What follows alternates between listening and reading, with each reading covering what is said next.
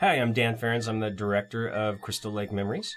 I'm Peter Brackey, the author of Crystal Lake Memories. And I'm Luke Rafalowski, one of the editors of Crystal Lake Memories. I just have to say, we started this off with kind of this wraparound segment with Corey Feldman, who obviously also narrates the show. But it was fun to kind of go out one night and shoot this. And there's Peter in his debut cameo in the thing, playing a camp counselor. And we just kind of did this and modeled this after the famous campfire scene in part 2, where Paul tells the story of Jason, and there's beautiful Emma to the right, Emma Jacobs, who's an actress and a good friend of all of ours. And also, we just had fun doing this. So this was my friend's backyard, my friend Franco, and we just kind of dressed it and made it look more woodsy than it is. Yeah, I remember it was really cool. It really felt like the woods, even though it was in the middle of Burbank. Yeah, and we did. We put a tent up and just, kind of made it feel like a little campfire. Built a campfire too. It looks really good. And it was fun. We just shot this in one night, and the thing that was really going against us was the weather. It had been raining like for 3 days before this, and it was like a 80% chance of rain that night. And we got lucky. I love the guy wearing the Freddy Krueger sweater. That was from Never Sleep Again. We had to put that in with the tape on his glasses. But this was fun to do.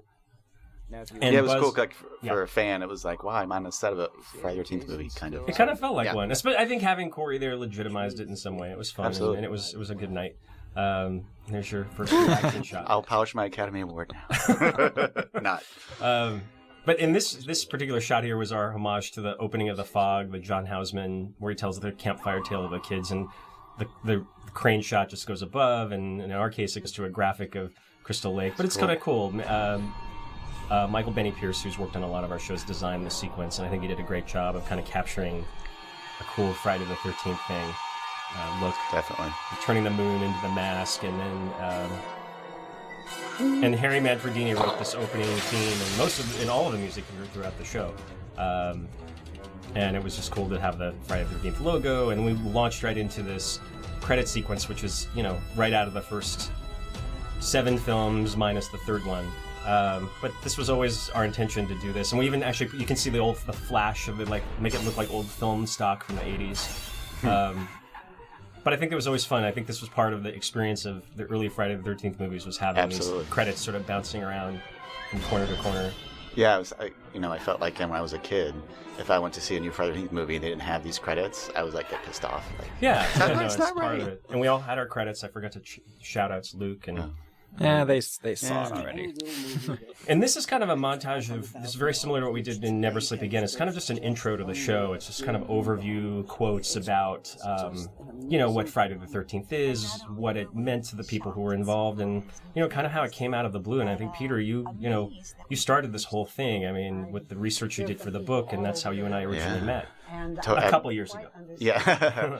We won't date ourselves. No, I think it started back in 2002. There was I was a younger writer, considerably younger writer, and I was looking for a new project. And I remember there was a screening of Part 3 in 3D at the New Art Theater in Los Angeles. It was the 20th anniversary. Jesus Christ! I know. I was there. We didn't meet that night. Yeah, we didn't meet. Yeah, it's ironic. Yeah, and I remember Richard Brooker's friends tricked him and took him to the theater. He didn't know what it was going to be. So he showed up, and Larry Zerner was there, and a couple other folks. And I remember sitting in, and this is at the time, like before Freddy vs. Jason. There was no DVDs. Friday the 13th had sort of fallen off the radar, I think. It just wasn't really a going property anymore. So there was a sense of, like, it was still much undiscovered territory. So I remember being really excited after the screening, thinking, God, this would be a perfect project, something to do. And foolish me, me and Dan laugh about it. I can think about it now. And at the time, I thought, it'll be a small thing, like a little paperback. I'll do like 20 interviews. It'll be great. Yeah. And then, a few years later, last words. Yeah, it morphed and morphed. But yeah, I mean, really, I think Peter really was the one that began this trend of kind of these retrospectives. I mean, there wouldn't be certainly this documentary, but there wouldn't be things like, they've done one now on, Return of the Living Dead. We did one on Nightmare on Elm Street. Prior to this, his name was Jason, which we did. I think this really, your book really kind of kicked off this whole kind of thing about really legitimizing horror. I guess retrospective is the right word, but I think tribute, maybe that's the better word. And really looking back on these and taking the movie seriously. I think a lot of people just would have looked at this at the time as something kind of something to kind of shrug off or I think that was part of your discovery in your research about the book that I recall was just, realizing how much these movies do mean to so many people. Absolutely. Yeah. Well, that was when it first started. I started to get emails. This is before Facebook and stuff, and people were saying, "Oh my God, this is like the book I wanted when I was a kid," and that's exactly how I went. Partly how I went into it was like, if I was 12. So launching right into part 1 and called Long Night at Camp Blood. And again, we named all these chapters after the chapters in the book. We just thought kind of keeping it all consistent. Long Night for Camp Blood was the original working title of Friday the 13th that Victor Miller used on his original script. So it wasn't Friday the 13th initially, or was that always Sean's idea? No, they originally didn't have a title. They just had the location. So Sean and Victor had met. They as they said in the book, I think the doc too, they'd meet around Sean's dinner table and throw out hash ideas. They thought like a carnival, a fun house, all this kind of stuff. And they finally hit upon the idea of having like a summer camp out before it opens. So Victor came up with, he called it a terrible title, Long Night at Camp Blood, and eventually Sean came up with Friday the 13th. So they actually had the concept before the title. And we don't touch too much on this in the documentary. I mean, it goes more into detail in the book, but there was this company, these distributors out of Boston that really were the investors of Friday the 13th, and I think Last House on the Left, if I'm not mistaken. Yeah. And going into Sean's sort of early years, and we'll call it his softcore years, and Wes Craven, and they had started off together. Well, there was two kind of fascinating things to me. That one is back in the day, like porn now, I guess it always has a stigma, but back then, this was before Deep Throat, it was just what people were doing in the early 70s. It was considered very counterculture. So there was sort of a sense of like, we're anti-establishment, we're, breaking boundaries. So there's it was a real sense of pride to it in a way, that they were really avant-garde filmmakers. So Sean did a couple of softcore films, the most notable being Together with Marilyn Chambers. And then Hallmark Releasing, which was owned by Minasian and Barsamian and Scuderi, bought Together and distributed it. And that's how he met Wes Craven, actually. Wes Craven was driving a cab, and he needed an editor, so Wes became the editor on Together. And then the Hallmark guy said, hey, we have some money, make a horror movie. And that's when they made Last House on the Left. I have to jump in here real quick, because that's Steve Minasian, a very rare interview of him from a behind the scenes of, I think it was what was it, Luke? It was Don't Go in the House or something, one of these early movies they did, I think right around the time of Friday the 13th. There's a lot of those down at the end of the street. Or the house on the left. Don't Open Till Christmas, that's the name. Yes. Well, those guys they were tough because even when I was doing the book, Scuderi already was deceased. But Minasian and Barsamian were very low profile. They don't do any publicity whatsoever. Yeah, we contacted them, and Scuderi has passed on, but Barsamian actually came through with that photo. This one photo that we have of the guys actually through Sean, when we were able to procure one photo of them as a trio from the early years. But nobody really knows much about those guys. They're kind of mysterious. Yeah. Well, it's kind of fascinating that, like, Friday the 13th, a lot of these slasher movies and this whole era of the slasher movie is partly responsible because of these mysterious guys who just picked up this movie. It's, like, crazy how it worked. I mean, you couldn't write something like that. It's kind of crazy. Yeah, I mean, that's just that kind of filmmaking model doesn't happen anymore. And there they are. These are the guys. And you point, who's who, right? Yeah, the left is Minasian. Scuderi is in the middle, and then Barsamian was on the right. On the right, in the lower right. Yeah. I think it's the only known photograph of them. Yeah. Those three. Yeah. We have one other photo of Barsamian, That's right, right. Luke? I think it's, with Steve Miner. With Steve Miner and the set of part 2. Are these new photos of Camp? Some of these are, yeah. Some of these came through, fans and people who've visited Camp Nobi Bosco in New Jersey. Yeah, but those are some new photos that we were able to collect. It was great. This show, and then Never Sleep Again, fans really get excited about what we're doing, and they've just been really generous in sharing, as well as the people who are involved in the movies, their personal photos and behind-the-scenes shots that aren't, we just don't, in these shows we don't have the budget for, studio photos and all of that, and, long clips and things. So really what it comes down to is just kind of reaching out to the stars of the movies and the behind-the-scenes people, the makeup artist, Tom Savini, and everybody who really was there taking their own personal photos behind the scenes. And those are the cool things anyway. Nobody's typically ever seen. Although you got a lot of them from the book. That was the most amazing part because as a fan, when you grow up, Friday the 13th was not publicized very well. Like Paramount didn't really get behind it, so you didn't see glossy photo spreads in Time magazine for these movies. So remember first doing the book, just discovering photos and getting stuff from cast and crew was so exciting. Yeah. So I remember you and I went to Paramount one day. You probably went several more times, but I went with you one day, and they pulled out all of those boxes that were like filled with dust and like had been underneath somebody's, like the floorboards of the old studio warehouse, and you were able to go through a lot of that stuff. Yeah, there's most of it. Yeah, totally. And back then too, technically, these were negative pickups. So what that meant is the production company would make the movie. They'd hire a still photographer who just came and shot, and they would just turn over whatever stuff to the studio. So a lot of times there's, cast and crew took photos or stuff just floating around, but was never collected in a single place. Right. Where something like, War of the Worlds or something, it's a totally different story. Right.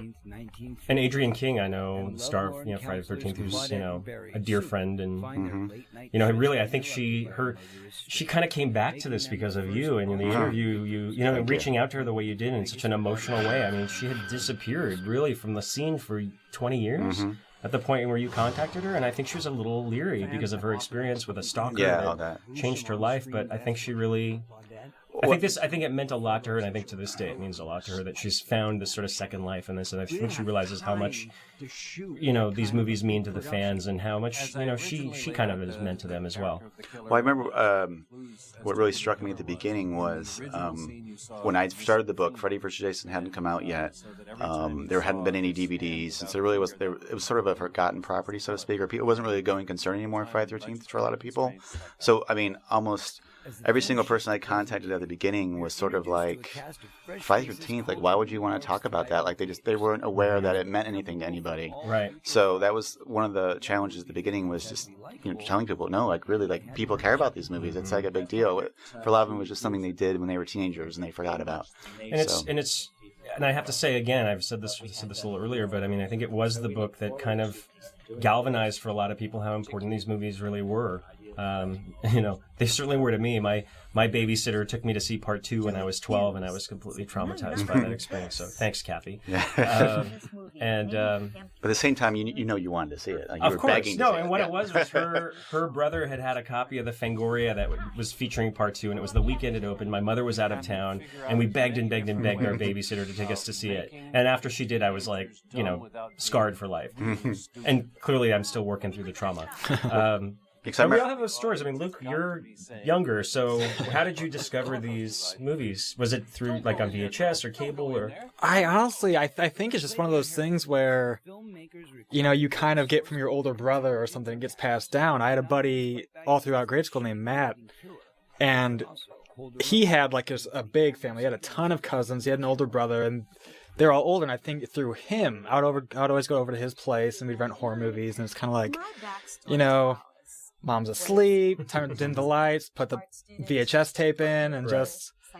Well, I think that's part of it. I think Noel talks a little bit about that in the show, is that these movies were a bit on the taboo side, and it was always like that thing, especially at the age that we all were when we discovered them. We're obviously the intended audience, even though they were rated R. There's that thing of the forbidden, and you want to know what that is. You want to test the boundaries, and I think there was a little bit of that, Also back then, too, I remember there was no Google or Internet or YouTube. Sure. So, like, you couldn't see this kind of stuff anywhere. Well, we never, and that's the other thing I talked to my nephews about today, who are, constantly, they're on every website and Cool News and Box Office Mojo and all of this stuff that we didn't even, this wasn't even a flicker in anybody's imagination at that time. So we didn't have any information. We didn't know when the next movies were coming out. When there was a Friday the 13th Part 3 or 4, it was a big surprise. In fact, I told Luke the story when Part 4, before it had come out in about a month or two, and there was a trailer running with Children of the Corn, and a friend of mine had seen Children of the Corn, and he goes, damn, there's a trailer, there's another Friday the 13th movie. And I literally ran from school and downtown in Santa Rosa, where I grew up, just to see Children of the Corn so I could see the trailer for Friday the 13th, the final chapter. Oh, yeah, I was watching TV one day, I think it was MTV, and all of a sudden the trailer came on for Friday the 13th Part 3 in 3D. Yeah, like, I was running around the house. That was a shock, yeah. And I'd sit around and watch MTV for 6 hours just to see the trailer again. Yep. So, yeah, there just wasn't any information, which is, and there's something about that time that I look back and I'm like, maybe ignorance is bliss. Yeah, there was something agree. much more exciting and more of an event surrounding. Well, now you know everything about it too. Yeah, and I think people look. I mean, even when the remake was done, and and we'll get to that much later. But the script made its way onto the internet. Before it was even shot. So I don't know. Yeah. I wrote one of the Halloween movies, and it was like just Halloween 6, which was just pre, the explosion of the internet. So we didn't, even when we made that one, we didn't have a lot of coverage. There was nobody really talking about it. We weren't really on anybody's radar. I'm kind of glad we got to do that before everybody knew everything there was. Because when they got to H2O, everybody knew everything about that movie because the internet had exploded at that point. So I wanted to ask Luke, because it's, coming from my perspective, seeing him in the theater, we didn't know anything about makeup effects. There was no CGI. So this was like cutting edge, scary stuff. I took it 100% seriously. But now your age group, like, was it funny at all? Like, or did you totally take it seriously too? Or was it like, oh, this is campy old stuff? I would say I kind of did take it seriously. There's nothing to me. I still. You're from a small town. Yeah. Well, also, I'm more of a, as far as effects go, I'm totally in camera. I do not like CG. Even if it's something today, if someone gets their head blown off, it's CG. When I look at them, like, that's a bunch of ones and zeros. Give me something old school like Toxic Avenger when they run over that little Skippy or whatever's head. That's a watermelon filled with a bunch of blood and guts, but you're still seeing something blow up. Right. I think and we're getting into that point of the documentary here, just what Tom Savini meant to this movie. I mean, he hadn't really, other than Dawn of the Dead, I don't think, Peter, and you can correct me on this, had he really become kind of a name yet? That was the first movie that, Dawn of the Dead. And he wasn't a household name yet. Friday the 13th definitely catapulted it. Right. But I mean, look at the ingenuity behind that. I mean, just the Kevin Bacon. Kevin Bacon was on The Tonight Show like a month ago talking. It was the first time I'd really ever heard him talk about Friday the 13th in a long time, if ever, on other than in print. But it was fun because they showed the whole death scene, and he kind of like, I didn't like it because he kind of denigrated the effect. But I mean, what ingenuity that was in those days where there was nothing other than just what the camera could see. Oh, we totally believed. Well, too, back then was interesting is because the quality was always worse, like, back in the day in a theater. So it was darker. Yeah, it was now a you little can see darker, everything. right. The lenses weren't as sharp. But you never seen it. It was like, and I agree, what was another fascinating thing about doing the book was, growing up, these movies were vilified. Like, they were dangerous and dark and evil. And the filmmakers were chastised for, being anti-human. And right. Didn't they, like Gene Siskel and later, he called Sean the most despicable creature to infest the motion picture industry. Is that right? Am I right in the quote? That's it. The thing, though, I felt like as a kid we understood was like, this is like a magic trick. It's like going to see The Woman Sawed in Half. You're not going to enjoy people suffering. You're going to watch how did they do it. So, and that's that's really what the magic was. And I think that people missed that back in the day a little bit. And now I think they realize that. Well, there's something so. I don't know. This was just a scary movie. I think all of the original. I would go as far as the first four, where they really marketed them, and they really were scary movies to a mass audience. I mean, these were like the Saw of their day, I guess. Maybe that's the closest thing I could compare it to in terms of like people really being freaked out by what they were seeing on screen. Yeah, and I mean, not to get too esoteric, but I think Halloween started, of course, but they're also these were the first movies where you sort of showed this middle class, average location that we could all relate to, and this evil dark force came and it could kill you in a place you lived. Like back then, before horror was always in some either outer space or some other fantastical place. And these movies were the first time where you felt like, oh my god, I could go home. Right. Or someone could jump out of my bushes and kill me. And I think of the movies of that era of the 70s. Even Alien, which was 79, that's outer space. Right. So. Yeah, this brought it home in a big way, and I also think what I also love, and I look at all these faces, and of course they're older now, but what was so great about everybody in the cast was they looked like kids that you knew. They weren't the supermodels that they're casting in the remakes and in all of these. I mean, everybody looks like they're carved out of cream cheese nowadays, as opposed to back then when they just looked. They were good-looking kids, but they weren't so like they were out of an Abercrombie ad. And these kids that's why we felt like, oh, that could be us. And so it's a personal preference, but I tend to like the older ones a little bit more because also they weren't as advanced in terms of how to set up scares. Like now everything is so glossy and fast cut. So back then things were held longer and people would walk in and out of spaces and hallways, and sometimes they would hold on a cut too long, but it kind of gave a cinema verite realism to it. Yeah. And the way the acting was too was more natural. Well, also because they're, Sean will just laugh this off and say, well, it looked like that way because we couldn't afford any lights. And there's probably truth to that, but there was something about that gritty realism that this movie had, and I think that Halloween certainly brought to the table that just, this was another generation of filmmakers that, and there's, like you said, you can get esoteric about it and say this is a response to, the Vietnam War or feminism, and there's been many documentaries done on those subjects, which are really interesting. The American Nightmare, those kinds of documentaries, and there's definitely a legitimate point to be made. But in terms of like the pop culture sort of, the appeal to a mass audience, I think you were the one that in the book brought this up. This was the first movie to be marketed in a way that was by a major studio, Absolutely, and with a yeah. wide release like this. Yeah, it was the first body count movie. Like the selling point was you're going to go and see these crazy fun show, fun house magic tricks. Absolutely. People have said to me that Robbie Morgan was great. One of the best people I think we interviewed, just because she was fun, and she's still like a big kid, and she's married to Mark Wahlberg, not the Mark Wahlberg, but the TV host, the Antique Roadshow. Still married. Still married. Yeah, she's so bubbly and fun. She is. You can see why they cast her in that role. But I didn't last too long. She was actually an acrobat. She grew up on Broadway doing Barnum and Bailey, those kind of things. She was like a young Shirley Temple in a famous play. So all those stunts she did actually did herself. I think it's one of the reasons too. They probably can you tumble out of this jeep on command? We don't need to have double. Yeah, I don't think there were any stunt doubles, right? And if I remember correctly, Amy Steele. Again, that's a cool effect. I mean, wow. I mean, it doesn't works. scare me anymore, but I think it's just fascinating to see how they did it. I mean, you look at these photos that Tom Savini provided for us for the show, and also these were. I think most of these were in the book. Well, too, something it's an amazing effect. We talked about in the book, or maybe it was the ebook only, but I actually went back and timed it, and after the opening prologue, there's only a single murder, which is Annie's in the first 44 minutes of the movie. So people talk about this. Right. Yeah, people talk about these movies being really bloody, but really when you look at it, I think it's only like 28 seconds total of blood in this movie. Yeah.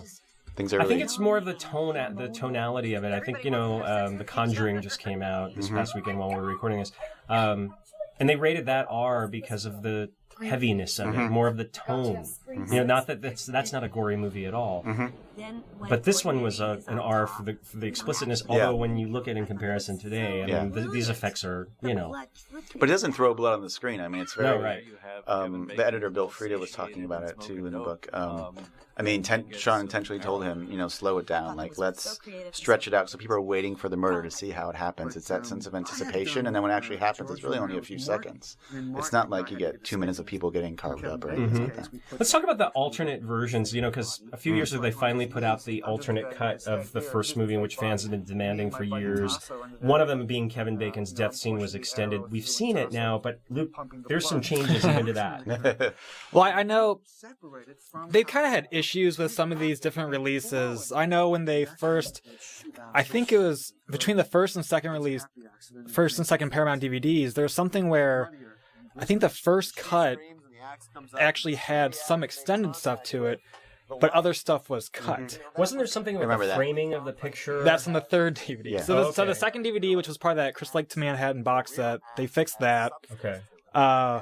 But then when they did the deluxe DVDs, which I'm not going to take credit yet because I came in and I produced 4 through 8. Those I think were pretty good ones. Not to pat myself on the back, but we really dug for stuff. Yeah, I remember the very first Paramount DVD was bare bones, but it was widescreen. It came out. And that had what happened was Annie's death was the original longer version, but then Mrs. Voorhees was cut. The TV cut. Yeah. So it was a weird. Yeah, so it wasn't the actual either one. Mix and match because they're all coming off of the same negative. Yeah, it's really confusing. I still don't know how. Yeah, but for the box set they corrected that, but then for the deluxe edition DVD, they basically, no one knows why, they zoomed in. It was at like 10 to 11% on the frame. I'm assuming because I know Warner had international cut went out internationally through Warner Brothers, so I assume they would use that master. I don't know. That's something I have that I think it's Region 2 Warner Brothers disc. I'll have to pop that in and kind of compare. But I remember one of the biggest rumors was I actually got email when I was doing the book that people swear there was this one guy claimed he was in the theater and he saw the original opening with the 2 campers at the beginning of the prologue, and it's long and detailed, and according to everyone. In fact, we addressed that a little earlier in the documentary. We kind of skipped over that part with Claudette and Barry, the first 2 counselors, were really the first 2 deaths of the whole series. And God, we looked and looked for them, and they were unfindable. Well, I was told by Tom Savini and Sean Cunningham, that was the photograph you see of her getting her throat slit, that was a jokey thing they were doing between That's takes. What Sean said, and I think he says it in the documentary. That we just skipped over that part. There's no longer cut existing somewhere. Right, no, they never shot it. No. I think it was something that Tom Savini shot a couple kind of mock photos off camera when they were just kind of setting up shots and what have you. But yeah, no. And in fact, it was Stacey Fountain, who is a great friend and fan, and she actually helped coordinate some of the interviews on the show for us. And she had actually emailed me about a year ago, I guess, saying, do you have those photos of that death scene? I've never seen them. I think they were briefly shown, and his name was Jason, and I had to kind of search for them. They are kind of cool photos, but they're not like excised footage. So, and there's Betsy Palmer. I mean, again, what would the series be without her? It's just unfortunate she didn't come back for any of the sequels. They try, and we talk about this much later. Number 2. She did 2, right? She did 2, but she didn't come back later. Yeah, there were Jason X, and I think. Was it Freddy versus Jason? She's actually in the script. She's in the script, and they even underlined cameo Betsy Palmer. They just couldn't get her because, frankly, they just didn't want to pay her any money, and you can kind of see it. I mean, they owe a great debt to her, likeness in this movie, and they just didn't come through. And people forget that back then, I think it was sad, they didn't have video rights back then, right. So they didn't get these people, they didn't get any money. Nothing for the video. I think they get more money. Yeah. I think Betsy Palmer told me she gets more money for part 4. Because they show that in 7, clip. yeah, the quick. She gets more money for those than she does for those. So when did the SAG residuals for these movies kick in? Was there like a date? Was it like after 1980, 81? Yeah, it was like 81, 82. So I think part 2 they might. So anything for this movie, for the original movie, and probably no video, part they 2, get nothing. Didn't get any residuals. No. So Kevin Bacon's not getting extra money from this? Adrian That's why King, he had to do Footloose. Yeah, I think you put it in here. I know it's in the book, but Adrian King gave us her contract. It was $785 a week she made. For 2 weeks or something, or 3 weeks. Right. Yeah. But again, it's a classic. I think everybody kind of looks at it at this movie as being a classic. They didn't then, for sure. No. But it's funny. It's how interesting that how even some Harry Crosby was another key cast member here that we tried to interview, and he just didn't want to do it.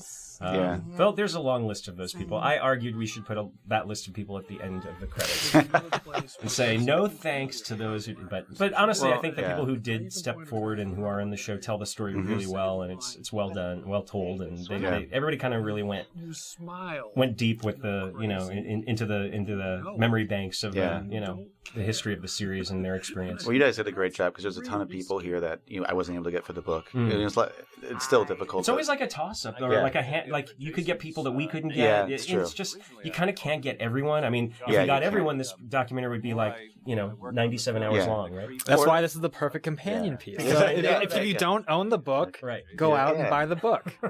Oh, I gotta give a shout out to Crash Cunningham, who some of these photos were used in the deluxe edition. We did a mockumentary on the deluxe edition, part 4 through 8, of kind of like almost like a MSNBC investigating the Crystal Lake murders after years and years. But Crash Cunningham is this artist, and he makes these amazing kind of, I don't know, faux photos of the series. And all these things you're seeing of like little Jason posing at the camp or posing in the car. Like he creates these. I've never seen He's just amazing. Yeah, these are just submissions from fans who've attended conventions, and I think showing Betsy, being in her element. And I think a lot of these stars have kind of found out about that. I think that's a Crashism. I can't remember. It is. Some of these headlines, I think, came from Jason X, or was it Freddy versus Jason? Well, I remember that was one of them. It was one of them. We'll pop up later. I'm sure the documentary. That's a Crash photo. I think it was 3 and 4 head clippings, or 5 too. Yep. As a fan, I always wondered. I was one of those clippings. Well, Crash recreated them also, and then Scotty, I think, recreated some for the book. My friend Scotty G. I would love the one from part 5 where it's like the Jason posing. With his mugshot. Yeah. Someone got like. I don't know who the woman is. I think that might be young Betsy. That looks like Claire Danes to me. Oh God. I shouldn't say that. Oh, crap.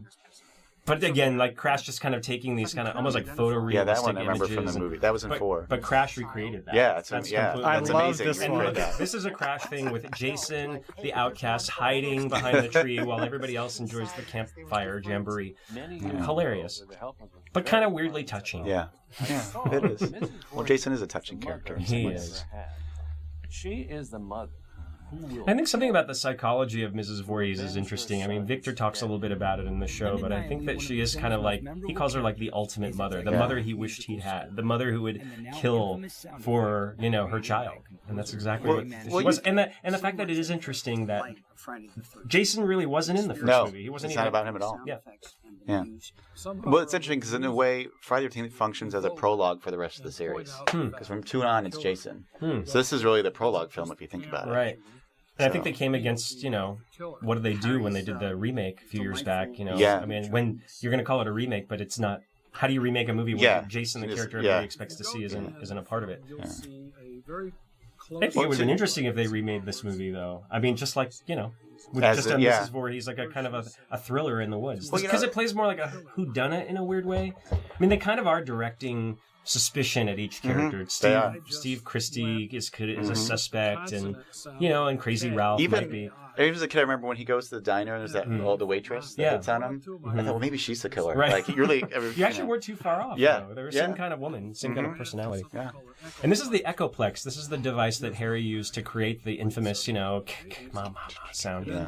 And just the fact we had a photo of it, I thought was kind of cool. What is amazing, because you hear this score now, and it is a cut above, I think, most scores from this era, slasher movies from this era, and the fact that he's actually able to get an orchestra and real instruments, I think that's why it hasn't dated like some other scores from this era. It's true. I mean, the score really. I mean, I've listened to it so many times during the making of this show, and certainly before, but it's internalized in my. But just I mean, tell the story about how well you know these. Well, movies. we were doing the book. Dan was editor, and I was writer, and we would sit sometimes and for hours, and you work, and hours go by, and we put the movies on the background, so you just internalize it. Yeah, and so now my roommates, as a joke, I'll go home and they'll have me stand in another room, and then they'll go to the other room, they'll turn the movie on and just play part of the music, and I can tell what scene it is. What it is, without exactly even the having shot. any reference. It's completely You internalized. probably can do that too. Yeah.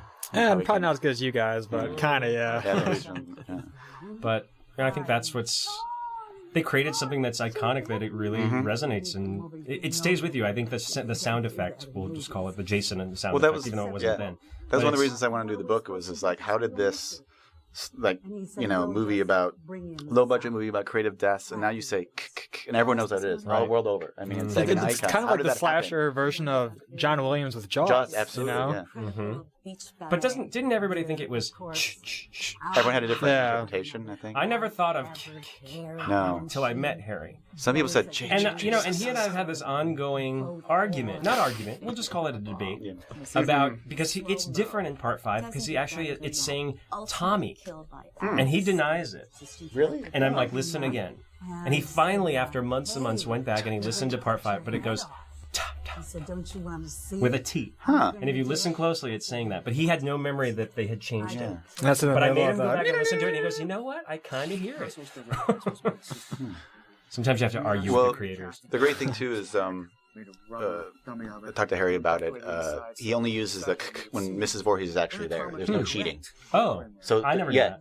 Because some movies I see it and they use the killer sound effect when the killer's not there, and it's kind of like, like Jaws the same way. They don't use that sound unless the shark's actually there. So every time you hear the sound, she is there. Mrs. Voorhees is in the frame or somewhere or around this. Yeah, it's not a cheat. Yeah, that's interesting. Yeah. So, one thing I'd never noticed, I think even maybe Luke, you were the one that pointed out, when Marcy's killed with the axe, I never noticed the hands creeping behind the curtain. Oh, really? Never. Until I think you pointed it out. I want to say. I don't know. Oh, that's one of the greatest shots. Yeah, when she's doing her thing in front of the mirror, and then you see her pull the curtain. Yeah. I knew there was like the curtain move, but I never noticed the fingers. I think honestly, because the transfers are so much better now. The video, like back in the VHS day, you couldn't see. Now you can see the toothpicks coming out of Mrs. Voorhees. The stump of her head. Oh yeah, like when you watch on VHS now, like the scene when Brenda's running through in the rain, you can't see a thing. Yeah, you see sort of a blob, but. Now it's much clearer. That's a great Crash Cunningham HD drawing, is much clearer, but that's Crash. That's another fan that submitted that. I think seeing Jason under the water about to lunge out of the. Yeah, that's great. It's very cool. And it looked like an old VHS kind of or Betamax cover almost. Convinced you the movie is over. She's walking around in the graveyard. And I think, again, I mean, this was a cop right out of Carrie. I mean, they unabashedly admit that they ripped off everything from Halloween to Carrie to. And I think that at the time they knew about Twitch of the Death Nerve. Yeah. Well, Scuderi did. So I don't know if Sean did, right? Because that was their movie, right? They released. Yeah, Twitch, they did. Twitch So he, definitely worked with Ron Kurtz in the second one. Right. And Ron Kurtz came in and rewrote a bit of the script. This is Ron Kurtz who wrote part 2. And lives in, I think, New Hampshire, if I'm not mistaken. Yeah, he's a book dealer now. Yeah, I think he deals in antiquities and books and rare books, really I should say. Brian Cunningham, actually, I have to give him a shout out, who's related to Sean and lives in Connecticut. He actually went out and shot all these East Coast interviews for us. So we really owe a lot to him for this show. He went out and interviewed Ron, and you'll meet Lloyd Albin coming up. I think gotta love Lloyd. He's the best.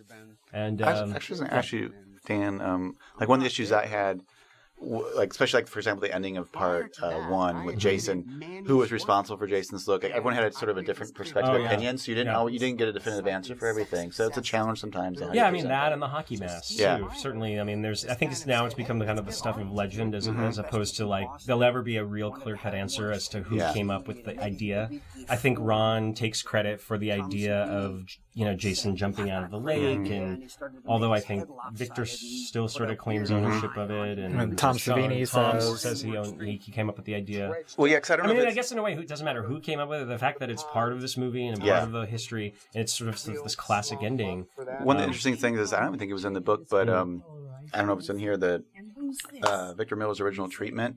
It ends with there's actually 2 additional characters. There's like these detective characters, sort of like Sam Loomis in the original Halloween. Okay. And at the end, they find Adrienne King at the end, and she's sitting with Mrs. Voorhees' head in her lap. I kind of remember and that was the big shock ending. I think you showed me that when it's Victor only in the gave it treatment. to you. Right. That was the original. Kind of an ending. Interesting ending. Yeah. But again, it doesn't leave you with that jump scare that I think is the reason that Paramount probably watched this and probably saw the marketing potential and getting everybody to jump out of their seats at the end. Frank Mancuso Sr. with Paramount, he said that was the main reason they bought the movie, that ending. Was the chair jump? Yeah, everyone jumped, Wow. He knew people would talk about the movie when they left the theaters. When I was a kid, I would rent these movies constantly. Even I've seen them a billion times, but even with this first one, every time it got to that ending, Harry's nice little score is playing. Theme, which, by the way, I have to point out is it's a slowed down orchestral version of the song you hear on the radio in the diner when Annie walks in. Sail away, Tiny Sparrow. Tiny Sparrow. But it's that musical. I mean, I think people maybe know that now. That might be in the book, and maybe it was in some of the other commentaries. But I think it's based on a Dolly Parton song. That's right. Yeah, right. Yeah, or inspired. Inspired by. Excuse me. Yeah, Jason popping out of the water to me was always like the Jack in the Box, to where I knew it was coming, but it always just scared the shit out of me. Although I remember the day, I don't think people knew. I don't remember knowing when I saw it. We were totally shocked. Like, but now you you saw anticipate this it. one, right? I didn't see part 1 until after I'd seen part 2, so I knew it was coming. I didn't know when it was coming. Okay. But I remember when I saw that shot at the beginning of part 2 during that 20-minute recap. It's still scary. It still scared the crap out of me. So Well, even 'cause I out think- of context, it was. Yeah, because there was Carrie, but back then, like now, every movie has a shock ending, so you anticipate it just by default. And I hate to say, when they got to the remake, I mean, wow, I mean, it's almost like they didn't even try. I don't remember. Yeah, it was incredibly He kind of lazy. breaks through the That's dock right, and yeah. pulls her in, but there was no build-up. There was no kind of like misdirection to any of it. Well, it just sort of ended, and it just felt very tacked on. This is interesting because Sean, he's very clear in the book. He said, "I want you to put this in there that people talk about the movie as it ends with Jason coming out of the lake, but really it ends with that scene in the hospital. the Without epilogue, this scene, it doesn't make any sense. So these words are really important. That it was it her imagination or not? Right. And the movie wouldn't have worked without that. Yeah, and I love the ripples, and I think the implication that there's something in the lake, there's a spirit or something. Because at the time, I don't think I think, in fact, it'll come up when we get into part 2, but there was this whole sort of division in this group of like, they're going to make Jason real? That's ridiculous. It makes no sense. So, well, too, it's interesting because Tom McLaughlin, I think, talks about it too in part 6. But Halloween was the first movie to leave you on that note of, oh my God, the evil is still out there, and that was a really radical notion. Like, and Friday the 13th does that a little bit, where she's like, maybe he's still there. Right. The sense that you can't totally kill evil ever. Right. So that's what usually in the movies before that in the 50s and stuff, evil was always vanquished at the end. Right. And there was always kind of a happy ending. You don't get that with these movies, and I think that was part of the. But I think it left you unsettled. But and I think unknowingly they were launching, what they now call a franchise. They didn't even use that word back then. They don't intend that. No. I don't think. Yeah. No. I think maybe I think when we got to part 3, I think Petru, who was the uncredited screenwriter, talked about how they had the rap party, and it was the rap party celebrating Jason's death. And this is a little clip from the trailer where they really, what you were saying earlier, just kind of like talking and marketing the movie to this sort of magic tricks. The kind of you're going to see this successive lineup of gorier and more inventive kills, and I think they were. Oh, it totally. Even though they cheated because there wasn't 13 deaths in the movie, but there's only like 8, I think. But there's something cool about that notion that that's what it is. I mean, totally the marketing geniuses at Paramount at that time. I think there was I think they had a great marketing team in the 80s that really knew how to sell these movies. And I think, Sean, did you ever read the article? I dug up an article not long ago that Sean, after this, was planning on shooting a musical. Really? Did you ever hear about that? Well, he's talked about he wanted to do something away from horror, but he never mentioned. There's an that. article, I think it's in Variety, where he talked about he was doing a musical. Well, he started on Broadway. He was a stage manager before he switched to film. So up until he was 30 years old, he did A Merry Widow and other plays. So I guess he does have a somewhat musical background. Yeah, and I know Harry got involved in a musical around the time of Part 3. Yeah, that was. Oh yeah. Because that's why they had to kind of recycle his score, and he came in and he did the last couple reels. Yeah. But it's funny to me that there's this kind of these kinds of movies were kind of brought together by people who had kind of like a theatrical background. Mm-hmm. That element of the show, the putting on a show, right, kind of thing. right, Absolutely. So sort of like vaudeville to the whole thing, maybe. Mm-hmm. But I think again, like here, we're just kind of like tapping into a little bit, or showing a few of the movies, even some of the lesser known ones. Funeral Home, who remembers that? Humongous, I saw that when it came out. Fade to Black. Fade to Black. We wanted to show some movies that kind of were, that launched this whole, that this movie launched this whole kind of not subculture. What's the word I'm looking for? Subgenre of horror, but it was unleashed after this movie, right? I mean, well, I don't think it's hyperbole to say, because like obviously Halloween did her credit for and Texas Chainsaw Massacre, but Friday the 13th was the first movie marketed this way, so it kind of perfected the formula. Like the other two, like there's a lot of movies after Halloween but before Friday the 13th that sort of had elements but didn't quite come together. But this I thought really distilled it. Like you have the prologue with the past event that happened, establishing the evil, then you have your characters, then you have the unseen villain. Like it took all those elements and really perfected the formula, and every movie after this kind of just wanted to repeat it. I think Halloween, everybody tried to repeat it and weren't successful. They were the first successful ones. And then everyone, it was like gangbusters after that. It came in template. We showed a few of the posters, and these kind of like really, again, some of the low rent ones. Some of the studios tried to get involved. I think there was not Graduation Day. It was He Knows You're Alone. And, I mean, something like that, which is an MGM movie. And the initial sort of thing that happened after Friday the 13th was suddenly all the studios then tried to do negative pickups. So they all started acquiring them. My Bloody Valentine was Paramount. Happy Birthday to Me. Yeah, Columbia picked that up. And we're going like a couple years into it at this point. That was the first wave. But between 80 and I want to say 83, I mean, there must have been 100 of these movies at that point. Yeah, I think the statistic, we researched it, it was something like 45% of all movies released were slasher movies. Wow. I was even going through a lot of, kind of these old newspaper ads, and you just, the lineup of movies, it was crazy. We'll call them the drive-in movies even, but they weren't. They were in mainstream theaters. There were movies like, again, Prom Night and Funhouse was Universal. It really just kicked off a whole new kind of Sigourney Weaver. I think let's talk a little bit about the feminism of these movies. I mean, that's a whole other sort of topic, but I mean, Adrian's kind of delving into it a bit, but I mean, really, these movies were so, by the the mainstream kind of the old school critics were just castigated for their depiction of brutalizing women. But I think Adrian and I think a lot of people people who made the movies they weren't going for that. Yeah, you could talk about this for 7 hours, but we could. Well, I mean, there's a lot of layers to it, but one of the defenses I feel like it's true is when the filmmakers copy something, they weren't trying to push an agenda. Like they're not trying all these movies weren't trying to like say some big statement, but they were copying Halloween Friday the 13th, so they just copied the formula.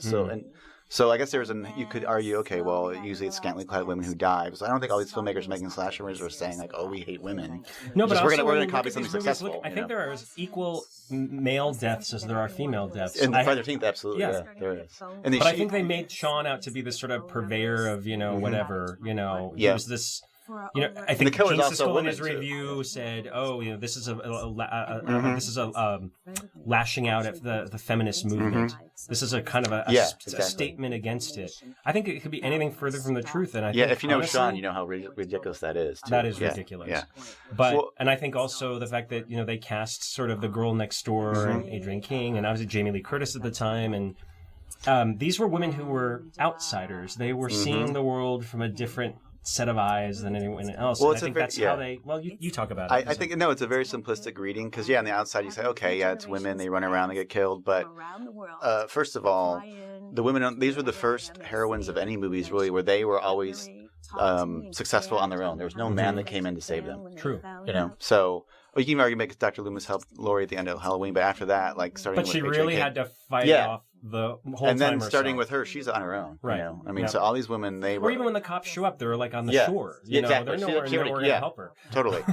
So I think and I always was really, I really connected with, especially starting with Halloween, was, Laurie Strode was the outsider. She was strong because she was smart. Right. She paid attention. She wasn't just off, having sex with people. So it really equated vulnerability and strength with the heroine, as opposed to her waiting to be rescued by someone from the outside. And it wasn't by accident, but it was kind of good fortune.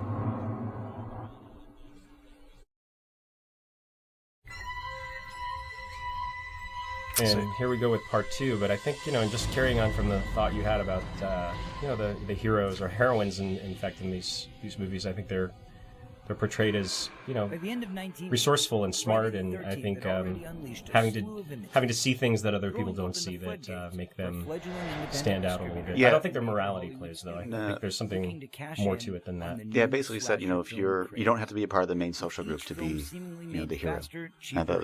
As a young kid who liked horror movies, was kind of a freak in school, that was like a huge message for me. Like, someone like me was the hero of these movies, not the cheerleader. I think that's why they spoke to so many people, and still do. I think also want to point out, now that we're into part 2 of the series, I mean, really talking about, we kind of come in on the success of the first movie and how the sequel came about. But I think, there wasn't really, and Sean is talking about this here, and Betsy's talking about it. I don't think there was even a hint in anybody's mind when they made the first movie that there'd be a part 2, right? No, not at all. I mean, there's no such thing as franchises back then. They just wanted to, like Sean said, they just wanted to make a movie to make enough money so you could go make a different kind of movie. Right. There's no way you could sit. I don't think anyone could thought or perceive that this would turn into 11, 12 movie franchise. No, not at all. But I think the sequel's an interesting one. I mean, the fact that they brought Steve Miner in, who had been, part of Sean's kind of filmmaking family for a long time, right? To direct this one and kind of give him his shot. Because they met way back in Last House. Steve Miner was production assistant and assistant editor in Last House on the Left, so he'd been with them for the team for a long time. And then, a lot of people kind of jumped ship, no pun intended, but, Tom Savini didn't want to come back because they thought the idea of having Jason running around was kind of ridiculous, so he went and did The Burning, which was Miramax's, the Weinstein's first movie. Yeah, and Victor Miller didn't want to come back either.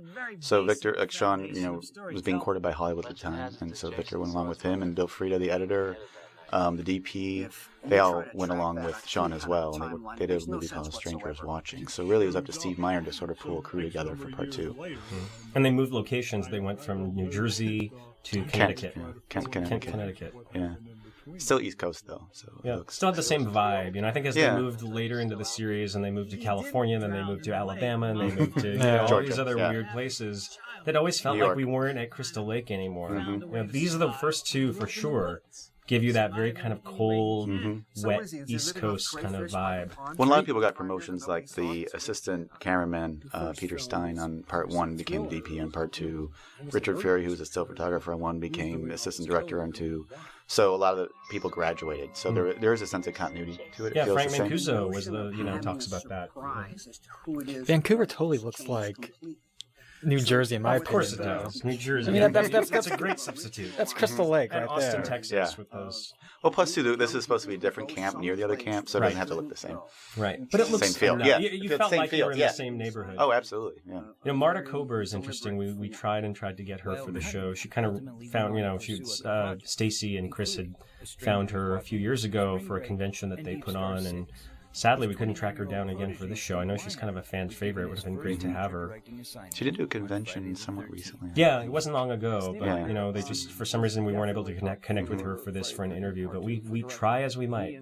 And Luke is the one who asked me, "Did you try for this person, that person?" I was like, if they were in the credits of the movie, if their names scrolled up on the thing, we contacted them. Yeah. Now some of these photos, I put the asterisk if they're still alive. Some of these photos, like that Marta Kober one, that was in that batch that we got at like the very last minute. Like From Bill, no one has seen that Bill before. Clare, who was, I think, an electrician, if I'm not mistaken, is kind of surfaced on Friday the 13th franchise.com with these amazing pictures, and he was kind enough to let us use them in the show. But yeah, a lot of these are rare. Like this one, it's great. these came from Dennis Murphy, who was the co-producer, I believe he was co-producer, right? On Yeah. this one. He, this is Frank Mancuso when he was 22, first time ever on really a movie set, and as green as can be, but he really kind of earned his stripes here in a big way. Not just because I think he was obviously the son of a very important guy at Paramount Pictures, but Frank was a go-getter from a very young age. I think he worked in the film vault for Paramount, and from the time he was young, like 13 or 14. Yeah, I think his only other job, his dad told me, was he was like an assistant on Urban Cowboys. He had to like stand in the parking lot and direct traffic, basically, for the production. I have to just have a little soapbox moment about Frank here, because I mean, I owe my career for what it is to this man. I mean, he was young at the time, but he was kind enough. When I was 14, I wrote a letter to him, and you guys all know this story, but I just have to tell it just because it's such a personal thing, and it's really the reason that I'm doing this show, and the reason I think that Frank even agreed to the interview. This is the first on-camera interview he's ever given about Friday the 13th, and I went to him and I said, we're doing this show. I really want you to be a part of it. And he said, I'll do it for you, but I wouldn't do it for anybody else. But the history is that I wrote him a letter when I was 14, and he responded in this incredibly encouraging way. And I think it gave me a sense of, the guy who makes these movies says I have something going on, so maybe I should pursue this. And maybe he gave me a boost of confidence. And I think to this day it's kind of, he feels proud of that. There's kind of a nice, I don't know, I won't say it's family, but it certainly feels like, he's kind of that. I didn't have an uncle in the film business, but he was as close as it got for me.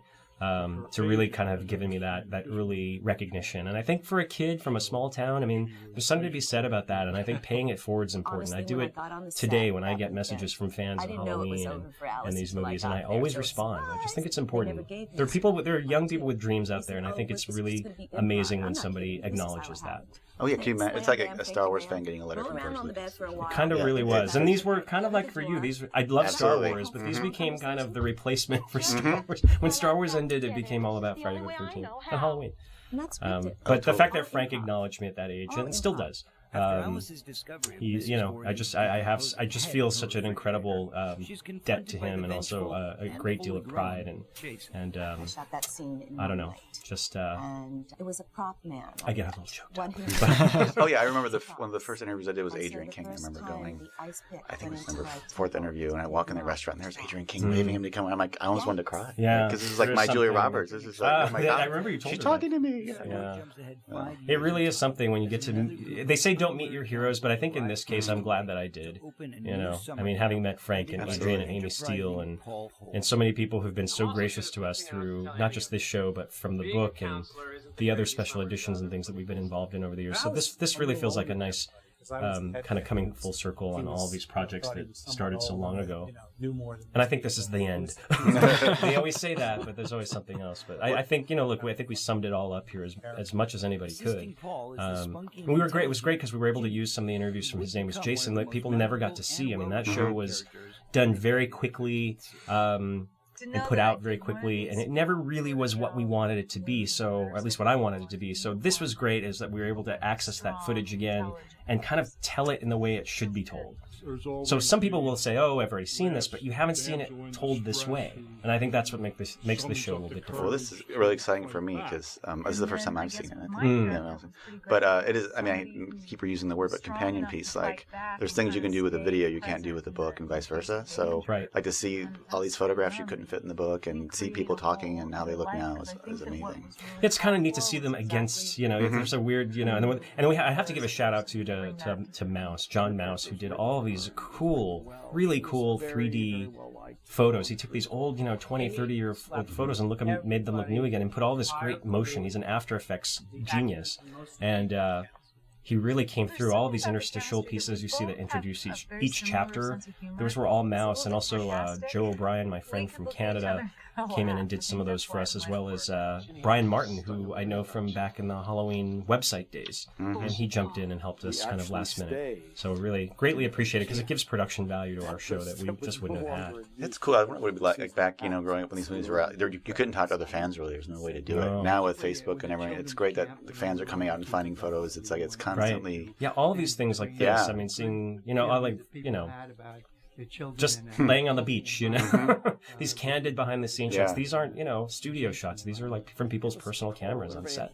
And two, I love it seeing the innocence because like now everything has like making a featurette and people Hollywood it's so much more. And look, we engineered. didn't even go in and Photoshop this No, stuff. Most yeah. of it. Some of it just because it was really old, but most of the stuff you're seeing is just the way it looks Yeah. after 25, 30 years. That's how the movies are. Okay, Lloyd Albin. Let's just talk about Lloyd Albin. Lloyd Albin owned Camp Kenmont. Kenmont, yeah. And he owned it at the time they did the movie. So we found him, and Brian Cunningham went up there to Kent, Connecticut, and interviewed him for a day.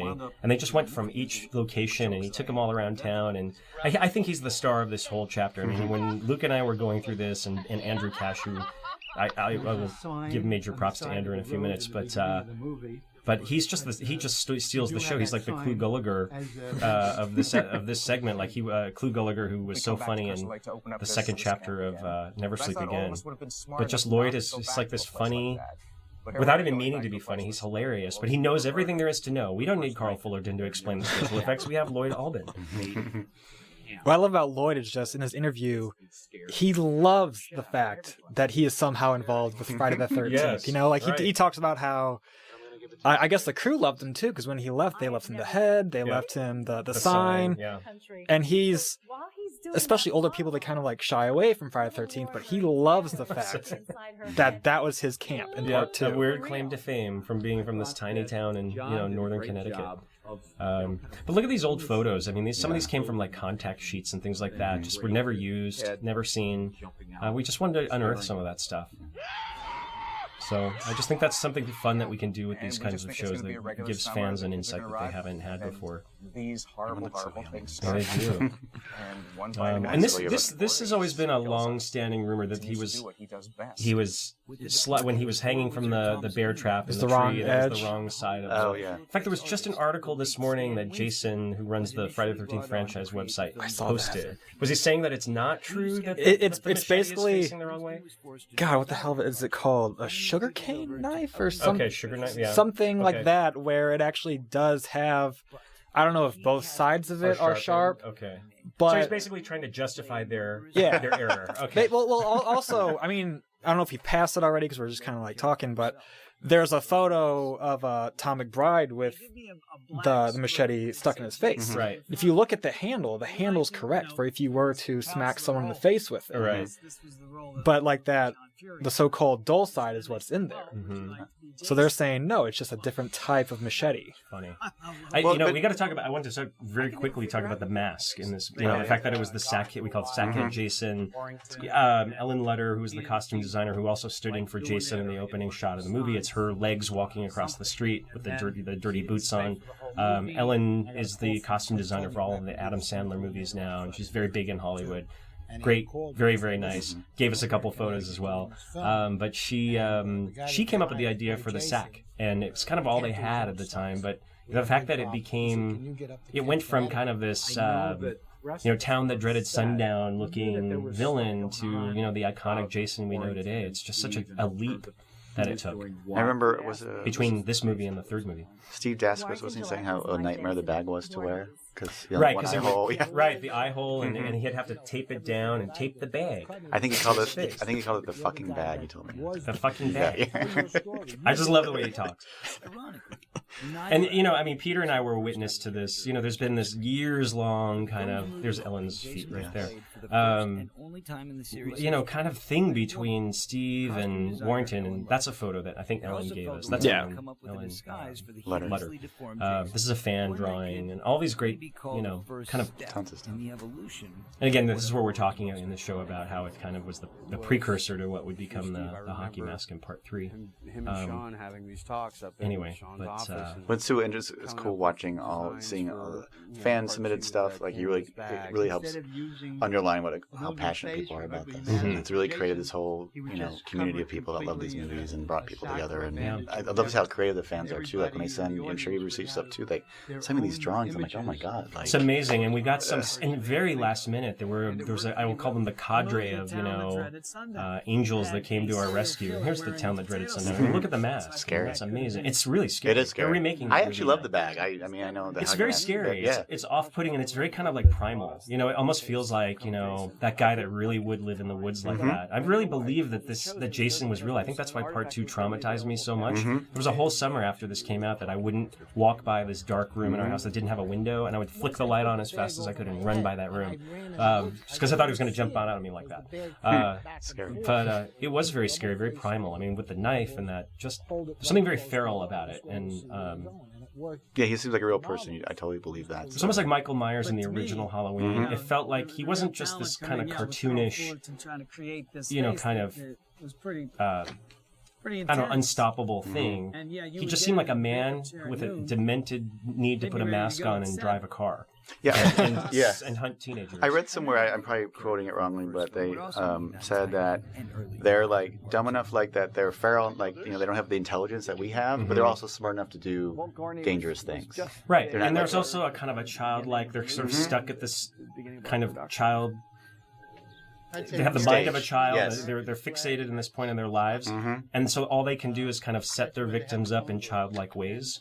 Absolutely, yeah. That makes sense. I think That's that's what something Michael I Myers did in the original Halloween. I think Jason does to a certain extent as well, but he's always teasing them before he kills them. I think that's what changed. I mean, some of the later sequels and the other, not just Friday the 13th, but all the slasher series. Some people I think some people like those characters better later on because they become more like superstars. Like when Jason becomes a zombie, suddenly they have their grand entrance, and they're Right. It's a much different thing. Right, where they're cheering him on. Yeah. Here. And we got to talk about Walt Gorney, who played Crazy Ralph in this movie and the original movie, and just kind of what a character he was, and how I think Janine Taylor talked about how scary she thought he really was, but he was actually this great character actor. She wasn't aware that he was acting some of the time. Yeah, that was the story going around. He was some crazy guy that got. Just wish there had been that one interview that we could have found of him, talking about this. I've never come across it. Yeah, I don't think I never found anything even in print. Nope. But again, back then things were different. Back right. If we'd only been, Well, actually, older I did hear when from this his. happened. I did hear from his family when kind of in 2003. He wasn't well enough to. So you did make contact. Yeah, then. I talked to his sister or his daughter. So, if I'd known there was family, we could have contacted. We could have talked to them maybe. But he was deceased though. No, I mean, but the sister or somebody. Maybe she looks like him. Yeah. She put the hat on. But and then Deputy Winslow here, and the fact that we were able to interview him. I mean, So that's new footage you shot. that's actually Lloyd Albin driving down with Brian Cunningham driving down. But that's the road. That's the actual road today. It'd be scary. But you got to look at his hat. It says Lloyd. I love that he wears a hat. Not many says people Lloyd. could pull that off, Yeah, but he no. can. Yeah. He's just, I want him to be my grandfather so he can tell me all these stories. You just want to live it. Over there. I have to say, I've always loved Part 2, but I'm more fond of it now because if it wasn't for Part 2, I would not be here today. Tell us how. Because Please, Luke, explain. Peter, the first time I ever met you was at a screening of Part 2. That's right. Russell Todd was there. Yeah, it was at the New Bev Theater in Hollywood, Yes. my all-time favorite place out here. Now owned by Quentin Tarantino, by the way. Yeah. And I have to give a shout out to my buddy Paul Bisson. Because he's a huge fan. He's the kind of, he's older than me. He saw these films in the theaters. I'm like, I remember renting it. And he's just like, I remember the lines. Yes, we. But, as Before do reserve we. seats. Before reserve seats. Yeah, yes. long before. Yeah, but he told me, like, there's a screening of Part 2 at the New Bev this weekend. We should go. I was like, okay, cool. And usually they always put, like, there's so-and-so's going to be here talking, like what actor or director or whatever. I don't think they did, but we went there, and then Russell Todd, Scott. Yeah, it was last minute, I remember, because we found out about it a week before, and I told Russell, he's like, hey, let's go. Yeah. So he did a little Q&A, and I remember in the Q&A he said something like, oh yeah, I'm here with my buddy Peter Bracke. And I just remember thinking like, oh shit, like turning around, trying to like look for you. Because just huge fan of the book, So after, and you guys actually stayed for it too. Yeah. A lot of people they go do their little Q&A and then they leave, but you guys stayed and watched it. And afterwards, everyone's getting pictures with Russell Todd. And I think I looked over and I saw you kind of in the corner. I'm like, Peter, get over here, get over here. big fan of the book, so I got a picture with the two of you, and I know Paul did as well. Oh, you should have given it to us so we can put it in the show. Luke I look terrible. He does play our crazed Friday the 13th fan later on, much later on. I can't wait to see it. Yeah, but that was the first time I saw you, and then the second time was again at the New Bev for a screening of Psycho 2. That's right. Yeah, and what's his, the DP was there. Dean Cundy was there. Yeah, so then I kept just running into you. And we're like, oh, well, let's get a drink sometime. And then while we got that drink, I was talking about how I wanted to work on this doc so much. And then you pulled out your cell phone and texted Dan, and the rest is history. At that time, I mean, truly, it was like the right timing, the right everything. It was like one of those times in life where, like, you know, the stars align, the right people come together. And frankly, it's just the fact that Peter and I have so much history, and the fact that there's so much lifeblood went into the making of the book and now this show. And I think what's great about it is that these people, everybody who had so much passion, certainly he did, I did, Larry Zerner, and everybody who, you know, and Jeff Garrett, and everybody who really lent their time and talent to the book kind of stepped up again. And the fact that, Peter, you were able to refer us, you know, to Luke, and that it all just kind of worked out the way it was supposed to. I mean, though I have to say, you know, before Luke came on, it was Andrew and me and, you know, and Benny again, and we were the three kind of really, you know, kind of shaped his Never Sleep Again, which was a whole other story and a whole other commentary. But you know, we kind of went at this again, but I think we quickly realized this was much bigger than we even ever thought it would be. I mean, when you talk about Never Sleep Again, and we did that insane amount of coverage, and maybe people listening to this don't know about that show, but it's a 4-hour retrospective on the Nightmare on Elm Street series, which people thought we were insane then, and I think now we've completely, you know, gone off the deep end with this show, which is, you know, pushing the 7-hour mark. But it was just much bigger than any of us could have anticipated, and it was really kind of something that we realized too we'd have to call out for some additional help, and I'm awfully glad we did, because I think we'd be working on this for another 2 years. See, that blade looks sharp on that side. It does. Well, but you don't know those stuff. And this is only stuff fans know who've seen the movie 5,000 times. The first time you see it, you're not looking at it. But isn't it going in his head the wrong way too? I mean, well, that's the thing. Look at the handle. Yeah, I guess it is. But it's still a cool effect. Yeah. It's still one of, I think, the most inventive, brutal, and, you know. Oh yeah, you'd never do that today. I don't think. And Lloyd Albin knows all about it. He does every fact. The stunt, and that's the stunt man. That's a very rare photo of the stunt man. Ferrantino was his last name. Oh, was it? Yeah. Stu Charno, it was great to use some of the interview. We shot this one for his name was Jason, but he only got into the credits of that show. Like, he never even made the actual show. So it's good to hear some of his stories. We talked about being in Christine, and what's just great about having a 7-hour runtime? Well, I think also we proved with Never Sleep Again that people will watch a show. As long as you're telling them interesting stories and it's a topic that they're passionate about, I think you can. The running time is. I think people will watch this and say there wasn't enough, and I don't want to even think about that. I'll be like, great, go ahead and. Well, for a fan, it's probably never enough for a diehard fan, I suppose. Well, I think we cover it all pretty much. Yeah, I don't think there's a scene or a set piece that isn't covered. Well, that's the tough thing too with the book is you want to tell a coherent story, and so sometimes the tangents are better as like a sidebar or something. Right. Like you can't tell every single story; it just doesn't work. Right, and then you have pacing and timing issues and things like that, and you just have to kind of at some point kind of pick and choose the best, the best of the bunch, or at least the things that you think people would want to hear about. Well, I can't imagine the hard work. I mean, doing the book is one thing, but working with video must be even harder. I mean, and again, props to Luke and Andrew and Benny for being able to kind of cobble this together. The impaling. Yeah, I mean, this is I mean, this scene is infamous. I mean, you can talk, Peter, a little bit about. Should we talk about the cut footage or? Sure. Yeah. I mean, Greg Nicotero talks a little bit about the fact that there was this lost footage, or that Carl Fullerton supposedly has to this day, but we weren't able to get it. I think that's like this is probably the most requested. People want to see that more than anything else. Because of Greg Nicotero's description of it, which that's in the documentary. Right. Yeah. Because I think you made an important point about how it's not just the gore; it's her expression and the reactions of the people is what makes it horrifying. Yep. This one especially, because I think Greg talks about how it was a really drawn out sequence where she was struggling and seeing what was coming and like trying to push him off of her. And I think you get some of these very rare stills, and we tried to do the best we could to kind of piece it together of what it would have looked like. But there'll be something to see that footage one day. I hope that Carl will, if he still has it, would step up and turn it over to someone, even to Greg. Yeah. That's like kind of a holy grail. I think that and ending to part 3. Now, originally, this wasn't supposed to be 7 hours, right? Weren't you still No. aiming for about 4? Or Yeah, we originally said let's just do what we did in Never Sleep Again and do 4, but what we, kind of failed to acknowledge early on was, the fact that there are, more movies to cover in this franchise. A lot more, There's right? a lot more. Yeah. So, I think the content sort of dictates the length. And I just don't like to be beholden to things like, oh, we're going to do this in 90 minutes. It's ridiculous. It's a terrible idea. You can't cover this in any depth in that kind of time frame. The content should really dictate the time, probably. Right, yep. The other way around. I know fans on Oh, the sorry, yeah. If I said that No, wrong, no, but, no. yeah. You're right.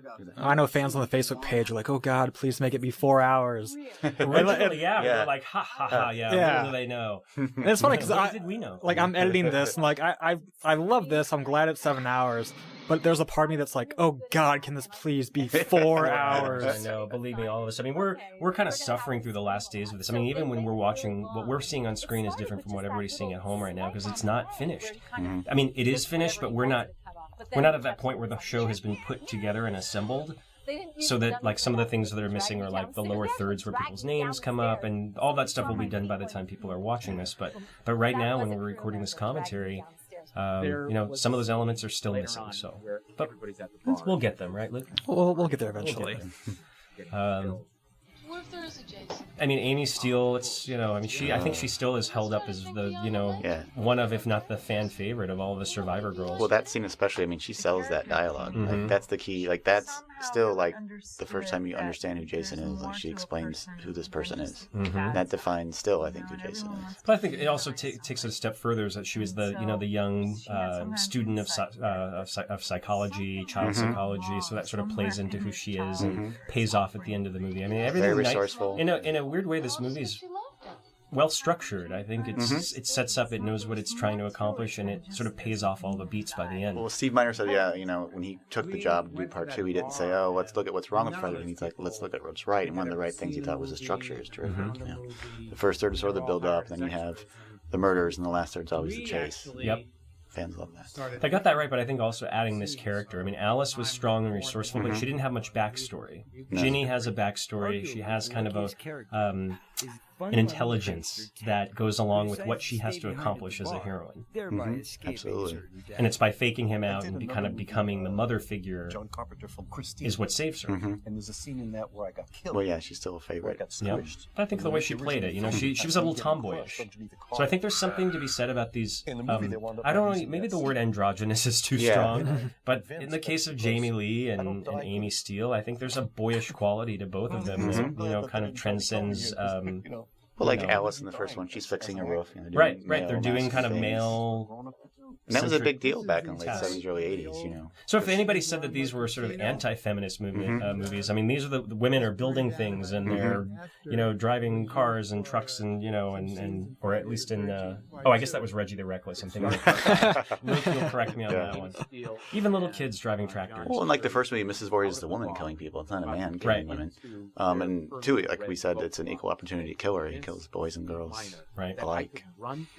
Yeah, I just never really understood the mentality of like the audience members who were cheering Jason on. Maybe that became that way later in the series when they made him more of like the anti-hero, I guess. Well, but in these movies, you were really rooting for those kids. Yeah, no one was like, I didn't identify with Jason. I never did either. I did because I thought he was scary as hell, but I didn't think, I can't wait for him to kill the next kid. I was kind of dreading it. Like that's creepy. Very scary. When he jumped up, I think I jumped out of my chair. Like, that was scary, My heart was beating on my chest. I was 12, and it really was terrifying. Yeah. But again, all of this stuff was so well constructed, I think, and Peter Stein was the director of photography. And the Steadicam that they got, you Steadicam on this for the first time at Friday Night Movies. Yeah. Wait, it moves to the house. Was there no Steadicam on the original? No. I guess there wasn't. No. They used it for the first time in this. Like you can see the tracking shots through the house and all that. Like this is all great, all that stuff.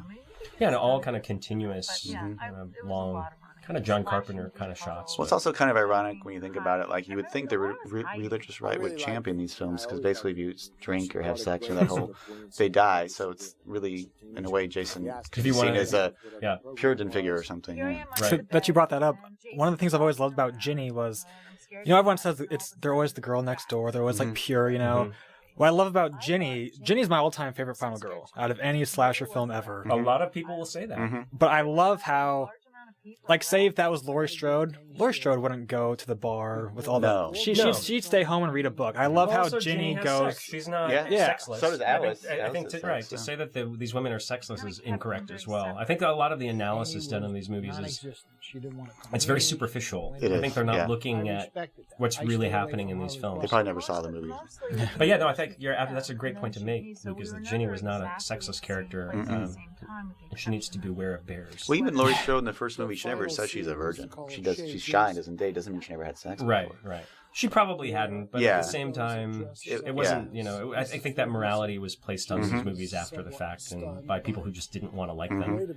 And again, I think when all the other filmmakers started copying, they replicate the template without. I don't think they were trying to impart some big moral message to people. Right.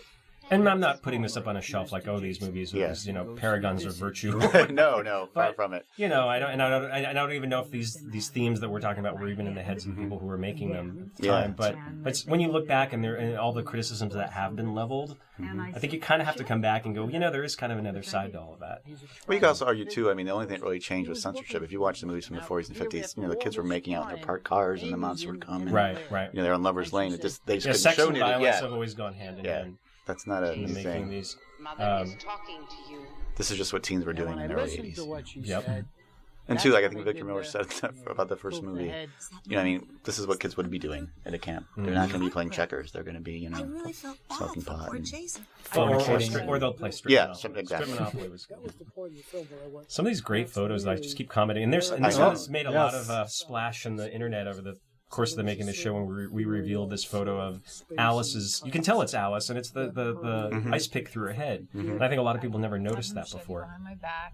But there it is. Again, I think on video was always hard to see. Too. Right. And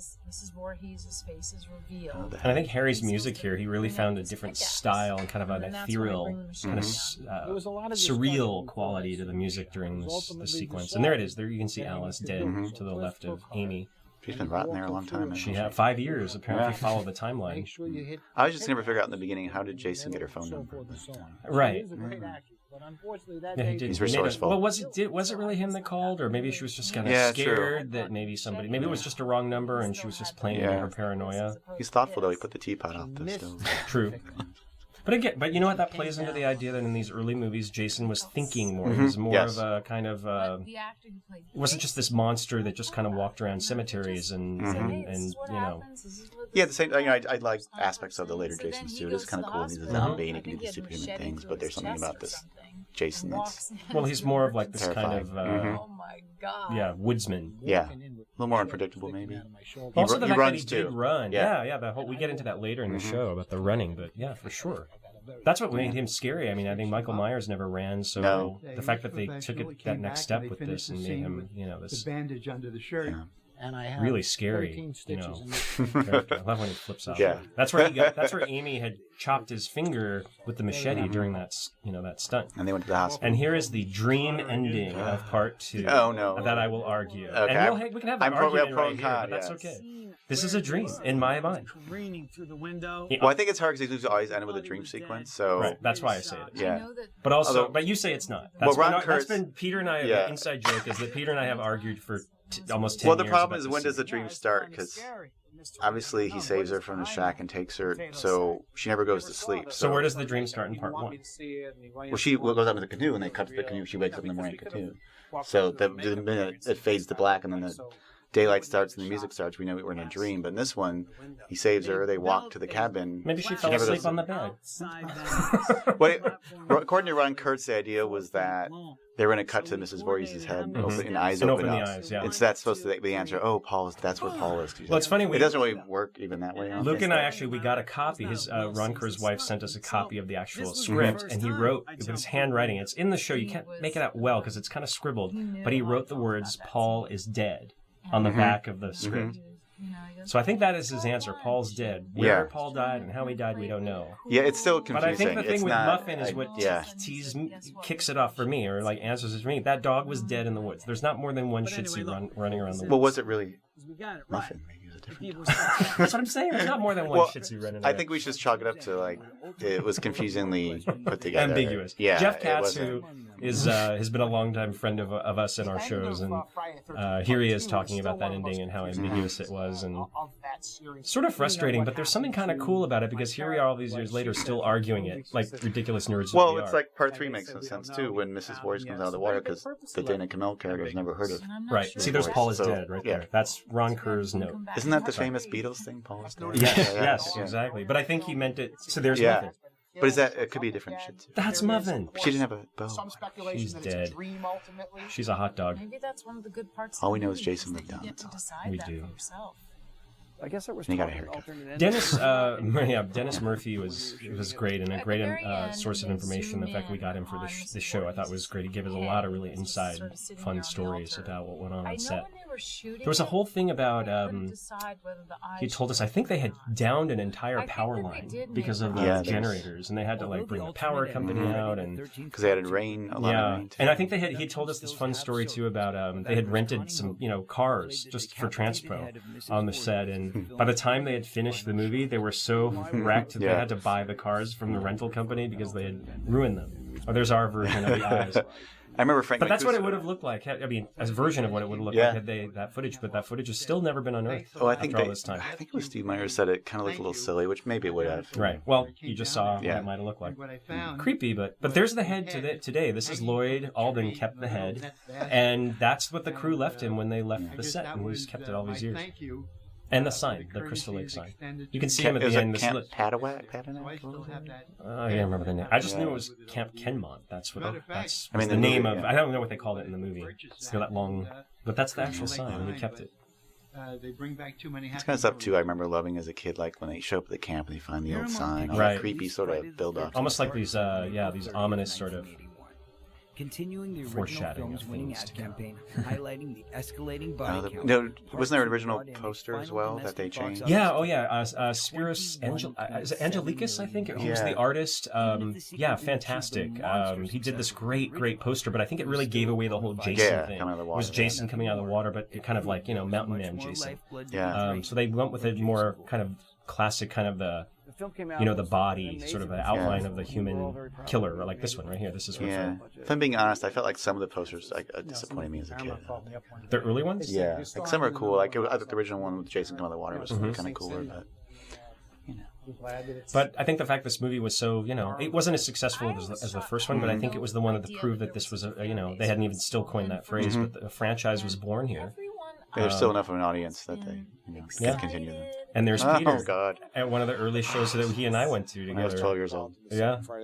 And but I think again it gave Frank Mancuso a launching pad for his career, and I mean the fact that they entrusted him with the movies from there on out, he really proved himself on this movie as a very capable producer. And I think they talked about too how his presence really elevated the movie. He was able to really pitch for Agnes Steadicam. I think he was a part of getting extra money for that and really elevating the look of the We were movie. actually shooting the end of the movie, and Frank came up and said, "Can I talk to you a minute?" But I think having a sequel to the first movie turned out to be a very very smart move and a bold move. I think when they really weren't sure if sequels were gonna, or at least slasher sequels were gonna, One of the interesting things that resonate with the audience. And Halloween 2 hadn't come out yet. This was That's just right. before that, 6 months or so before. That would be great for you. I remember the trailer. I was just really thrilled. They repeated the countdown theme, so it went from 14 to 26. Friday the 13th, part 3, and off he went. And off they went, and part 3 was born. I had no idea it was going to work the way it did. In fact, I really thought it wasn't going to work the way it did. And I'm delighted to have been so wrong.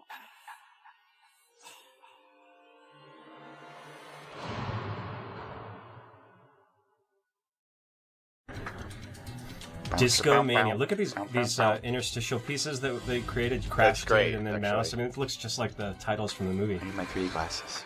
So cool. I thought that was. I guess maybe we'll talk about the music later, but I thought it was interesting that by '82, disco had kind of died, yet they still did a disco theme. Right. Yeah, it was kind of like the disco sex thing had kicked in. Yeah.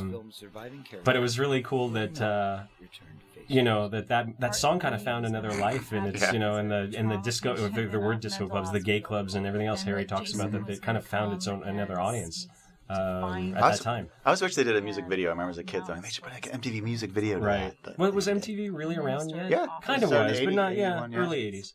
Yeah. So I remember seeing the commercial on MTV when I was a kid.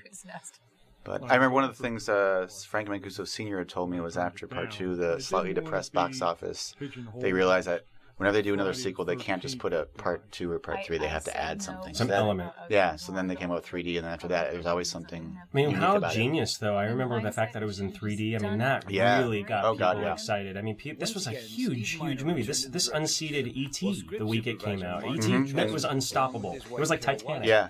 You couldn't stop it. And this is the movie that unseated it, at least for a week or two. Yeah, I remember this movie came out the same week as Fast Times Ridgemont Went High. Mhm. Fast Times was number 7. This was Yeah, number in fact, 1. nobody saw that movie. Yeah. That was years later people kind of Yeah. discovered Fast Times. But this movie was, people were lined up. Mhm. And this was good looking 3D too. Like, Yes. I think a lot of So people a think it different was the 3D than blue and anybody had red, seen, but yeah.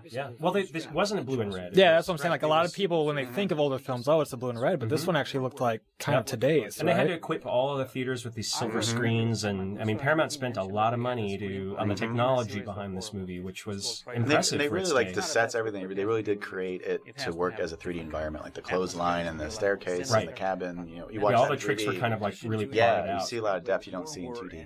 Yep.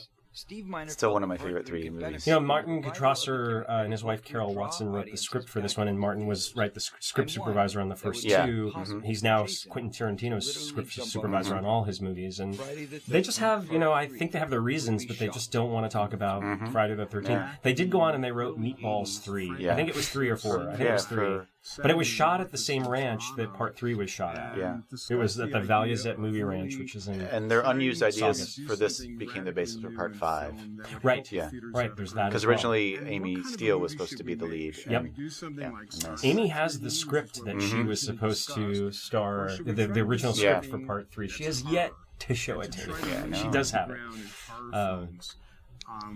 But I think the fact that it was 3D and that they were really taking a gamble on this in a big way. I mean, it's not like today where these theaters are all equipped, thanks to James Cameron, on all of these screens, and Yeah. IMAX and all this. This was a completely different. I mean, this is what you're seeing now with the Dial M for Murder. That was really the last I think you saw of 3D until I think there was one 3D movie right before Part 3. if I'm not Yeah, there's something called Coming At Ya. It came out in, I think, 82. Okay. It was a Spanish 3D thing, and it made a good amount of money, so suddenly Was all Metal this Storm before this, or was it after? came out right after, Okay. yeah. There was Annieville 3D came out after this, Jaws 3D. Jaws But this really kicked it off Yep. because this was the first major hit. Yep. Suddenly now there's a bunch of theaters that were equipped with And like 3D. everything So, else, yeah. they want to start. Everybody jumps on the trend. But again, like showing that Friday the 13th did it first. This is a perfect kind of movie for this too.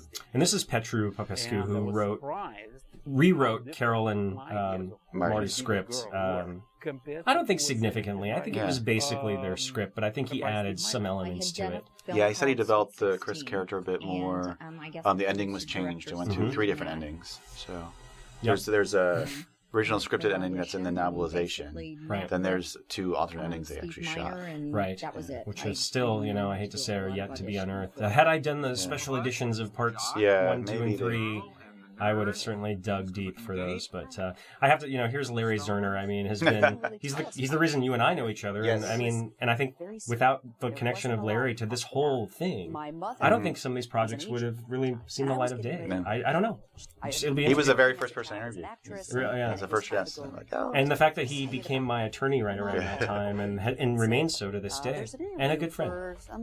Just, and always the cheerleader of this movie. Like whenever there's a reunion and whenever there's an event or a reunion, like a screening that we're going to do of Part 3 in 3D, he's always the first one to organize it. And he's the cheerleader of Part 3, and in a big way of the series itself. I mean, I think he's a great. And he gave Jason the hockey mask. Well, there's this mask too. Why didn't Jason just wear that mask? Well, they How did he did fit make it all in that bag? his whole world. And the scuba suit. Yep, spear gun. Just had very poor self-esteem.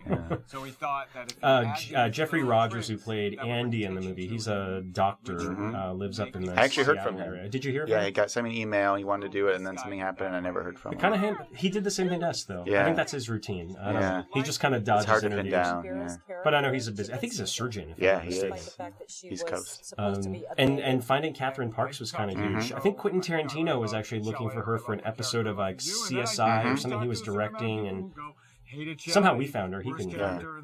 But but she was very nice. And a funny connection is, and we don't get to bring up later, is that she was the girlfriend in Weekend at Bernie's, which starred Terry Kaiser, who was Dr. Cruz in Part 7. So it's funny, all these other movies where cast members intersect. It doesn't mean anything other than the fact that they're all in, they're all working actors in Hollywood for a period of their lives. Bill Butler said from Part 7 that it's like a little club, like you always run into someone you meet at a party who's been in a Friday the 13th too. Susan Bluth does that when we get to Part 7. Yeah, it's true. I think they all, like you said, it's like this club of actors. I mean, here's Richard Brooker, and I really want to kind of pay some, major props to Richard, who was an incredible supporter of all of our projects and was always there for book signings and screenings of Part 3. And unfortunately, we lost him not long ago, a few months ago. The creative choice that Steve Miner made. It kind of brings home to how long it's been since these films came out. But also since we started all of this, too. I mean, I was just looking the other night through photos of when you were signing books, and we went down to like Golden Apple Comics, and then Richard was there, and Kane was there, and I'm like, God, life just so quickly, just things change. Too, I remember when Friday the 13th Part 3 first came out on DVD, the original DVD, which was bare bones and wasn't 3D, but this is the first time I remember seeing the movie in 235 since it came out. And this one I think really benefits from that, because the other ones were all 185. Yeah, wasn't Part 3 the only one of the sequels? In 235 till the remake. Till the remake. Yeah. Okay. So it's you miss a lot. Freddy vs. Jason. Freddy Jason. Freddy vs. Jason was 235. That's not really a Friday the You can't argue with Peter Bracke, just to make memory. When I remember I first saw it in 235 again, I was like, oh my God, I forgot he's on the side of the frame, and it really opens it up. I love this Ion News picture that Crash created of Steve Miner as the newscaster. And he made the Ion News logo. It's hilarious. What exactly was the reason for going 235? Was it just easier with the 3D? That's the way it had to be 3D. Okay. 3D required that. But I think it was such a challenge when you listen to the stories like Tracy Savage, who talks a lot about her experience, and everybody has the same stories about how difficult it was to work with these 3D cameras at the time. They were so primitive compared to what they have today. Take after take. I think Richard Brooker said the stabbing sequence of Chili took 34 takes to get right. Oh, wow. It was filmed at a and then Larry, I'm sure he tells a joke in the thing about throwing the wallet. Yeah, not only does he tell it, but we made him do it again. Yeah. We made him do it 30 years later. I think I could take 10, like the crew was like, fucking just throw the wallet, asshole. Yeah. These are all pictures that I actually went up to the ranch years and years ago. I mean, not many years ago, but probably about 10 or 12 years ago. But we went up there before the house burned down, and I was able to take all these photos that you see. Yeah, it's a shame. Was it arson, right? Didn't some kids? Well, actually, it was a fan. I'm told it was a fan who snuck on to the ranch and just decided it was cold and was about to light a fire. And he actually, the crazy thing was apparently he took photos of the fire and posted them on the internet, and that's how they caught him. There it is. That's the photo that was on the internet when he decided to set the house on fire. That's all that's left is the fireplace. It was a great atmosphere. Our producer was young. Our director was young. The whole Tracy's become a good friend. She's actually it was a very relaxed. she's in the news media. I mean, she was one of the lead, and we talk about it later in the show, but in this segment, but she was one of the lead reporters for NBC on the OJ trial, the OJ Simpson murder trial. Yeah. And she was actually called to the stand because she wouldn't reveal one of her sources to Judge Ito, and she was threatened with jail time over it. But she's still in the media today, and she teaches classes to students at Valley College. I think she just acted again. A friend of mine did a movie called The Bone Garden. That's right. She appeared in. Yeah. Yep. Her and Paul Kratka. That's right. They were both in it. Yeah. And the Luma crane and all this stuff was all brand new. I mean, you look at so primitive these cameras look, but they just at the time they were the state of the art. And that collapsed, right? Yeah, that was the infamous Luma collapse. No, Luma crane is what now? It enabled them to just like move. Well, it was remote controlled, so they had like a trailer, and then they could sit there through video monitors and actually control the long arm. It would extend out, and they could. So like the shot at the beginning at the convenience store. It tracks all the way in. It goes around the house and then through the clothesline. That was all an extended, so the camera would extend on this long arm and go up and down, like all could be remote control. So that's how you get those things that seem to move over fences and into because you couldn't put a person up on the camera, so it had to be remote Whereas control. now they would just CG those shots, or you could have remote control. Everything shot in digital, so you had this little tiny, but that was a massive effort thing. Yeah, we really have a lot of like technical behind the scenes pictures with this one. Like not so much for the other ones, but there's a lot of cameras in this. Yeah. But I think they had a lot of time to sit around and take pictures of the camera. It took so long. revised it when we came back. And then the juggle. Didn't Larry say the juggling they were supposed to do paddle balls? It was paddle balls. Yeah, It's that House was in the of script. Wax. It was Yeah. right. It was paddle balls, and they just couldn't get the movement of the paddle balls to go toward the camera. So yeah. I think Larry already knew how to juggle, so they used that, and then he taught Jeffrey how to juggle. I remember the yo-yo. The yo-yo, right? So it's always fun to watch in 2D because it's always so silly when it gets. Well, again, here we go. Look what we made him do.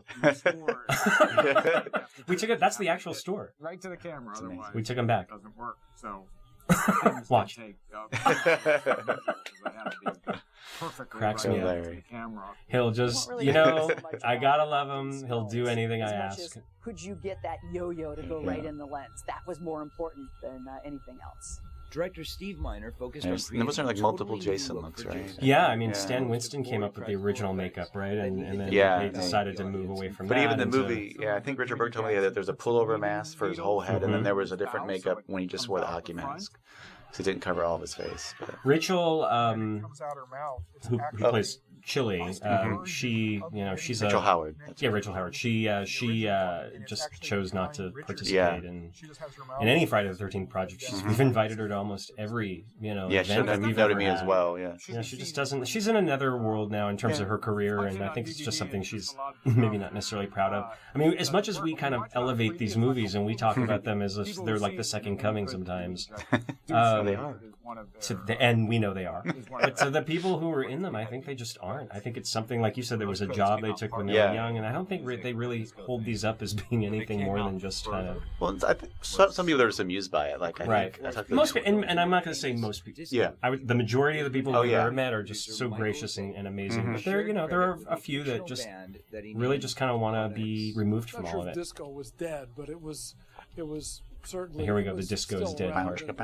Yep. See, and that was that time. There's a 12-inch I know it came out, 12-inch single version. Yep. Groove, I guess. I remember getting the album. Remember, this is the first. There's like a German release of that. There's the single. Yeah. This is also the first movie they had the soundtrack album. Remember, they had a full album. Oh my god, I searched for that. I had to, and this is a tribute band here in LA called Nilbog, and they perform these themes. I actually said to them, in your honor, Peter, I said, can you have a night of the music of Paul Zaza? And they said, why? That's my dream. But they play all these themes from horror movies, and they played the Part 3 theme at the Cine Family. Yeah, I remember I made my mom drive me to the mall. We went to the Oranges Records and Tapes, and I got the album. It had 3D cover on it, and it came with 3D glasses. Yeah, and I did too, but I had to drive to San Francisco to Tower Records, and I have to say, and my mother, who was never really thrilled with my obsession with these movies, she says nobody else would buy that album. I couldn't find it anywhere. It wasn't in the bin. And so she went searching, and she found it. Oh, good. Because back then there's no internet, there's no Spotify. And you didn't even know, I didn't know. Even mail order. I don't even know how I found out there was a soundtrack, but it was, I think I saw it, to find. I saw it, and then I went back home and told my mom she'd take me to get it. Give me money. It's like $4 or something. $4 well spent. And this is Kevin O'Brien. You would just never know that this is the guy from, the gang. It is interesting because some people look, they look exactly the same. Or like, you can totally tell. Would you ever see this guy on the street and go, there's Loco? Yeah. No. Is this your rubber? And it's funny, when we shot the interview with Gloria, who's just a wonderful lady and gave us a great interview and was really, really gracious. We went to the day we went to the ranch. They talked about how they got shut out for a couple of days because of a bee infestation. It was happening while we were shooting this. Really? You can see all the bees behind her. That's right. She flicks them out of the way. Yeah, she's flicking them out of the way. And she walked in. She and Buzz, our DP, walked into that barn with the bees just swarming. She was fearless. Buzz had a coat over his head, but he still got the camera out. She's like, I don't care. They're not going to bother me. And they had a lot of things wrong on that. They said I think it was Rob Wilson King, the production designer, told me they thought it was haunted at some point. Things would go missing. At one point there was a fire in the building because they didn't pay the guy who made the fireplace, so he put a piece of glass in the chimney, so all the smoke was coming back into the building. They had to break out the brick. Wow. And then they saw footsteps coming out of the man-made lake, and so it was haunted. Yes. But this was Larry's talking about a deleted scene, or not a deleted scene. It was a scene that was written that they never shot, which was where the motorcycle gang was going to give chase in the car, and they were going to pop a champagne cork into their faces and knock those dangerous gang members down. So part 3 is interesting because it has the longest gap from the prologue to when not the counselors, but the campers first start dying. Aside from the gang, like the campers themselves Yeah, don't no really start kills. dying Yeah, until there's like really an hour. no Yeah, murders. Yeah, like 40 minutes, yeah, 45 minutes into more. the It's a movie. long time. You can see she's gonna walk. I think she's gonna walk into the barn here. I'm not sure if we should go that far. My But little body was This swinging feels back good. and forth. this feels good. The swinging part was the scariest part for me because they had this harness on me inside my. I love her pants like that little were raccoon tail. Yeah, she's the wearing. raccoon tail she's Right wearing. So 80s. Her And I character was took wearing. this as an. I love how they But, like. but I love that these characters, like this motorcycle gang of 3, are supposed to be so dangerous. I know. As a kid, I thought, oh, you know. Yeah. Now I'm like, oh my god. But again, you know, weirdly enough, though, this is, I mean, not to say testament to great writing or anything. There she is in the barn with all the bees. You don't see them well in there, but they were in there. But the fact that they do set up these little things, these little plot devices that pay off later, the fact that they siphon the gas, and that's why she runs out of gas when she goes under the bridge. Like, weirdly, they're kind of thought out, and there's, you know. Well, it makes sense. It has its own logic to it, Hanging there. which I It's miss a sometimes. simple logic, but Yeah. I think in a way that works to its benefit. Well, I think when I see fans on Facebook post, I think this is voted the best final chase of any of the movies. Well, it's long. Yeah, it's a good 20-some minutes. Right. But Yeah, it's it's kind of, and it's from place to place. It's not all in one environment. Yeah. They found the right location and they built the story around it. I think was really kind of, it was smart. Originally, they had asked us to do paddle balls. No matter how here's the paddle Yeah, ball thing. because the original House of Wax, I think it was a homage to House of Wax, the original 3D House of Wax. They use a paddle ball. Oh, I That was didn't a realize famous that. moment. Yeah. Oh, okay. Yeah. Where you paddle balls You're right. into Now the that I string. think about it. Yeah. I didn't make that connection though. I'm just saying Always that. something- I'm guessing, but Oh, I assume. Later in the We'll film, have to Because go back Petru and Pope watch. Pescu did tell me that he went and watched all the 3D movies preparing to when he wrote the script. So he must have seen that. Yeah, he said Steve Miner took him to see Dial M for Yeah. Murder on the big screen. I think because I remember they re-released that around that time. Yeah, they did. House of Wax as well. It's interesting too because she was the first and one of the only heroines in the first 7 movies that wasn't blonde. Yeah, Yes. in fact, later Tom McLaughlin talks about in Part 6 that he wanted to stick with the rule of the blonde, but we had to skip Dana because she's not. Yeah. Although in the script they describe her as flaxen hair. Yeah. So flaxen is Well, it was supposed to be Amy Steele originally, but then they wanted her originally. right. It was supposed to be the cuckoo's nest. meets Yes, Jason. well, because that's what they use for part. We can talk more. Luke can chime in on that in part 5. Oh yes, our resident expert. Originally, it was Ginny Field in a sanitarium, and she's kind of having visions of Jason, and then Jason killing people, and you can see how they use that for part 5. There's also a barn in part 5 too. Yep. Was and is the consummate. I think there was a big controversy, at least among fans. I think Fangoria published a story years ago about how Dana had some moral objection to her character being sexually violated by Jason, or there was that sort of implication. Well, also, she didn't want it to be seen that she had sex with Rick and was going at where that was her punishment in a way. Yeah, Okay. so that was removed. So now they just were out having it. I forgot what happened. That infamous monologue. Yeah. She's teased for it, I think, among fans, but I think there's, At the time, I was riveted as a kid. I was like, oh my god. Yeah. People kind of chuckle poor about girl. it today, but you did kind of feel for her. And again, I think they gave her a little bit of a backstory. So you know that Shelley's dead. He not only has the hockey mask. I love that's another crash photo that he created and took this young goalie and made Shelley the goalie with his mask. We used that in the mockumentary we created. I guess a change of clothes, all in this little bag. Even Shelley wearing the mask is kind of scary for a second. It was kind of creepy. Yeah. This dock behind me, this is where the legend of Jason was born. This was the first time we saw him step out in the hockey mask. The birth of Jason. I think that's one of the best entrances for Jason of any of the It films. was. I mean, it was the best. And when he shoots the arrow into her eye, people cheer. But I love the way he kind of just drops it and just walks off and looks up into the window with that He's little badass. Yeah. He kind of has attitude in this one. Like now he's like he knows he can do this. He's I like, think I'm Richard cool. brought that to it. Richard was a trapeze artist, and I think he brought kind of like a movement, almost like what Nick Castle brought to Michael Myers. That's the full head mask. Was that the original mask? That Rich told me he'd wear the full head mask over his whole face, and then other times when he had the mask on, he would just wear like eye things around his eyes, so he didn't have to wear the full At the time, it really struck contraption. me when I saw that hockey mask that this That's was going scary. to just go on and on to Friday the 13th Part 11 and so on. All these montages Nice. and the way that Andrew put those together for us. Andrew Cash, who edited this, started the process out and just, went to the ends of the earth once again to try to kind of tie all this together in this epic thing. I mean, hundreds of hours of interviews and just trying to, piece this thing. I mean, you know how that goes. But he did a great job of just kind of visually telling the audience, here's the point. Really thoughtful and really new. Yes, that's a cool picture. I like that with Steve looking down on Jason in the barn. So weren't you saying, Luke, you don't like the ending of part 3? It's okay. Put you on the spot. It's mostly just, I think because Marilyn Poocher, who played Mrs. Voorhees, couldn't really see. She kind of just throws her arms out and just she also kind of gracefully pulls her. How does she have a head? Well, I have 2 problems with it. One is the Chris character doesn't know who Mrs. Voorhees is or Jason is, so how can she have a dream about Mrs. Voorhees when she never doesn't know who this person is? And then 2, it kind of felt like a repeat of the first one. Like it wasn't original, right. Or different. Where they, the original ending was, and we'll get to that in the the documentary kind of explores a little bit, but it was scripted. It was actually in the novelization. Originally, Chris had a dream, and she. Well, the original she went to the barn and saw everybody dead, and then she cuts his head off with a sickle. Yep. So he's decapitated, right? And that's how he dies. But I guess they didn't want to do it that finite, right? So then the original ending they shot was she wakes up in the canoe, but then she hears Paul calling her name. I'm sorry, Rick. Oh, God, I'm talking about Richard. She hears Rick calling her name. She runs up to the cabin. There's like a tracking shot of her running along the porch, and then you see Rick on the inside walking with her to the front door. But when she opens the door, suddenly it's Jason, and he cuts her head off, and she wakes up.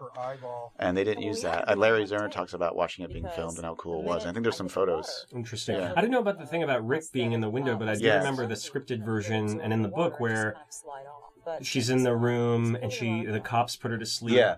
And then she wakes up and she walks out of the house. She walks to the barn. And everybody's dead in the barn. Yeah, that's the She runs back and then opens the door, throws the door open, and Jason's there and he chops her head off. Oh wait, the scripted one. I don't think you chopped her head off in that one. In the novel. In one of them. It was either the novel or the original script. Yeah, but I don't remember the one story. I think they wrote the 2 versions of the ending. And I think they went with the 3rd. But I know Frank Mancuso Jr. had said he always wanted water to be involved in every time. So I think that's how the 3rd ending came about. Right. But it's a great shot. Also, when you see Jason on the pan and scan version, I don't think you saw Jason in the corner. Yeah. There was a lot of shots in the pan and scan version. You couldn't see Jason on the sides of the frame, right? Which is what makes it creepy. But it's classic. That's a great kill. Yeah. Still works. Cool. I always wonder, though, how Jason cleaned up all the blood off the ground, but, I won't ask these questions. You asked me. I do. Again, though, like watching when you're a kid, or even the first time, you don't notice those things. Only when you see them a million times. Like in the moment. Yeah. Well, how do you do that? That's nasty. I love that, and I wanted. We didn't get to touch on this with Tracy, but I love that when she dies, she's reading the first issue of Fangoria with Tom Savini. Yep. And that's Steve Meyer did say that was a direct tribute to I had Savini. no idea that Kevin Bacon and I have some the fact that they have another 6 degrees that they have just kills Kevin Bacon in the same way. My mom actually, she saw the first one in the theater.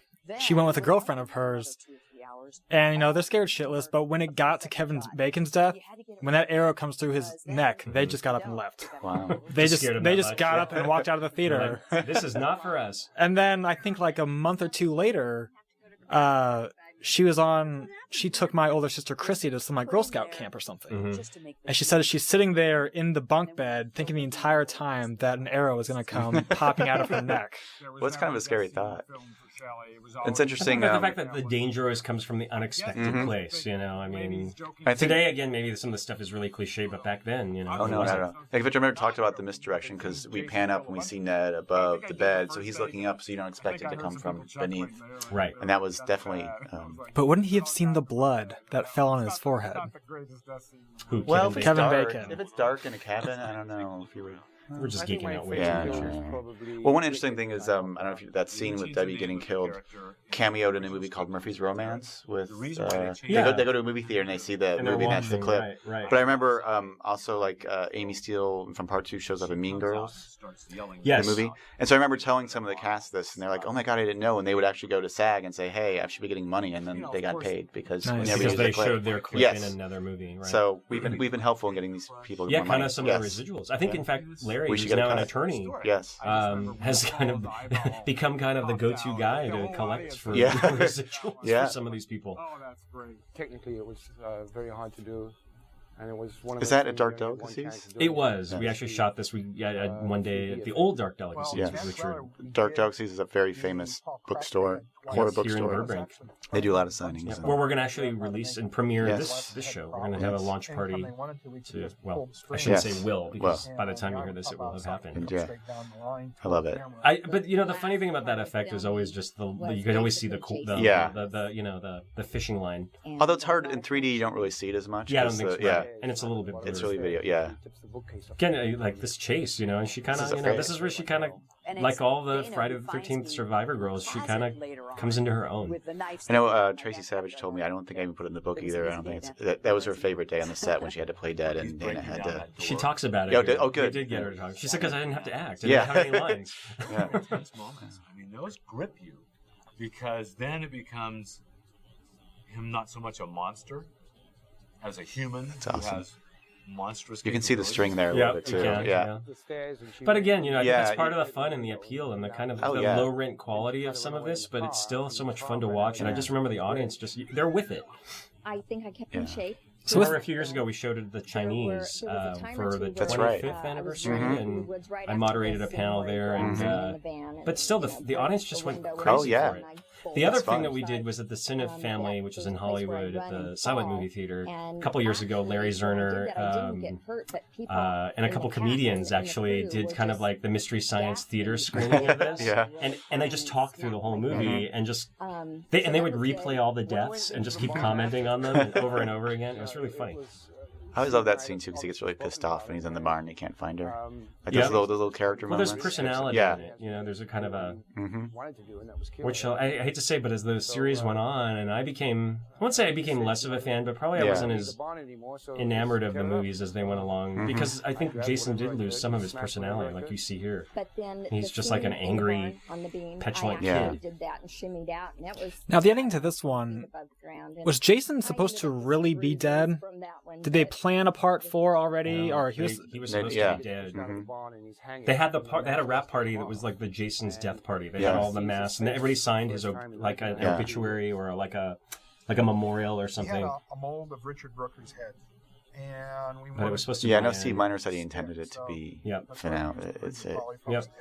But again, they left it Yeah. with the ripples in the lake, and you know, the lake is so it's a pond in this. Yeah, and it's clearly West Coast, but Right. that's fine. Yeah, As a this kid, is the yeah. transition to the West Coast Friday the 13th. So you kind of the first two really are the ones that capture that kind of New Jersey, East Coast. And there's a totally spirit. totally different crew on this time. In this one. I mean, it had to be in that makeup for like 6 hours, and it was Cindy Love, the costume designer. And you could see that. And a lot of people you interviewed for the The book. bad part about it was Just that behind as the soon as scenes they people. finished, it was Yeah. usually lunchtime, and I couldn't eat.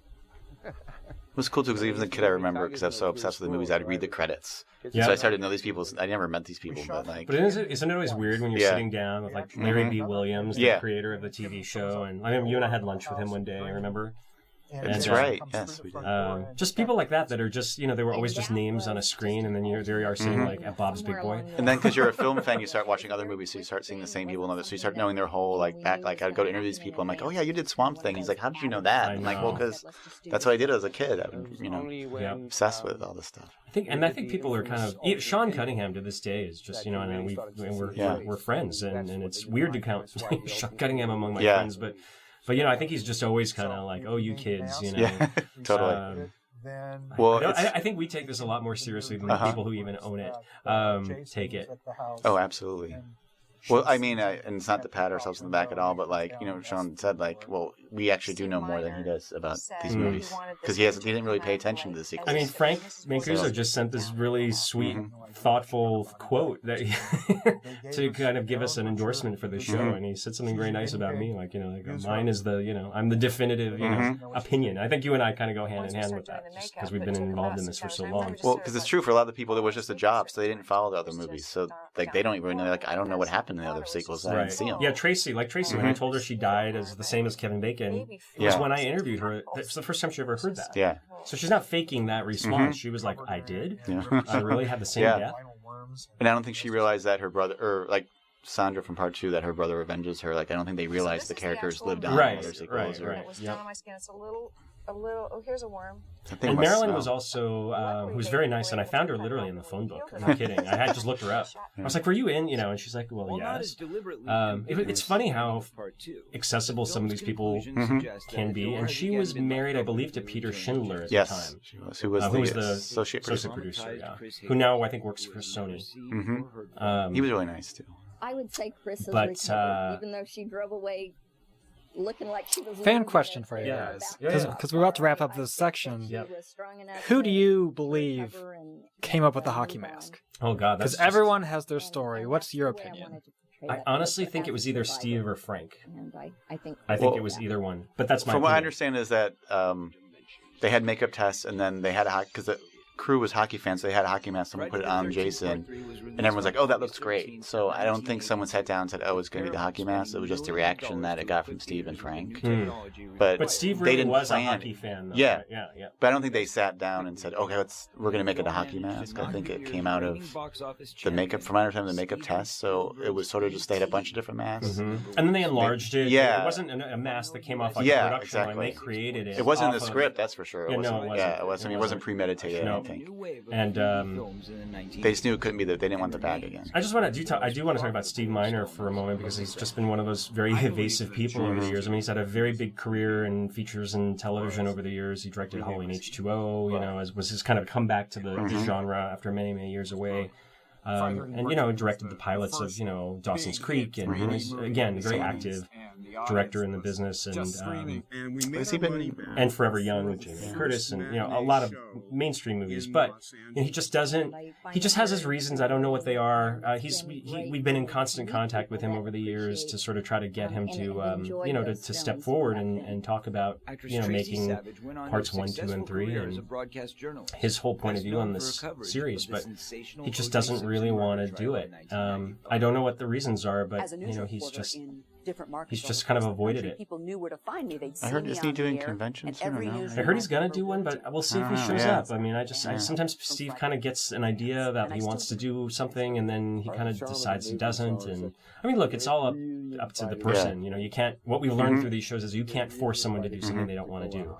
But as much as everybody would love to hear from him, it would be great. But again, I think the direction in these first couple movies set the stage for the whole series, and it was a huge debt to Steve. I think 2 is probably his best movie in my opinion. I agree. I mean, it's the best movie he's ever made. It's the best looking movie. It has a real energy and to it, intensity.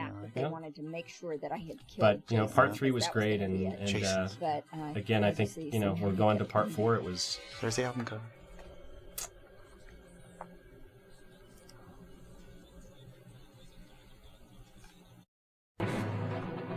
I love this opening sequence that crashed through this art. It just looks like the titles from part 4. It's still kind of freaky. I'm like, oh my god, there's now a documentary here, man, for Dini to the music. Who would have thought? It's kind of cool. Yeah. It's kind of the way it should have happened, though, don't you think? I mean, all this is sort of... Producer Frank Mancuso Jr. was feeling the... We did something like this for Nightmare on Elm Street. Friday the 13th certainly deserves it. I just remember being so excited when I heard about this, because I thought part 3 was the end. Oh my god, yeah. I was beside myself. Well, this is around the time I wrote the letter to Frank, so when he wrote to me, and his sort of very kind rejection was, we just made Friday the 13th the final chapter, and in it, he says, in it will come the end of the series, end of Jason. And I still hold that letter up to him. It's like, see what you said in 1984? He didn't know. Nobody knew that these were going to go on the way they've gone on. And it's all dictated by, box office. I mean, if the movies just weren't successful at all, they'd go on. Oh, yeah, totally. But I think this might have been the last one that was as mainstream. Like after this, I think it started switching to really more the diehard fans that showed up. Well, I also think this one with Joe Zito behind the whole kind of vision of how it was going to look, but he really kind of brought a filmic quality to it that these movies hadn't had before. I think he went for much bigger shots. The helicopter hovering above, and he had the houses built next to each other. Just brought this kind of production value you'd never seen. I mean, I remember just from the trailer when I ran off to see the trailer with Children of the Corn, I couldn't believe there was a helicopter hovering above the barn. It felt like a big event movie. Yeah. Maybe I think that's, and the way they marketed it was an event, and it certainly was. It was a huge hit. Well, back then, like, we weren't used to unending sequels. Like, now you would groan when someone says, "Oh, the final chapter," you groan. Like, of course, it's not the end. But back then, I thought it was the end. You believed it. Yeah, I think they believed it. Yeah, they too. Yeah. For a long time in the film. But yeah, we were like continuously on edge to these languorous, elegant shots. And I think just having the POV of Jason from his stretcher, you knew he wasn't dead. And I think he teased it. Joe was smart. He was a smart director in the way he knew how to kind of milk the suspense out of it. And there's that great shot. I don't know, it's probably not in here, but you couldn't see it until the DVD. Really, when they put Jason in the morgue, you can see his breath come out. Yeah. Yes. Yeah. Right. Yep. Here it is. Right here. We pointed out. Oh, there it is. Yep. Yeah. So we didn't miss anything. I haven't seen it yet. Can tell Peter Foolish me. I know. I saw parts. And again, Bruce Mahler, we tried to get him as well. He was just unavailable for this. I mean, it would have been great to hear his perspective. He's, he went on to the Police Academy movies. And he was on a show called Fridays when this was out. Yes, so that's interesting about this movie. They get a few more names, at least reckon more. Not like Peter Barton was recognizable. Yeah. I think even Lawrence Monason, who had done This American Virgin, and I think around this time was in Mask. Wasn't he in Mask with Cher? Yeah, that came out a year right after this. Yeah. Like a few. But he was kind of on a roll in his career at that time, and then Crispin Glover, who later became so famous for Back to the Future. Even Corey Feldman's had done some stuff before that. Absolutely. When you saw Corey Feldman come on screen, it was, I know that kid. Yeah. And I know who Peter Barton is. And you kind of just saw these faces. So it gave it that sense of, not that these were big stars, but prior to this, the faces were total unknowns. Yes. And even Kimberly Beck, she had done a lot of work before.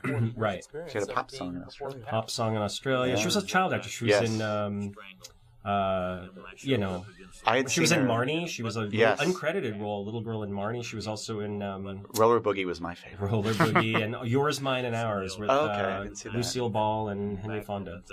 She was in an episode of Buck Rogers with fellow Jason alumni Aaron Gray. Aaron Gray, and Luke made that discovery. And then and I do remember seeing her as one of Marsha's friends in the Brady Bunch. That's right, she was.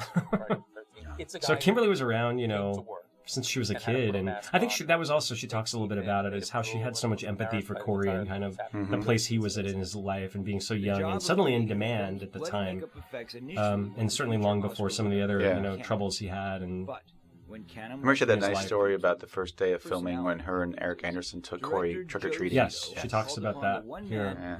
And but I think he took to her because she understood, what it was like. There's an unspoken thing, but I think you think it's all glamour and easy and all this money and everything else, but I think it's a difficult life for a kid. I may be wrong on this, but I think that nurse that we just saw get killed, I think her name tag actually says R. Morgan. Yeah. She's named Robbie Morgan. Nurse Robbie Morgan. Yep. Based on the first death of the first movie. Well, technically first. In present day. Present day. Yes. I have to be careful what I say because some fan is going to go, he was wrong. Well, that's what I remember as a kid, the fun thing was figuring out, the time, where was Jason in between the movies? Right. That's a good point. I wanted to talk about the timeline of all this. Because it's supposed to all be the same weekend as part 2. Starting with part 2. Yeah. Although I wonder about this one because after he leaves the morgue, they never really tell you how long it was from that point to when Eric Anderson starts hunting for them. True. It didn't. It could have been weeks later that he finally. But isn't he still in the newspaper though? Because Mrs. Jarvis is reading the paper. Killer escapes. So it's not that long after. That's right. So it's still kind of current. Okay, I'm wrong. This was they have this trivia night here. In town, and the question last week was, what was Tommy Jarvis's score on the video game? And I think it was like 98,000. I know it's Zaxxon, but they asked what the score was. Oh my god! Yeah. And so friendly, and he and I we clicked. I did my audition, and then at the end of it, I remember. I love Fern Champion. Fern Champion, who I will add, she's she's been around a long time, and she's definitely got that sort of edge to her, where it's kind of like, don't mess with Fern. And she's funny. But it wasn't so funny when she went to the owner of the deli next door to the studio where we were shooting and said we were shooting a porn. Did she really? She did. I think she was being funny in her own Fern Champion way. But the owner of the studio ran next door and said, they're not making a porn. They're not making a porn. I just love how dramatic she is in her interviews. It's like Crispin and I had a love fest. Yeah, she's very expressive. She did 4, 5, and 6, right? Yep. Yes. And she cast the series. Well, she was one of those names as a kid. I started seeing that name everywhere, so I started to know. And Pamela Basker was her assistant at the time, right? Or cast with her. She was her partner. And this was her last movie, Joan Freeman, right? Who played Mrs. Jarvis. It was her last movie, but we got her, so I was happy to get her. I found her right before her and her husband sail around the world all the time. So she was going away for like 6 months, and so I was able to talk to her right before. That's why we didn't get her when we did His Name Was Jason, because that's exactly what she was doing. Yeah.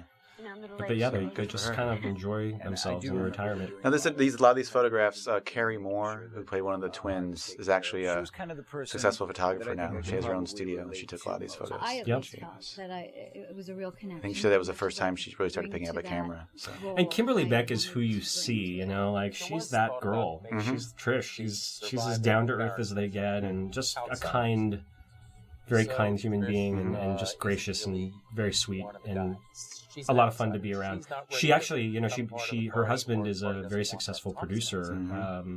Produced Ted. I'm sorry? Jason Cook, is that his name? His name is Jason. Yeah. Oh, yes. I don't know if that's the last name. I'm sorry. But anyway, yeah, he's very successful film producer and very active in the business. Kind of outsider kid who's a little bit freaky. He's got hobbies. Again, that's a crash kind of rendering of Tommy's. That was one of the cutscenes that shows up on TV sometimes. Yep. And there's so many different iterations of the final chapter, I think, I love TV how, cuts and what have you. Yeah. She's buried right by the side of the road. Right. That was another trivia question at the outtake was, what year was Mrs. Voorhees born? Which was 1930. Apparently. But it says 1979, which is actually incorrect, right? It's not supposed to be 1979 in part 1. Yeah, because it starts with says present day, so it never gives a date. Yeah, but the movie came out in 80. But we'll just give them that. Although Sean originally wanted to come out in 79, but they didn't sell it until 80. Well, that's we're just asking We're asking too much. Yeah. Yeah. But again, this is a question I've always asked. Did he want her to look sinister when she was looking at the window? There was kind of an echo of Mrs. Voorhees. Yes. Yeah, I remember. Totally. She's acting a little like a crazy mother. These kids are going to bring trouble and bad stuff. I asked him all these weird, off-the-world questions that I think most of the people were like, what? I forget if we talk about this, but did Jason throw the dog out the window, or did the dog jump out for his life? I thought he jumped, but... My character, Rob, had we talked about this in the special editions, deluxe editions. We actually did a whole thing on Gordon and his death. It's kind of up in the air. That's a good stunt. I mean, to get a dog to do But look that. at this crashes. I he love created this photo of Sandra from part 2 and Rob. Well, I remember even as a fan, I would create, like, the beginning of this movie when they show the people crying, in the hospital. I always like, okay, who are they crying about? I actually thought they were Debbie's parents. I know. I think you and I used to talk about that stuff. We had this whole backstory as a fan of who was what. So, and some fan is going to write some kind of like, fan fiction thing where that family, we're going to follow them home and they're going to get killed or something. Well, I think there's Simon Hawke did novelizations. That was his pen name, but he did 1, 2, and 3, and 6. Yep. And I think he did throw a few things like that in there. Although we eventually did. I always said, Peter, you should be writing those because you have such a mind for the, the obscure sort of. It would be fun to kind of because in a book you can add like character detail. You could give them more backstory and do stuff you couldn't do. Did you see some of those pictures too of like Peter Barton playing Monopoly with Barbara Howard? Barbara Howard, we actually got close to interviewing, but there was some communication issues going on. She lives in the Midwest. Yeah, she's a therapist. Hometown. Your hometown. It was hard to find her because Barbara Howard is it's not a unique name. So I remember it was really difficult back before Facebook and all that to track her. I think she's married too. Yeah. Oh yeah. I actually saw her in a grocery store. You did? Right? Yeah, I went up to her and was like, I love the Last American Virgin. She I love when he cut your bra. Yeah. Well, she was on Desperate Housewives for a couple episodes. Oh, so she still works, I guess. Funny. That is the one fun thing about being in LA. Sometimes you see a lot of people. Yeah, you go to Whole Foods and there, just people that, Well, don't you run into Beekler a lot? John Beekler, director of Part 7, is a neighbor of mine and a friend, but he's also a neighbor, so we run into each other at Ralph's quite frequently, in fact. And there's Crispin.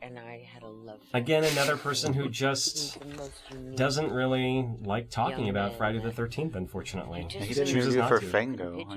Yeah, but just doesn't really go out of his way for interviews. Or he's certainly not in the case of, these couple of shows. I don't think he wants to do the on-camera stuff. I think maybe getting him for a print interview is easier than getting some of these people. I got a few words from him. I did a press junket for a movie called Willard. Right. So I was able to ask him a few things. But I remember you and I approached him at Comic-Con. a couple, whenever. So I wanted to get more a year stuff. before the book came out. Yeah, I got like 2 quotes or something from him. And I remember you bought his books. I did. Yeah. I used to have his You still have album. them? I have an old album he did before this called "The Problem Is the Solution" or something like that. But Yeah, he's a character. Yeah. I mean, Well, crazy now- talented and just a different different kind of guy. He looks. It's interesting to see. Like she looks exactly the same. Yeah, she does. That's crazy. She hasn't aged. Yeah. When Paramount did those deluxe DVDs that you worked on that were so awesome, Oh, with thank all the you. special Thank you. features, this was one of the ones where they really restored it. Because in the first DVD, I know when Jason grabs one of the twins and throws her out the window, there's always this weird red flash frame in there, and they went back and fixed that. And then when he kills Peter Barton in the first disc, he just reacts to nothing. Peter Barton's like, "Oh, what's Yeah. Because they don't show him flicking the light. They didn't darken the frame. because that was done in post." So that was one of the things where I Paramount love went back. hearing, honestly, Luke, I have to rely on you for all the technical expertise of what frames were missing and what was overlit and what didn't what didn't get through or what was different in this version and that. I mean, next time if we get to do one of these special editions, you have to come and help us because I think you're going to notice things that my untrained eye doesn't pick up on. Yeah. Well, we'll definitely talk about 6 when we get there. 'Cause Yeah, I know, I know, No, Dan. I mean, you and I have always kind of said like, "Oh, fans are going to get us here. They're going to get us there for just little things." Like, of Right. course, where's Kevin Bacon at? Stuff like that. It's Right. like, come on, people. But right. I know with part 6, they're going to bring up the transfer. So we'll talk. Yeah, We'll save that for 6. Yeah. But I mean, we did those deluxe editions, and the one that was the most fun, and that really because of the volume of material we found was for this one. There was just rolls and rolls and rolls of film that just was we're never seen, had never been seen, and we literally pieced a lot of those. Or Andrew Cash, who again was lead editor on this show, and Never Sleep Again, and co-directed that with me. And but Andrew really kind of took the lead on putting all those unfinished sequences together, including the ending with. We used to call it the lost ending with the dead mother in the bathtub. I remember him telling me that. Didn't Joe Zito actually look at that?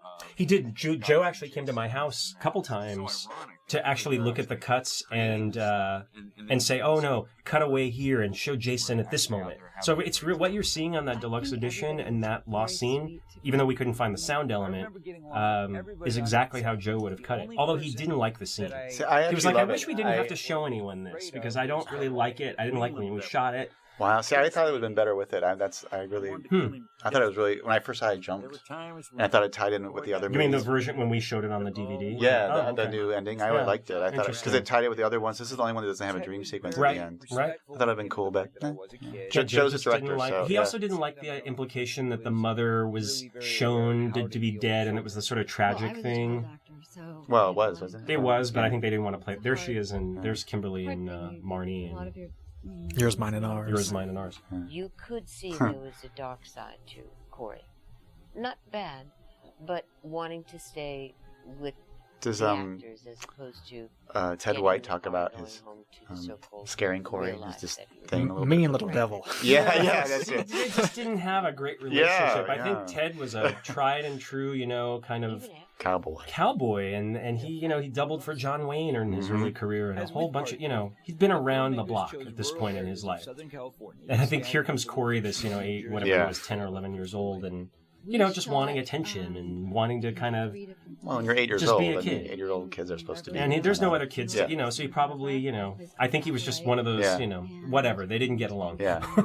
The Jarvis house would later be featured in such films as Eraser, My Girl 2. You've been up the house, and right? episodes of the HBO because you shot some stuff at the house. And also we forgot to mention here, not to forget, but just, you can't fit everything. But I mean, Pumpkinhead, was it Pumpkinhead or Pumpkinhead 2 was also shot at the Jarvis house? It's one of the Pumpkinheads. I think it's Pumpkinhead. Yeah. The first one.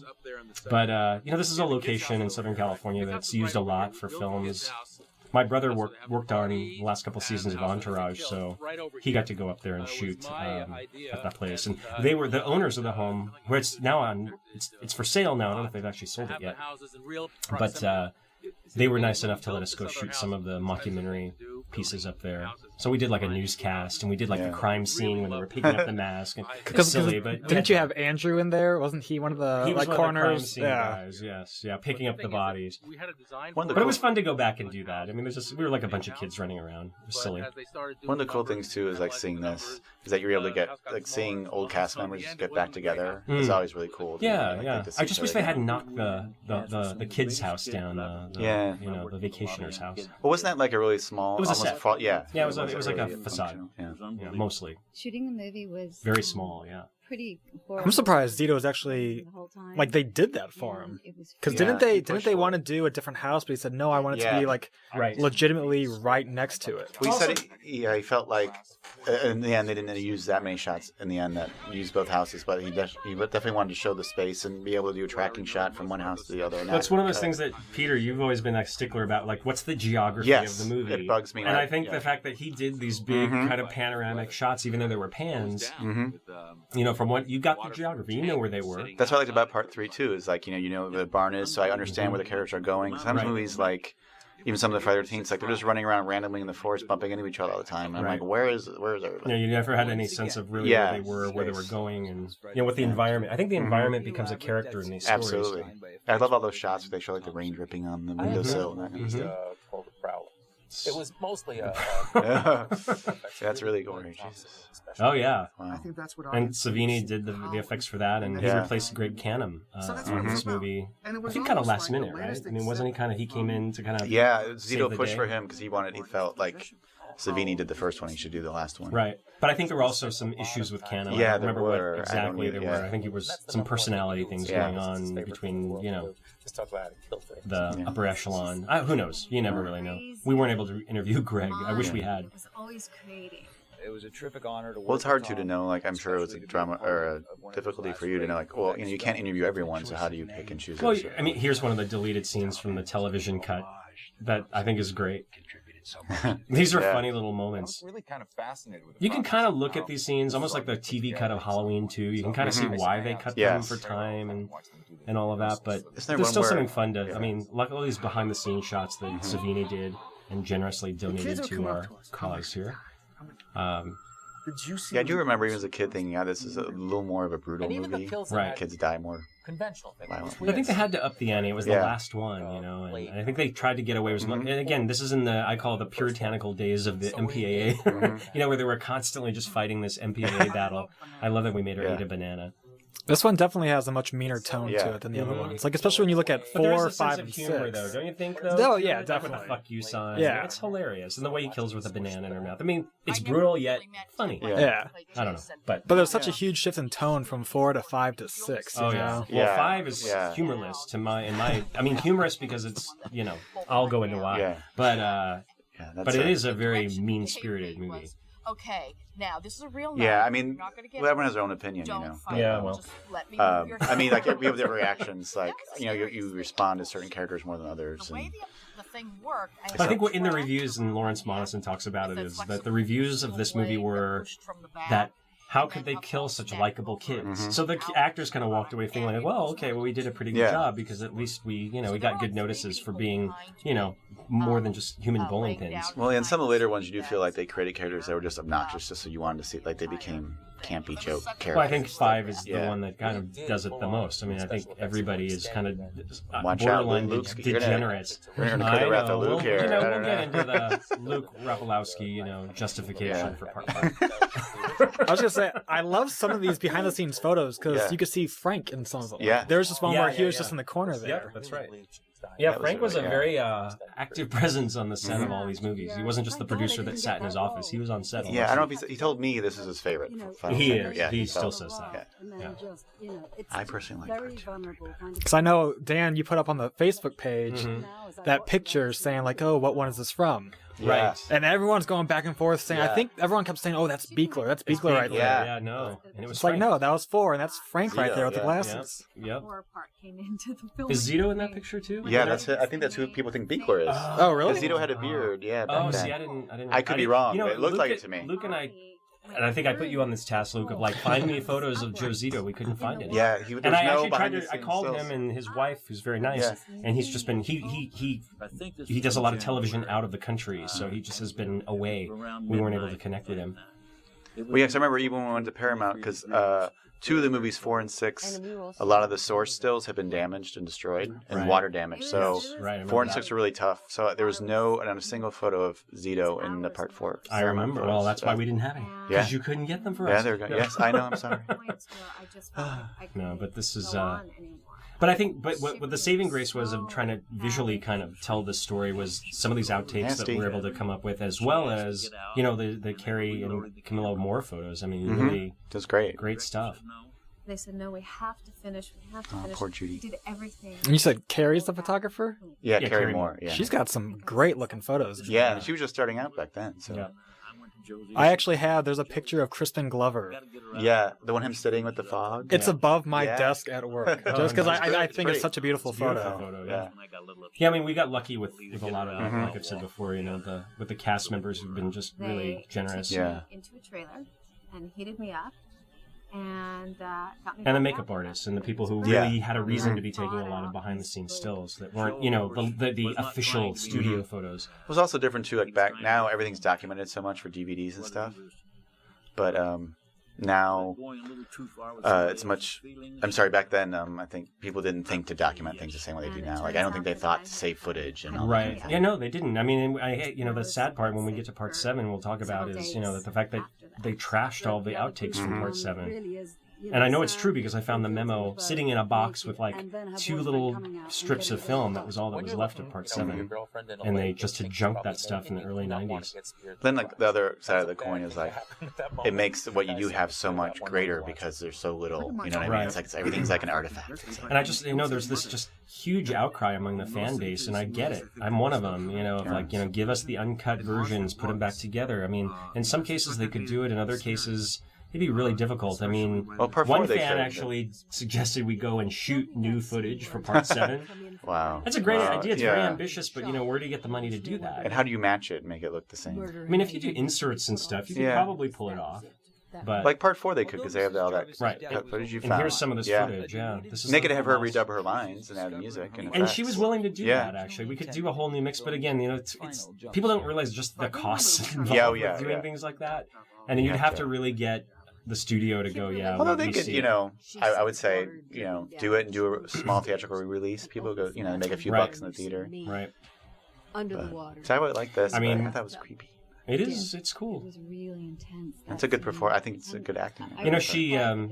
That's what she was kind of like hesitant to go back to doing like an overdub of this because she's like, I have to put myself in that space. I got to get there. It's going to take me some time. So we couldn't just in the moment say, Kimberly, just do this. Yeah. We actually shot an interview in her house, and when we recorded, when we did a commentary of her talking about that. Thunder and the feeling of it being very scary out there. They put a big light That's an example of means, so not me. A little harsher. Like then he throws her against the wall of the house. Like, it's not just don't just kill her. Yeah. The pitchfork goes through me, and I get. But again, you don't hire the director of The Prowler. That's true. Looking at that footage and go, this is going to be the Disney version. Are you so happy about being successful with this girl in bed? You're incredible. That's what I say to Crispin when he's like, am I? That was quite funny. It was fun because of the length of the show, which is daunting to say the least. But it's fun because we got to get into these little moments sometimes of the movie. We didn't just skirt over every scene. We got to kind of stop a little bit. And two, like it's interesting, like having done the book, and then I remember how they said it, but in print it doesn't always look this. Like you don't get the inflection. Right. So here you get to see. Right. It goes really well with the book, I think. That we shouldn't use a weapon at all in one of the kills with one of the twins. I think it's a great kill where he pulls her out the window. Yeah, again, it makes it much more, kind of event sort of bigger movie. It's just. And when it hits the car, I thought it was always a good effect. I mean, it looks totally real. Although I never figured out how did Jason know she's going to be by the window so he could crawl outside. There's always that. I'm sorry, I'm adding too much. But of the window as it shatters. After I've done that, And also, he puts her body in front of the front door. Yes, yeah, he's good that way.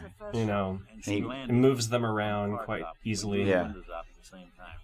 That poor stunt girl. But again, I think that's part of the fun of the third act of these movies, where it's sort of like just throw it all out there. You kind of throw logic out the window a little bit, you know, in terms of the movement of Jason. The body, how does he get from here to there? What does he do? There's always a body that can Except that falls out of the tree. We later learned there were tunnels under Crystal Lake the whole time. Right. Anyway, but don't get me Well, started. this isn't Crystal Lake anymore, right? Now he's somewhere else. Here? Yeah, because now he's he's not at the camp anymore. Like no, but I think it's another kind of. You know, I think Crystal Lake just gets bigger. Yeah, sure. It just grows with each movie.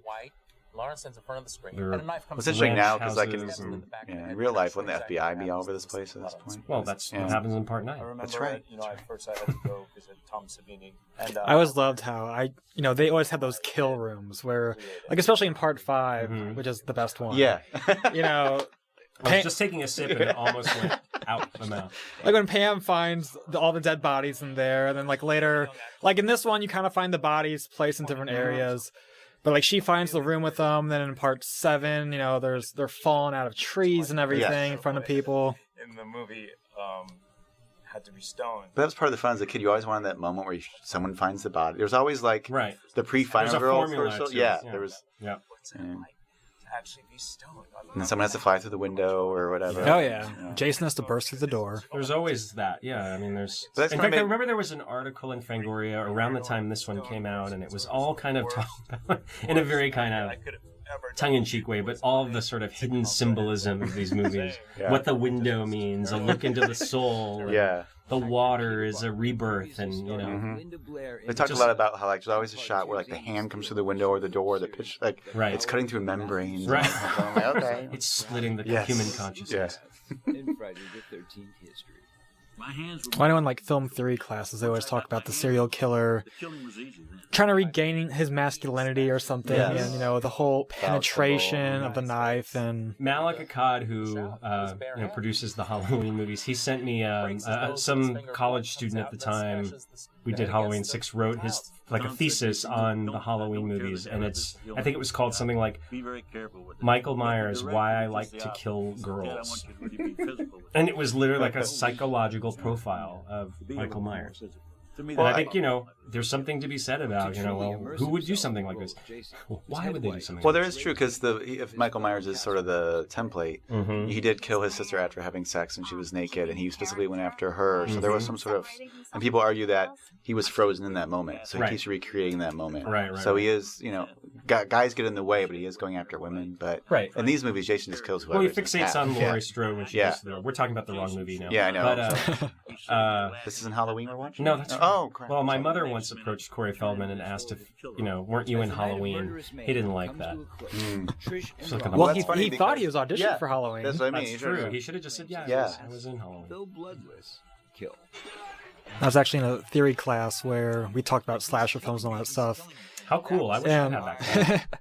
Well, I like a lot of those, as I'm sure everyone does, you kind of just write the paper for the grade. So when we got to the horror section, I wrote the paper for the grade, but I'm like, I take this stuff personally. So I kind of wrote just a little end thing of, Jason doesn't kill people. It's not his dick he's stabbing them with. He's he kills people to kill people. Right. Michael Myers is the same way. Michael Myers is pure evil. That's why in the script he's the shape. He's not a character. He's he's more of a force. Yeah. So I wrote all that, and I got the paper back. And the TA, whose name is Brian Wilson, actually. Oh, that's funny. He wrote, didn't he kill his sister after she had sex? That's why I was like, shit, you kind of got me there. Because then if you think about it, there is kind of... Jason died because the counselors were having sex.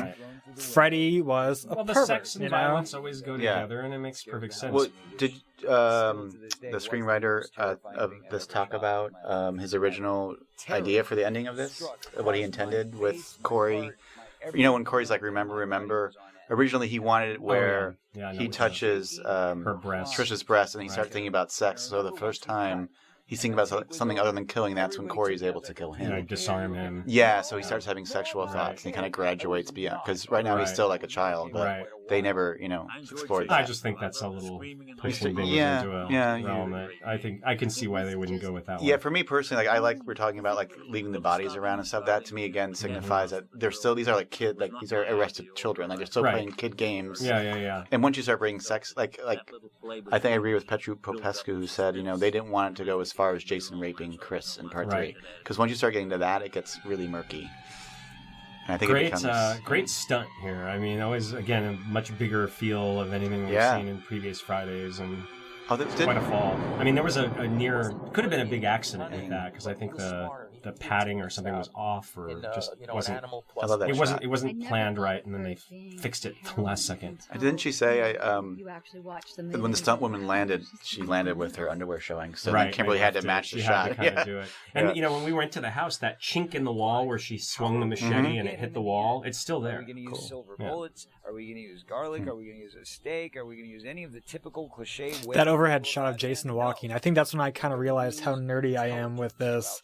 Because, Dan, you come over to my place every Sunday. It's Sundays with Luke. That's become the theme the past 6 months. It got to the point where it's like, oh, Luke, how about this shot here? It's like, okay, that one. And I would just go to it. It's like, God, why do I know this shit so much? I mean, you couldn't ask, with you and Andrew on board, Andrew, I think by de facto default, whatever he became, now a Friday the 13th expert. But I think he's definitely more of a Freddy guy, and you are definitely the Jason fan. So I think you bring a lot of that to this. Do you think that's true? I found most people say you're either in one camp or the other.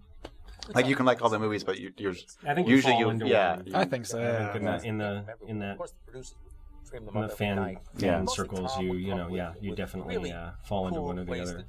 I would definitely say I'm more of a Jason guy. As much fun as I had working on his on Never Sleep Again, that really was Andrew's impetus, was his his passion. And Tommy Hudson, who I by the way haven't mentioned once during this commentary, and I need to give him a major shout out, our producer. I mean, who I've worked with on several shows, and really went to the wall and back to get this thing put together, and infinite patience and management trying to keep the show afloat for almost a year and a half now. It's not an easy thing to do, very limited resources, and we're not these guys who have funding from the studio. We're doing this on our own dime and with our own passion, and that's really it. What you're seeing is just a handful of people putting together something that we really believe in. So this is very different from what you'd see released from Paramount or Warner Brothers. You just wouldn't get this kind of content or at least the detail that we've put into it. Yeah, you totally wouldn't get the care from the bigger studios. Well, and not that they don't care about the titles, but I think they don't necessarily understand the minutia of all of it. Like what you did with the book. Had the book come out from a major publisher, I think you would have seen a different book, and you were fortunate. You independently, we all kind of banded together, published the book independently, and I think that's the reason the book stands on its own and why it was so kind of embraced. I think a lot of times too with studios, to be fair, they have to promote the movie. It's their product. Where it's this is And there's also they fall into a lot of different legal restrictions. That, there's just. And it's not because they don't want to do these things. It's like the world is a litigious place, and when they see the name Warner Brothers or New Line or Paramount on something, people are more apt to file a lawsuit. And I think it's one of the the burdens they have to bear. So they have to be much more careful in terms of what is being said, the content. They have to take responsibility a lot of times for those things. Whereas with the book, what was so great is you just kind of let everybody say what they wanted to say, and you just published it the way that they said it, and you didn't do anything out of turn. I know for a fact everything that was said to you for that book, despite what some people said later, was on the record. Oh yeah, I have everything on audio tape. Yep. So when Jason it made Jason's death. I won't say who, but some people even said if this was a studio thing, I wouldn't talk to you. So actually, not being associated with the studio helps. Sometimes. Absolutely. I ran into that as well with this, with some key people involved. You can't name them because it's not important. It's not, right. But I think, look at the gross for this movie. Yeah. If you were to translate that, and you're over $100 million today. That's $100 million that this movie made. That's amazing. Yeah. So, I mean, these were. I mean, I'm saying by today's, if you were Yeah. to convert that to today's dollars, yeah. It's a lot of admissions. Wow. And part 3 was more, wasn't it? Or was this one higher? Yeah, 3 was 1, 3, 4, and 2. Wow. Looking in terms of admissions, anyway. But they're all pretty close. Like 2 did depress a little bit, but again, I think Craig Mancuso Sr. was right. Like once they added a little 3D or the final chapter, right? It was something more. And people, again, we believe like this was the final chapter. I mean, I remember the people screaming in the theater when Jason died at the end. Like people were cheering, like they were standing up in their seats. Oh, I remember. It was like a party. Yeah, I was there opening night. I brought all my, friends. I mean, it was 20 of us that went to go see it on opening night. It was bedlam in the theater. Yeah. There was a party. There was an eruption of like screams and cheers when Jason got his head lopped off. It's great. That's why I think you probably can't replicate that in a way today because, again, we're so cynical and that we all expect it's going to continue anyway. Right. This is the last time you believed it was final. Is there a reason? Is that any reason to phone it in, though? Because I really feel like a lot of the endings to these more recent ones are just so phoned in. It's like, could you even have tried? I just mean, like, even if you were sincere, people wouldn't believe you like they did back then. Right. Back then, I believe that was the final chapter. Now, no matter what happens, I'm kind of like, well, there probably didn't be a sequel. You know? Right. So, I don't know. Yeah, I agree with you. But again, that's sort of, the fact that we loved it so much and then everybody wanted it. We demanded more, so they gave us more. Yeah. But then by the same token, we became cynical because they gave us so much more. Yeah, I know. So you yeah, can't it's no one's fault. Yeah, it's just, it is. To Joe and I, that was the. But again, there's, and Corey explains this very well, that they were already kind of saying, maybe there's another franchise that we can embark on. Maybe it's not Friday the 13th, or maybe it's not Jason. Maybe it's this whole other kind of contagion of evil. Well, it's interesting because we didn't mention it, but remember Sean Cunningham for part 2, his idea was to do a different Friday the 13th movie every year that had it was about Friday the 13th, the holiday or the theme, and it would be a totally different story. Like, kind of like Halloween 3. Yeah. So, an anthology, I guess. Yeah. Call it closest. Yeah. It's always been a cool idea, but I guess Halloween, once they don't make money, they don't. In Halloween, you could see that working. Yeah. Had the third one been successful, but with Friday the 13th is just bad luck. So what does that mean? There's no real day that ties into. Though with the TV series, they found a way to use the title and do something different. That's why I like about Friday the 13th too. It was a sense of it wasn't really a morality play. It was just you're in the wrong place at the wrong time. Right. You didn't do anything wrong. It just happened. Yep.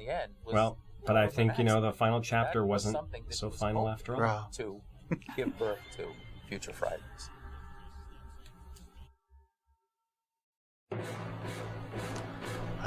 Luke's new beginning. I love that. Hilarious. And it's repetition. Few modern horror franchises can commit Luke cinematic. Rapalesky, it's all you. I'm turning. I know. This one I over am to so. Luke. He's a big fan. Part 5. And I have to say, Mike Felsher, who shot a lot of these interviews for us, who's a good friend of ours. He's a huge Part 5 fan as well. It should really be these two. I should have had him phone it in. Let us do Part 5. So, Luke, what do you think of Part 5? It's the best Friday the 13th out of... No. I don't know. It's definitely not the best. But I always felt that it got a lot of more crap than what it deserved. I don't know why. I think... Did it really? I don't know. There's something about it that I just... Like John Robert Dixon says, it's sleazy. Like, that's the word most commonly associated with it. I guess I'm trashy. I like sleazy. So I've always had a love for this film. Did you love it when you first saw it too? I think I did. Well, also going back to my buddy Matt, where I got introduced to these films. This so you was have that thing of where it was. It's my first. It's nostalgia because you saw it first. There, among the yeah. First. That's why. I seriously think when I was a kid, I think it's amazing. No, you don't. I'm going to tell you, your opinion's wrong. Yeah, like my buddy. It's getting ugly now. Because I know Matt, one of the VHS tapes he had was Part 5. He eventually gave it to me, and I still have it to this day. With that ugly cover, didn't have the ugly man. It had, yeah, the pink light coming through. Yeah. I just remember being so thrilled when I first heard it was another Friday the 13th. I couldn't believe it. I read something in Fangoria. So I was just so excited and jazzed. And I remember I saw it twice, trying to convince myself that it was better than it was. Me too. Yeah. I think I saw it 3 times trying to convince myself. Yeah, wow. And this is the beginning of Danny Steinman's career. And, rest in peace, Danny, who I got to meet a couple times and was very nice. And I always felt bad because I think he was very painfully aware of the kind of backlash to this movie, and Well, it was even when we recorded the commentary with him for the deluxe edition, I think there was a slight defensiveness with him that I remember. You know, he just didn't like the fact that people were trashing this movie as much as they were. Well, it was difficult because a lot of the people I interviewed, were after him. So it wasn't until the ebook I was able to go back and say, because then he saw what everyone else had said about him, and so he was able to respond to it. Because it was really hard to read when people say those kind of things. But when you're doing a book, you can't interview everyone, then go back to everyone else and go. You have to just take what you get and then put it all together. Yep. And then sometimes people don't, and they're like, holy, I can't believe that person said that about me. But so it was really hard for him, I think, to read some of those things. It's, look, I mean, I wrote a Halloween movie that wasn't the most accepted of the franchise and had a lot of reasons for becoming that. Movies are not made by one person. They're just not. It's a team effort in every way, and a lot of decisions, and it's from the top down, and I think you have to kind of you find out painfully sometimes that there are a lot of factors that go into making a movie that don't coalesce with the vision you have of that movie. I think this is probably one of those movies. But also, everyone has their own sensibility. Like that's just, those are the things he's interested in. He was hired for his sensibility. He did what he wanted to do. Everyone tries to make a good movie. No one goes in and says, I'm going to make a bad movie. And some people like Luke. Some people really respond to the tone of it. Luke, you're always going to have ownership of this movie. Yeah. But no, it does have its fans, and I think it's why we, just like all the other movies in the franchise, and like you did in the book, we really kind of paid, its dues. We gave it its props. We spent enough time, I think, kind of going into the making of this movie, right? Yeah. Well, I think it's definitely an interesting chapter, because also Jason is dead. Right. Like, where do you go from there? How do you, what's interesting, I think, about part 5 is like part 4, we just watched it. They talk about how they kind of set up as, we'll have Tommy be the new killer. And I don't know, maybe you guys know, were they kind of hesitant to fully go that direction yet? Because it kind of seems like this kind of does the same thing again, where it sets up Tommy to then be the killer. But the ambulance driver really... No one can ever justify that. My idea at the time, and this is probably the version I pitched Frank in one of my many letters to him, was that I wanted it to be more like Psycho 2, where Tommy comes home years later after he's been released from this institution, and it becomes sort of the murders start, and he thinks he's doing it. He's kind of like Norman Bates in Psycho 2. And at the end of the movie, it turns out it's Trish. He was the one who got all the treatment for his trauma, and she never did. She was left there. Nice. So she became like Mrs. Voorhees. Well, that was my idea. I remember I don't know how to put it. It was the problem I had with sort of Jason's dead, you have an imposter, is that now you have an adult, full-thinking person doing this, dressing up in this costume. It's not this feral creature anymore who's like not a full intelligence. It's like it's a normal adult, right? And so it's kind of weird. And it becomes. Well, I think they tried to almost circle back to part 1 in a weird way, where it's sort of the bereaved parent of a child who was wrongly killed, or wasn't being attended to, and that parent loses, control and goes on this killing spree. I think that's what they were kind of going back to, but it just doesn't work here. First of all, they already showed you this guy. You don't have any sympathy for the guy that he kills. I think sympathy is the biggest factor that they're missing in this, for me. Yeah. Well, also, too, fans have pointed out, the guy who kills his son gets away with it, and he kills all these other people that had nothing to do with the death of his son. Yeah, what's Corey Parker and his boyfriend have to do with anything? Yeah. Well, I have to say, that's what I kind of love about this one is... This was like the first one where you're just killing people that have nothing to do with the other campers and whatsoever. Wasn't the body count like twice as high? Oh, the body count is enormous. 20 up until by far, right? Pretty much. Well, Bruce Green said that it's structured like a porno movie, and it really kind of is. There's like a brief scene of dialogue and then the money shot and back, and it's just, that's all it is. Right. Yeah, I think Danny says like every 8 minutes he had to have a kill or a jump scare. Right. Or a sex scene. Yeah. But like for me, like actually some parts, like when I was a kid and saw it, like when they finally get to the halfway house near the end and like the kids are home alone in the rain, like, oh, okay, now it's starting to feel like Friday the 13th again. Right. Yeah, like I liked it when they more confined it to those kids again, but I think for me the first like 45 minutes when it's all this random people at driving truck stop, to truck stops and trailer parks. Yeah. I think what's interesting about this one is, we're all fans of the genre. We know that the Texas Chainsaw Massacre really has no blood in it. Mm-hmm. Yeah. To me, this one is just pure 80s excess. If you were to ask a random Yes, person true. on the street, what do you think of Friday the 13th? They're going to say it's nothing but random nudity, violence for the sake of violence. Mm-hmm. That's part 5. True. Like, completely amped up. Right. But this movie was successful. I mean, it opened huge, but I think it was based on the excitement that people felt at the end of, of part 4. Same thing with Nightmare on Elm Street. After part 3 was so successful and people really loved it, when they came back with 4, which I will argue is not a good Nightmare on Elm Street movie. Tommy would fight you. Tommy will fight me on that one. But but you have that core audience that's excited because of the success of the last one, and I think that's where the audience came in to see this, hoping it was going to be as good as the last. Yeah, but the problem though, 4 was the highest grossing of them all. Like that actually was very MTV. It crossed over, whereas part 5 did not. Like it tanked after the first. Right. It didn't have good word of mouth. But I think it had that initial big weekend though. Yeah. Yeah, it had a great lead into it. Yeah. Well, too, Frank Mancuso Jr. said it. That it was the kind of thing where like the more mainstream people are like, okay, I'm done with this. I saw Final Chapter. I'm not doing this again. But the hardcore fans were like, oh, I want more. So they showed up, and they're like, anything's better than nothing. So we'll go see this movie. Right. But once the word of mouth got around, the mainstream people were like, no, I'm not going to see this movie. Yeah, it's too much. Because it's true. I mean, after part 5. Well, also, it was almost like enough is enough. And, yeah. But there was this one news report, I think it was like USA Today, and we put a clip of it in here at the beginning. When they originally announced this movie, I think it was at NatP or something, and it was, Betsy Palmer returns as Jason's mom. I'm like, fuck yes, I'm there. But no, wasn't meant to be. You wonder where that stuff comes from. Was I that know. really?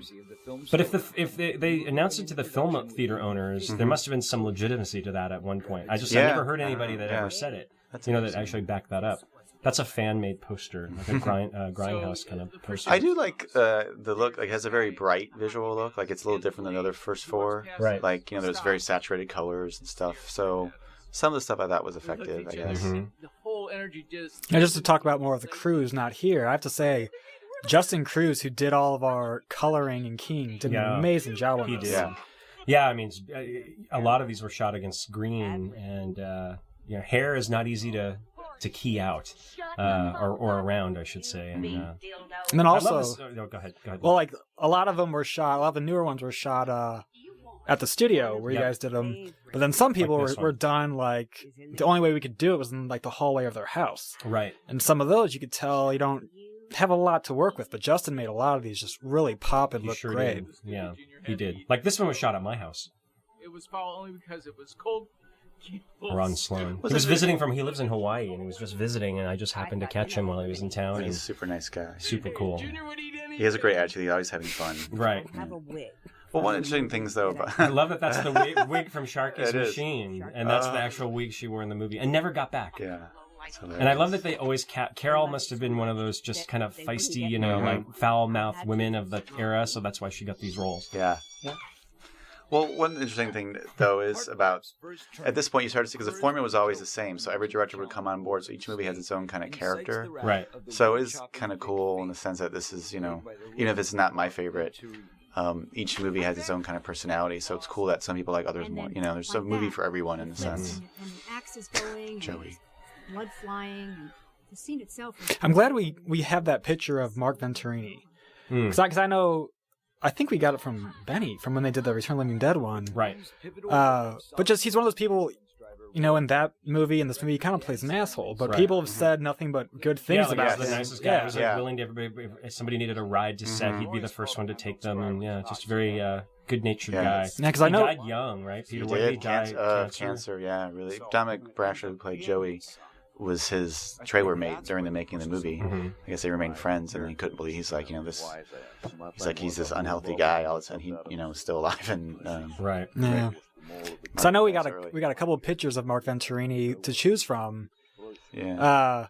And we had an actual 8x10 headshot of him. But he just looked kind of mean. It's like, nah, let's go. He's a nice guy. Let's go with a picture of him by his hog, just smiling, Right. And I think some of the kills in this, they were pretty brutal. I mean, Juliette Cummins, who we unfortunately didn't get to interview, but she went on. She was in Psycho 3, and she died a brutal death there as well.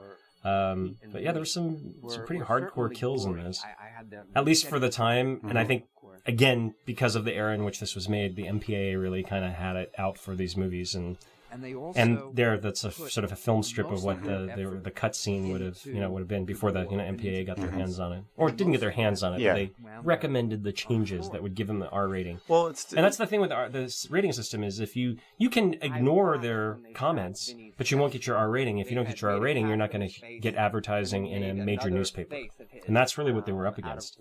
Yeah, it's really my opinion is that theaters don't really back it. Right. It's not really unrated movies, especially then, just wouldn't get into the theater chains. Now with video, you can have the unrated version on video, so it's not a big of a deal. But Well, it's funny because even today, like Adam Green put out Hatchet 2 in theaters. Right. They're going to do unrated and everything. I think it was there, 2 days before it got sold? The same thing, they got unrated, yeah. It's a tough market to try to kind of make any real headway in. I like that we interviewed him and we talked about whether or not these were the first two gay characters in Friday the 13th. Well, that might be one thing, people respond to about this movie. It is so weird and wild, and Danny Simon said he loves things that appeal to his senses, so he just sort of jacked everything up. So it's kind of yeah. Now this scene was written for Part 4, the Lana and Billy scene that came from the Barney Cohen script from Part 4, and it was the same, almost verbatim dialogue. Not so much dialogue, but the sequence of events was the same. I think there was a train track involved or something, but it was him. It was picking up a girlfriend from the diner. Jason kills them on the in the diner. Now, speaking of the script, Martin Kotrosler is credited on this one. Yeah, right. But he didn't write it, though. I think it became a Writers Guild arbitration issue, which I think... Go ahead, Pete. Because the script for this, the first script for Part 3 was Ginny in a mental institution, then Jason shows up and starts killing people. So Martin Kotrosler wrote that, and that was the basis for this. So they refashioned it with Tommy. So there were elements of original Part 3 script in this. And I think what happened was that when the credits, Writers Guild of America has, and I've been a member for many years, and I know how this process goes. It's difficult because a lot of times you're rewriting somebody else's material, and at the end of the day, no studio has any say over who gets that credit. It's only the Writers Guild. And the Writers Guild looks at all the contributing writers, and if there's a controversy, they get a panel of 3 or 4 anonymous Writers Guild members to read all of the contributing material, and they determine who gets the credit. I have a feeling that's what happened on this movie. I don't know that for sure, but probably so. I think that's how Martin Kotrosler got the credit, because they looked at his script for Part 3 and said, hey, this is the same thing. Because this is also interesting is because, Phil Scuderi was sort of the guy behind the curtain that was influencing the early movies. And when Frank Mancuso Jr. stepped away from the series and became executive producer on this one, he took more of a hands-off role. Scuderi was the one who picked Danny Steinman. That's where that selection came from. Right. And Scuderi was definitely more into he also picked, he got Frank Zito the interview with Frank Mancuso Jr. I'm sorry, Joseph Zito. So, and so, Scuderi was always picking people from a more hardcore exploitation background. He's also the one who hired Danny after this for Last House on the Left 2, which was never made. Happened, so that was this is definitely more of a Scuderi influence too, I think. This whole, because that's not really a Frank Mancuso Jr. kind of feel. Right. Yeah, Frank didn't have a lot to say about this movie because I don't think he was too hands-on involved. No. I think he kind of oversaw things as he needed to. But I think he wasn't kidding when he said the final chapter was the end for him, and he kind of turned it over to other people. And this is the first one of the long line of movies that came after. And you can kind of feel he's not around. Yeah, There's absolutely. just that sense of, it's just in the hands of people who maybe don't understand it as well. Yeah, because I know the credited producer, Tim Silver, was hired at the last minute by Frank when Frank decided, okay, I don't want to produce this movie day in and day out. Right. So he really wasn't there. I think Melanie Kinnaman said she only met Frank once, I think, on the set, once or twice. Yeah. With a familiar last name. I love the Debbie Sue Voorhees, thing. Very nice. We flew her in from, I think, Texas, where she lives, and she must be a very popular teacher. She teaches in high school. Oh. One of them was Darcy DeMoss, who ultimately played. But this whole story is interesting. He was dating Darcy DeMoss, who later appeared in Part 6, but she was originally cast, as you guys know, but as Tina. Also, Gina Gershon was up for that role. I went in. Have you guys seen Showgirls before? Maybe once or twice. wasn't prepared Greatest for horror that movie at ever made. all. So I said, I have no problem with nudity, but you need to contact my agent and have him okay it. We made arrangements to get together. Another thing I love about this film is you guys might absolutely despise it. I love the mask with the blue chevrons. I think it's awesome looking. And I love how with this one they actually put thought into. I just love that you called this triangle chevron. Yeah. Well, it's like way too smart. But no, I love how, and they talk about it, how for the Roy, he always had the blue ones, but for the flashbacks with the real Jason, that's the red ones. Which I have to kind of go on a rant here. There are people that say Tom Morgan did not play Jason. Tom Morgan played Jason. He did in the flashbacks. Yeah, he did. Well, also, like, as far, even to me... Well, the dreams thing wasn't the opening, I'm sorry, yeah, the there was opening three, wasn't, yeah. it was the other, it was John Hawke. Yeah, I mean, when Tommy had his visions of the real Jason. That was, right, yes. Yeah, sorry. But even to me, his performance, even with the blue mask on, it's still Jason. Because if you get rid of that ending... Use Jason's persona? Like, why can't he just kill people to kill them? Like, why does he have to put a hockey mask on? Well, I think is he trying to pin it on Tommy? I never was clear about that. He had to probably deflect attention away from himself. But again, I don't understand, why doesn't he kill Vic, who killed his son? Yeah, he killed everyone else. He just got into a police car and they drove him away. Yeah, I never understood that. But that doesn't seem fair. Well, the thing about the mask, so I didn't mind the mask. It was kind of cool. It was blue because it was imposter Jason, but he was thinner. Like I didn't find him imposing. Like he didn't seem like a scary Jason. He seemed like a guy in a slicker. See, to me with part 5, this is the most popcorn out of all of them. Where true. See, even I don't even get. I think 6 foot qualifies as popcorn. This qualifies as kind of like throw that on in the back room. Well, even I don't get that deep into trying like, how come we didn't kill Vic or anything, but. I guess I remember just at the end of the movie not really feeling I had a good time. I kind of just felt sleazy and a little dirty. Go home and take a shower. Yeah, that's why I love it. Blood in the eyes. But no, it just kind of shows you again the Freudian formula can different people bring their own sensibilities to it. And you get a totally different feel. Like it's the same. These are all essentially the same movie 8 times. Yeah. Yet they all feel really different. I remember being a kid watching this. And like on VHS, the quality's just not that great. Yeah. That shot where Eddie walks by, he goes to the lake, cleans up or whatever, and then walks by. I remember always thinking, or people would even talk about, like, you could see Jason behind the grass. You can? Because I think the grass just kind of moves or something. Like, like you watch it now, he's not there. But I just remember people thinking, oh my God. And then, of course, we talk about this here. Yeah, with twisting it the wrong way. Yeah. Those pictures... Those are cool.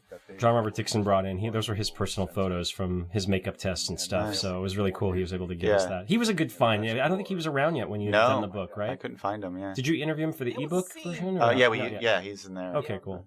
Played my brother, Demon. I sort of feel have like... you guys seen the music video? Did I send yes, it to you guys? On YouTube, it's hilarious. I actually sent it to Miguel, and he put it on his Facebook page.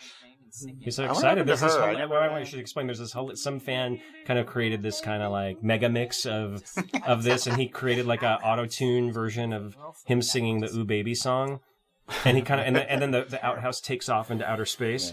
Hilarious. See, this is how well thought out this film is.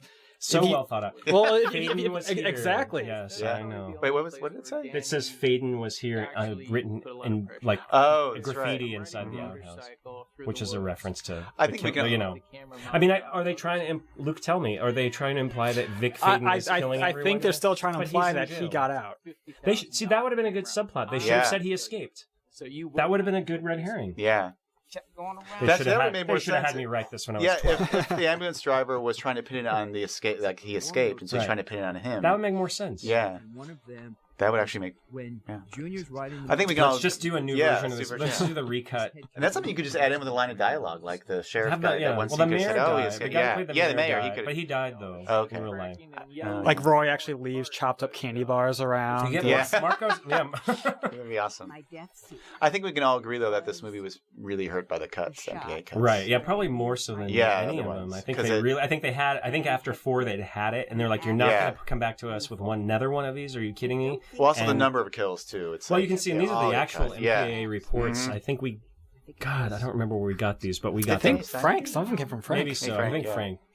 I got one from Bruce Green, I remember. I was sad we didn't get to interview Tiffany Helm, who we did interview for the special editions a couple years ago, who's really cool and really fun. Her mom is Brooke Bundy. Is Brooke Bundy from the Nightmare on Elm Street. She plays Kristen's mom. Yeah. I think a lot of people know that by now, but it's good trivia anyway. She does a great dance to these. But she does the song in the song, which is from an Australian band. Right? Yeah, Pseudo Echo is the name of the band, and the song was called His Eyes, which they actually wrote about a Vincent Price movie. That was So it wasn't written for this? No, it was a tribute to Vincent Price, but Danny Simon heard the song that Tiffany Holm gave him the record. Oh, wow. So he used it in the movie, and then I interviewed the lead singer of the band, and he said they still get requests from fans, like the diehard fans, to play the song, and they get a good reaction from the concerts. I love that talk about brutal deaths. He was going to give it right to the There's photos of that. Right through the flaps. Yeah. I mean, that's an example I think Tim Silver said, of the sleaze. It's not just that it's blood and guts. It's like, that kind of kill is like, well, yeah. It's like distasteful just in conception, I guess you could say. What happened to Jerry Pavlon? I think we tried to reach out to him as well. I mean, he's in the book. Right. I know he's a teacher in Chicago. Oh, is he in Chicago now? I don't. Maybe when I interviewed it was 10 years ago now. He was in New York. He was a teacher. Maybe it's New York. Yeah, he talked about teaching his class, and they found out he had done it Friday the 13th. Surprised that we didn't get him because we definitely shot a day or two in New York. Oh, too bad. Yeah. It was like again, it was like some of these crews that were we hired local people to shoot the interviews. And you kind of tell. But don't get me started on a couple of those. God, there's your Reggie. Oh yeah, Reggie. God, I don't know how many times we just laughed at all this. We made in our mockumentary on this one for the deluxe edition. We made a whole bonus, like an interview with Reggie's cousins, and they talked about how didn't he look cute in that little red suit? He did. The screen. I just remember my friends the same group of friends that went to see part 4 with me a year earlier, went to see this one, and while they were screaming and having a great time in part 4, they laughed their ass off through this whole movie. I mean, the tractor and the red suit and taking a dump in the outhouse. It was so like.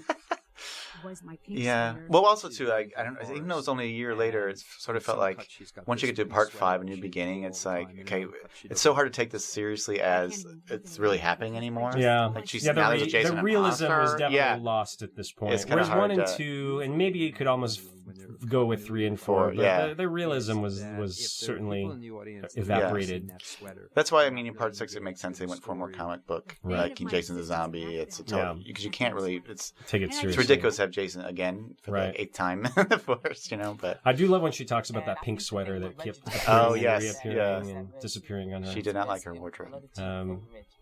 Now, a lot of these backdrops with the mask, with the blue chevrons, those are created by Crash. Like he actually makes those masks, doesn't he? Yes, Crash Cunningham makes these amazing replicas of the mask. So even the one that you see at the I won't give too much away here, but in our wraparounds with Corey, you'll see a mask that Crash actually made for us. But actually, Corey Feldman thought it was the actual mask. He thought it was the real one. There's always more than one, right? There is, but he thought it was from that. He thought it was the one of the ones they used in the movie. He goes, "Wow, this is exactly like the one that we used." I thought the last final chase, it was pretty fun. But the chainsaw versus the machete, again, I just remember the audience was laughing, and not in a good way, not in a way, it was all just very mocking and like, oh my God, this is... I think John Shepard was really good. He really intense, like he really... But he was a character, right? Didn't he come on to set completely in character and stayed in character? Did. The whole day? He really This is a last minute interview. I just have to inject John Hawk, who played the stand-in Jason.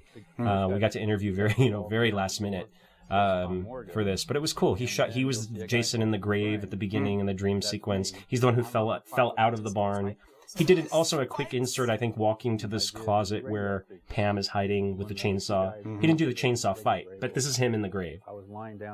I think it was Tom was doing a marathon, or he was out of town or something. Something like that, when they came back to do some inserts. But it was John who kind of filled in the gaps. Wasn't his original death his head got chopped off, right? Went down the stairs, I think, Dick Whelan had said that. Yeah, there was some alternate death, and then he did the spikes later. There's actually, and Fango posted a picture of his fake head that was supposed to be decapitated. Right. And in the ending, there was some... that John Shepard wrote... that last scene with oh my God, his name's escaping me, from the Christopher Guest movies. Michael Hitchcock. Michael Hitchcock, yes. Although Danny Simon disputes that. He says that's not true. So who knows? Right. Yeah. God, I love Jeff Katz in this. Yeah, I mean, we debated on how much to use Jeff Katz, but I thought he was kind of a fun, voice of the fans. I have to say, I love Jeff Katz, and he's just done a tremendous thing this year. He's just lost so much weight. He looks like a different person. Good for him. Yeah. Thing to me, who was chasing me, and I like the her. motive, and who this person was. It's pretty. Yeah, Melanie was great. She came in and... Well, because I remember when I talked to her for... I think I finally connected you two, because you hadn't gotten her for the original book. Yeah, right? we did for the ebook. Yeah. Right. And she had said, at the time, if I would have contacted her back then, she wouldn't have done it. Because it took her a long time to sort of come to Make grips. peace with the whole thing. This is my favorite thing of the whole movie, where Jason's posing for the reporter, paparazzi or something. There he is, just poking his head in. Look at this candid photo we caught of Jason Voorhees. They always do that in a lot of these slash movies. They use like a publicity still or something from another movie. But what were they thinking? I know. This is the one where I go, what were they thinking? Luke, what were they thinking? You wrap it up. At the very end. Where do I begin? One thing, I know, Dan, we've talked about this, how this one is they kind of went back to the first one, where it's a parent avenging the death of their child, to where we even have the old Friday the 13th block logo in this one that wasn't there for 3 and 4. Yeah, and to be fair, I mean, it's tough. I mean, an imposter Jason, it's tough to pull that off. And he's behind me with the Jason. And I don't think they should have done my Psycho 2 version, but that's just me. Actually, I think what your thing about having Vic been escaped and then he's pinning it on this missing Vic person, that would have been cool. That'd it's almost like that subplot in Prom Night. Remember where it was like the escaped murderer, where they thought the guy that had been convicted of killing the kid or the girl at the beginning, and you thought it was him coming back to get revenge. But that gives him a reason to dress up as Jason. Right. But again, I think this movie opened big its opening weekend. Look at $8 million gross in those days for an opening weekend. That's pretty big. Yeah. It dropped off pretty quickly. Right. Well, the remake had the same kind of response, as this one. It just didn't. It didn't have the staying power. Yeah.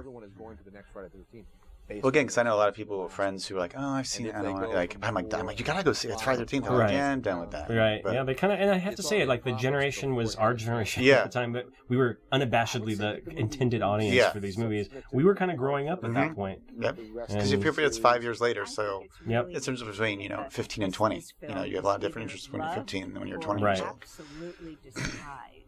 I don't know if we made the right choice putting that black and white photo behind Carol. I like that she's chopping the chicken up, but I just... You can't change it? Well, if I do, then people will know there was a different photo there. Good point. It's set in stone now, boys. But, it's personal opinion. But I do think this movie certainly has its audience and it has its fans, and it's definitely part of the series. So you kind of have to acknowledge it, and I think we did. I think we covered the majority of this movie. I wish we'd gotten a couple more of the cast members to come forward and talk about it, but for their reasons they didn't want to talk. So. Well, also too, sometimes you have to go slightly off track to get back on track. So, because of this movie, that's the reason we have part 6 and we have Jason being resurrected, and then that kind of set it back. You could argue that set it back on track. So, I think they could have gone it's a backhanded compliment, I suppose. I guess, but and rest in peace, Danny Stein. Yeah. He was a very. And he did have a love for exploitation movies. When I talked to him, he was, he's like, these are his words, like, I like big tits. Like, that's what I like. This is what you want to see. You want to see people die. You want to see sex and violence. So that's what I did. And it was enjoyable. So he made the movie he intended to make. He said he's happy with it. Everybody starts off trying to do good. And I think Frank sums it up well here, too. I mean, he does. He talks about everybody starts off trying to do good. Everybody wants to make a good movie. And I think, Luke? I love it.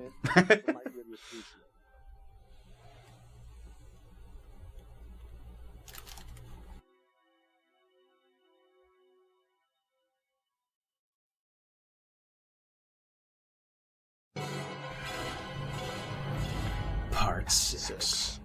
Just like a teaser. Jason Lives. Friday the 13th, Part 6. I never liked From Tom McLaughlin himself. Yes. Yeah.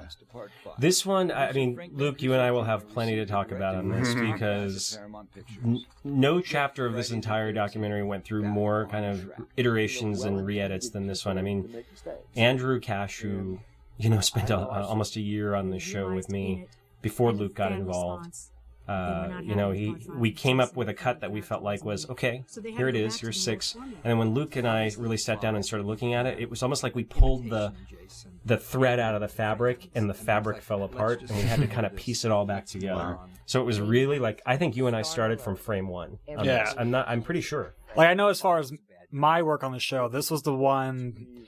It's kind of. You were like, why did I sign up for this? Well, it's kind of funny because with part 2 was one that we spent a lot of time on, especially like those Bill Clare photos came in like literally the last minute. Yep. So like that was already locked, and we had to like, okay, we're going back. We took an entire day just figuring out where to pop these photos in. Right. So that one was like, man, part 2, like Jason will never die. Right. Then with part 6, it's like, holy shit, Jason truly lives because this one will not die. Right. It wouldn't. I mean, we worked for weeks and weeks and weeks on just kind of reconstituting the whole thing and finding a whole new kind of. I mean, essentially it's the story that we always intended to tell in 6, but we just told it in a whole different way. We restructured it. So it's told in a more linear way, I guess. That happened in the book too. Like I had to, some chapters just weren't working. You just had to throw it all. You got to redo it all again. We just kind of threw everything up. Oh, excuse me. Pop. Threw everything up in the air, and we started again. But frankly, I think it benefits from it. I find this to be one of the more engaging, complete chapters. One of the things that people will notice, and I'm sure will call us out on, is that Tom and Nancy McLaughlin, who are just great people and good friends. They do look incredibly different from one interview moment to the next. And the reason for that is these interviews were shot 5 years apart. They just look different. Tom's hair is way grown out. He's gone back into music. His whole background is in, punk music, really. And he actually opened for Alice Cooper. That's right. That's right. Band, yeah. So he kind of is going back to that time of his life. So now when we interviewed him last year, he just looks so different from where he does than he does in this interview. He is 2008. I remember he was the first director that got back to me, and he was so nice. He invited me to his house. I remember I couldn't believe it. Yeah, and Peter and I were invited to dinner one night. With him and Nancy. Nancy and Tom made this beautiful meal for us out on the veranda. And he still tells to this day the most fun he had making a movie was part 6. Yeah, he means it. Yeah. I mean, the whole April Fool's thing we didn't really talk about with Amy Steele from part 2. The fact that Frank Mancuso produced April Fool's as well, and he brought her back for that movie as also another Final Girl. Totally different kind of movie. Well, too, it's important too. Frank was really loyal. He, like Bruce Green, edited some other movies for Frank. Like he brought a lot of the crew members from these movies onto his other movies too. Yep. So, and it's interesting because we talked about it a little bit, but Roger Ebert, for example, was very critical of these movies, and then Roger Ebert gave a review to a movie Frank did called Permanent Record. He gave it 4 stars and said it was this great teen movie. And Frank's like, if it wasn't for Friday the 13th, I wouldn't have been able to make a movie like that. A lot of times that wasn't appreciated that these movies allowed. Yeah, they were like a stepping stone to other bigger movies, and Frank went on to he made Species, he made Permanent Record, he made Ronin, I did a lot of big movies. A horror movie before called Return. And Tom Matthews, we didn't get years ago. What a great thing it was. We finally got him, and I mean, this was the one where I felt like, first of all, I think this one has the most people. Definitely, it's the longest list of interviews that we have of the whole show. Yeah. So I think that was also part of the difficulty that Luke and I had, was trying to piece that together and make sure everybody got the appropriate amount of screen time. I think we finally nailed it, but it took a long time. But the fact, and then poor Ron Palillo, who also just passed away. I mean, no one refers to him as Ron, so I'm going to. Because the only thing that anybody ever calls him is Horseshack. Yeah. Even the fellow cast members call him Horseshack. But he couldn't escape it. But he just passed away too, not long ago. Yeah. I think one of the reasons why we have so many cast members for 6 is because he used so many of his friends in this movie. Yeah. Right.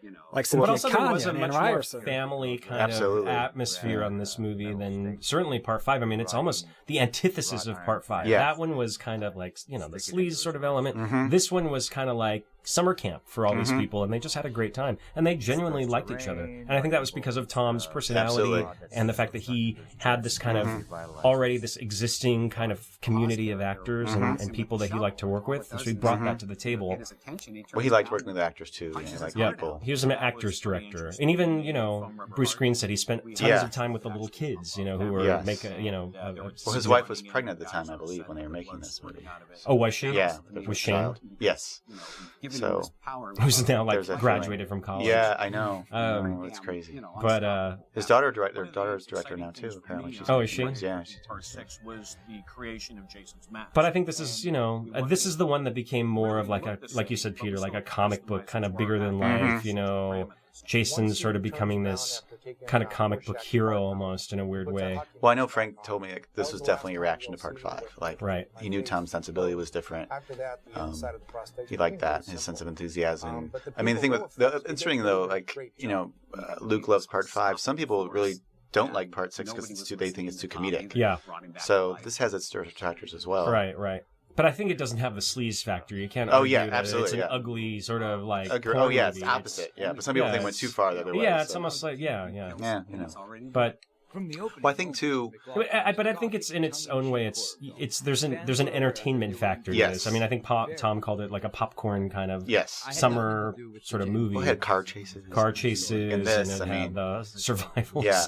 But you could argue this is when like you can't take Jason seriously. Like, right? No, I mean even the James Bond thing. That's not scary. It's just silly. But he definitely went for comedy. When Tom's background is in mime and comedy. I think he brought a lot to that that training to this movie. It was fun. And look how different he looks. I mean, the hair is long, and we actually shot this. He has that screening room in his house, and that's where this is.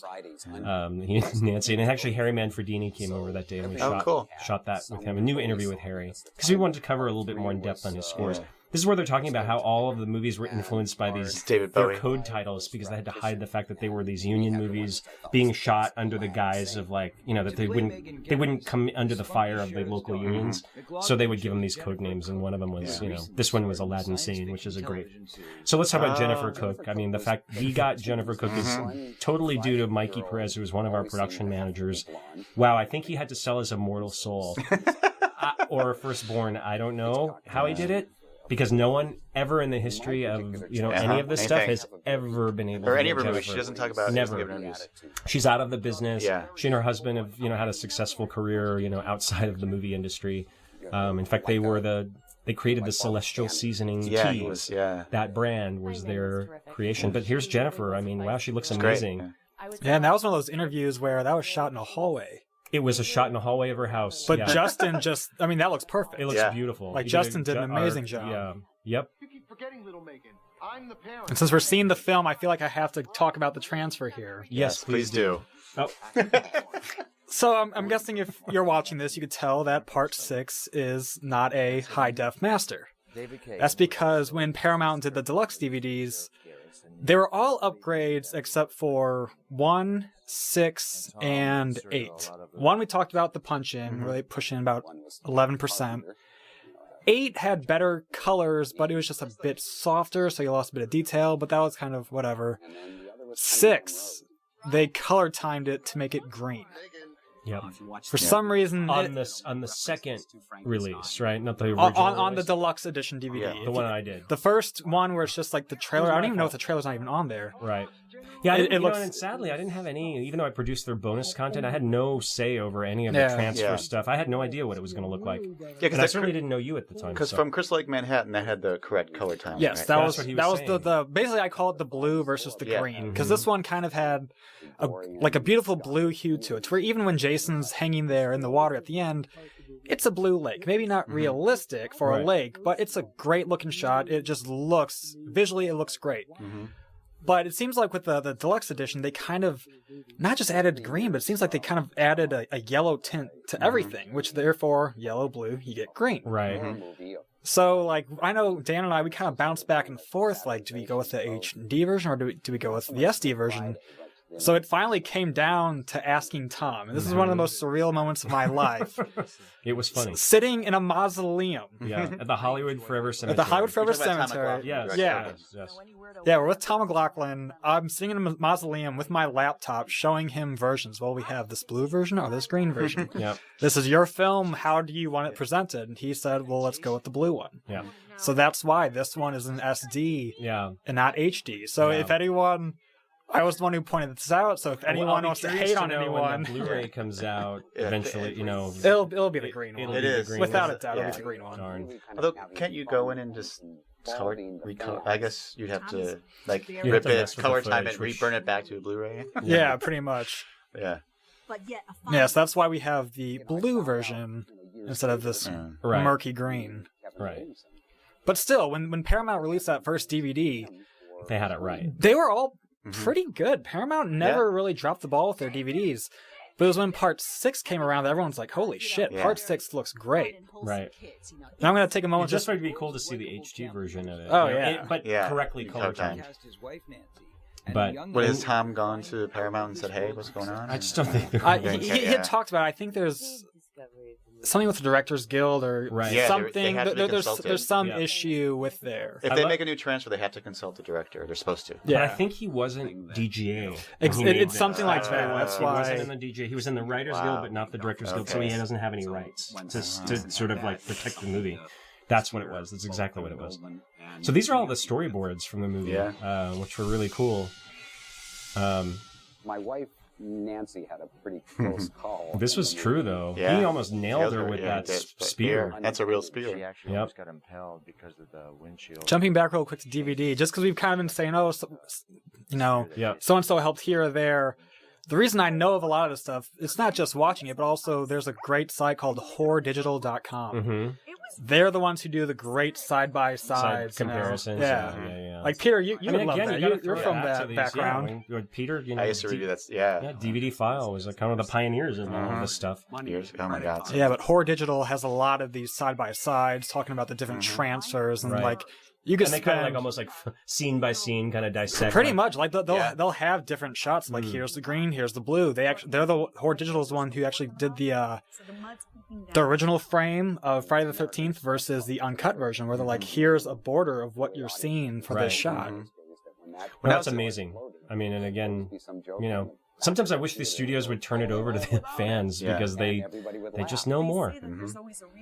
I would love to talk to someone because it seems like it'd be more work to recolor time the film. Yeah, we think, You know, like just leave it how Unless it is. it was off of a different negative or interpause or something like that. See, a lot of times. Oh, sorry. No.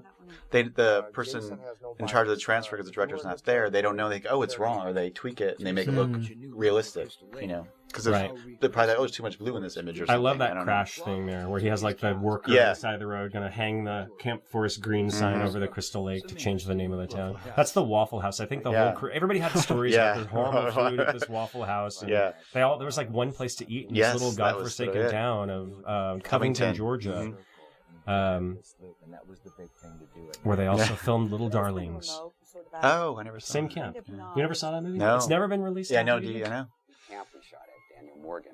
And there's the Actually camp. was the site also of the movies Little Darling. Yep. Poison Ivy. Poison Still Ivy. ahead of myself. Not the Poison Ivy with Drew Barrymore. Yeah, but I was Michael saying. J. Okay. Fox. I didn't realize there was a Michael J. Fox version.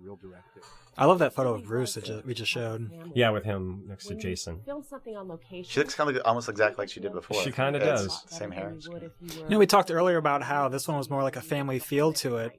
You never hear any bad stories about Part 6 of like any fighting I think or the bad guy in a way, if you want to say Well, that. Was we the talk production about- manager, and he was the infamous Don Burns? Yeah, swamp cooler. Story Yeah. on the top of the. But you know, he was doing his instead. You know, his job to keep things on budget.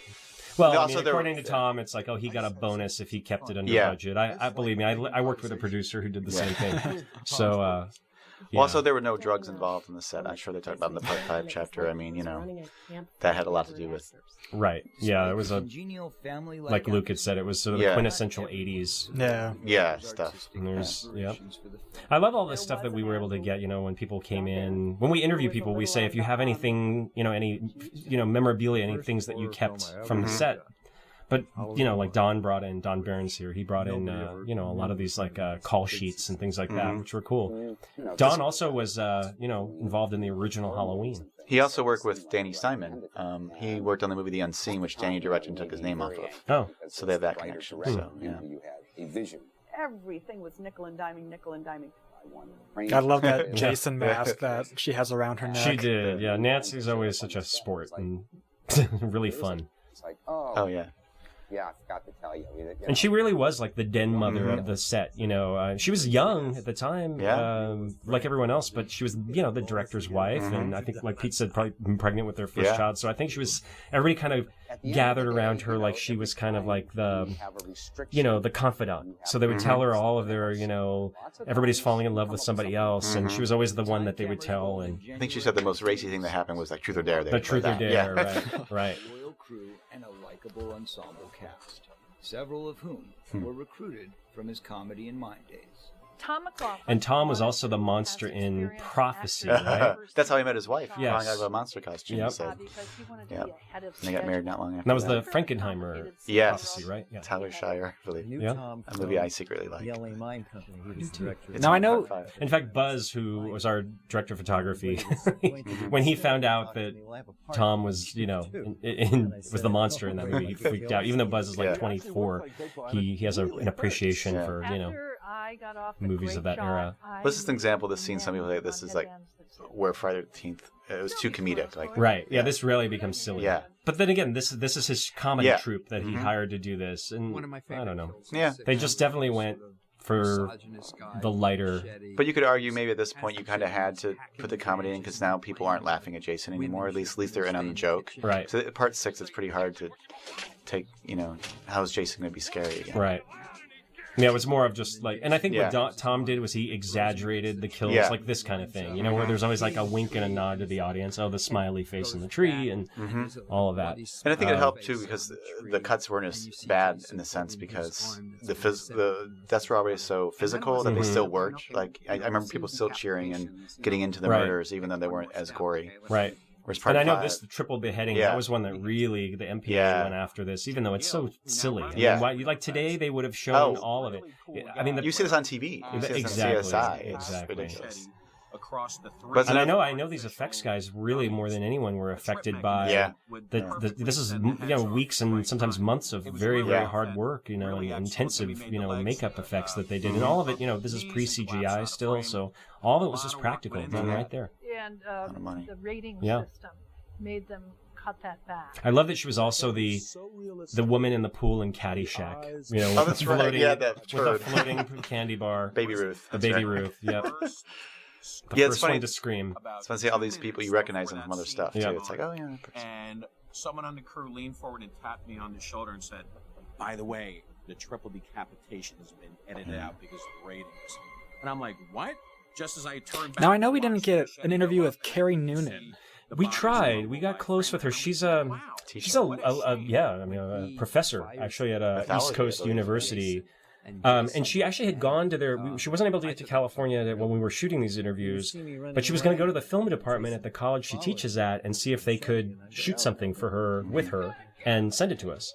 And I think something happened and there was a technical thing at their studio that they weren't able to fix before the end of the semester. So we just never, unfortunately, got the interview with her. But she's very nice. Yeah, she's really smart too.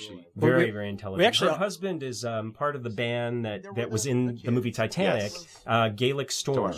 And, you know, her husband, and she's actually part of that. She's been on stage Irish with him. Yeah, she's culture. So they're Irish folk band people. Very old, you know, strong stock in that world, and in fact, I think they were based here. Weren't they, Peter? I think so. Yeah, because I interviewed her here for the book. Right. Yeah, she was. But she was before she had moved UCLA, to Vermont, is where she lives now. Well, God bless her, because a lot of these behind-the-scenes photos came from her. She gave us, I remember she gave me a Polaroid. She was very kind again. And she was at the launch party for Crystal Lake Memories, the book, and it was great to meet her. Yeah. She was very, very nice. Sissy. I should. Doesn't. Renee Jones. Renee Jones. Yeah. Basically, she's religious, so she just said, you know, she doesn't like dark subject matter. She didn't feel comfortable. We got the same kind of response from her. She's on Days of Our Lives. She still is. With Kevin Blair. Spiritus. Yeah. I And don't someone think he's else on too, as much anymore, but she's still on. Stacey Greason was also on. She's in part 7. She gets killed at the beginning. And she's in the soap opera as well. Yeah. A lot of soap people. I think Scott Reeves was on soaps for a long time from part 8. We started the movie. Definitely. Well, Kevin Bacon was on a soap. Of course, right? Early on. Yeah. I'm sure there's more people. We could make a documentary about that. Yeah. be our next project. Well, I think Larry Parker Lincoln said there's this one similarity between soaps and these kind of, like, people like a continuing story. So fans of, these kind of series. So must be true. I think the other clever thing, though, Tom did with this movie were all those kind of nods and winks and references that were very we talked about it in the show, but there were it was very much a a wink and a nod to the audience, but in a way that Scream did much later. He was kind of the first one to kind of take that kind of postmodern thing and incorporate it into a slasher movie, I think. Absolutely. Well, like American from London had comedy, but it was never self-referential, really. Like, they were making That's jokes. the word I was looking for. Yeah. Self-referential. Yeah, he was actually commenting on what was happening. So right. And the fact that they talk about Jason as if he's this kind of, and that we showed that quick little clip from Scream where Drew Barrymore is screaming out Jason is the killer. I think, all the kids in this movie are aware of the legend of Jason. They name him all the time. In part 3, they never say the name Jason. It's never mentioned. Yes, sure. I think, 4 he is mentioned. I think only part 3 they never say Jason. Right? Because the kids have no idea who he actually is. Yeah. Yep. It's interesting. But in this one, Jason is mentioned everywhere. Yeah. He's kind of like he's a legend. all over. He's a legend, and he's part of the kind of, the fabric of the town. They've even renamed the town. I like what Tom said too about he wanted to be like sort of like a feral creature that comes home, like that's his territory. So he returns there. Yep. And then having to return him to his original resting place. He created kind of a mythology of how you have to do away with him, and CJ was really cool too. Yeah, he had awesome. I think he was kind of thrown into the deep end of the lake. No pun intended. He literally had no. I don't think he had much experience at all in front of the camera. We talked about the original Jason in this, right? Dan Bradley. He's talked about. Yeah. Dan Bradley, who's a huge director and stuntman now. He does all the Bourne movies and all that stuff. I mean, he's a big time guy now. I think he was even then. I think he was already kind of known in the business as far as being in the stunt world. Can I tell the story about what happened when I tried to interview him? Or? Oh, sure. Yeah, we tried as well. Yeah, I don't. Yeah, we didn't get a great response from him. Yeah, I remember when I called, and then his agent said, "Oh, great, blah blah," and then Dan calls me, and he answers the phone, and I guess his agent didn't You're talking tell about him. Dan Bradley. Dan Bradley, sorry. Yep. I guess his agent didn't tell him what the interview was about. He's like, "Oh, by the way, what's this about?" I'm like, "Oh, well, Friday Part 6." Click. Wow. Oh, he hung up. Yeah. We didn't get that quite of that kind of reaction, but we definitely got a "I'm not interested" sort of thing.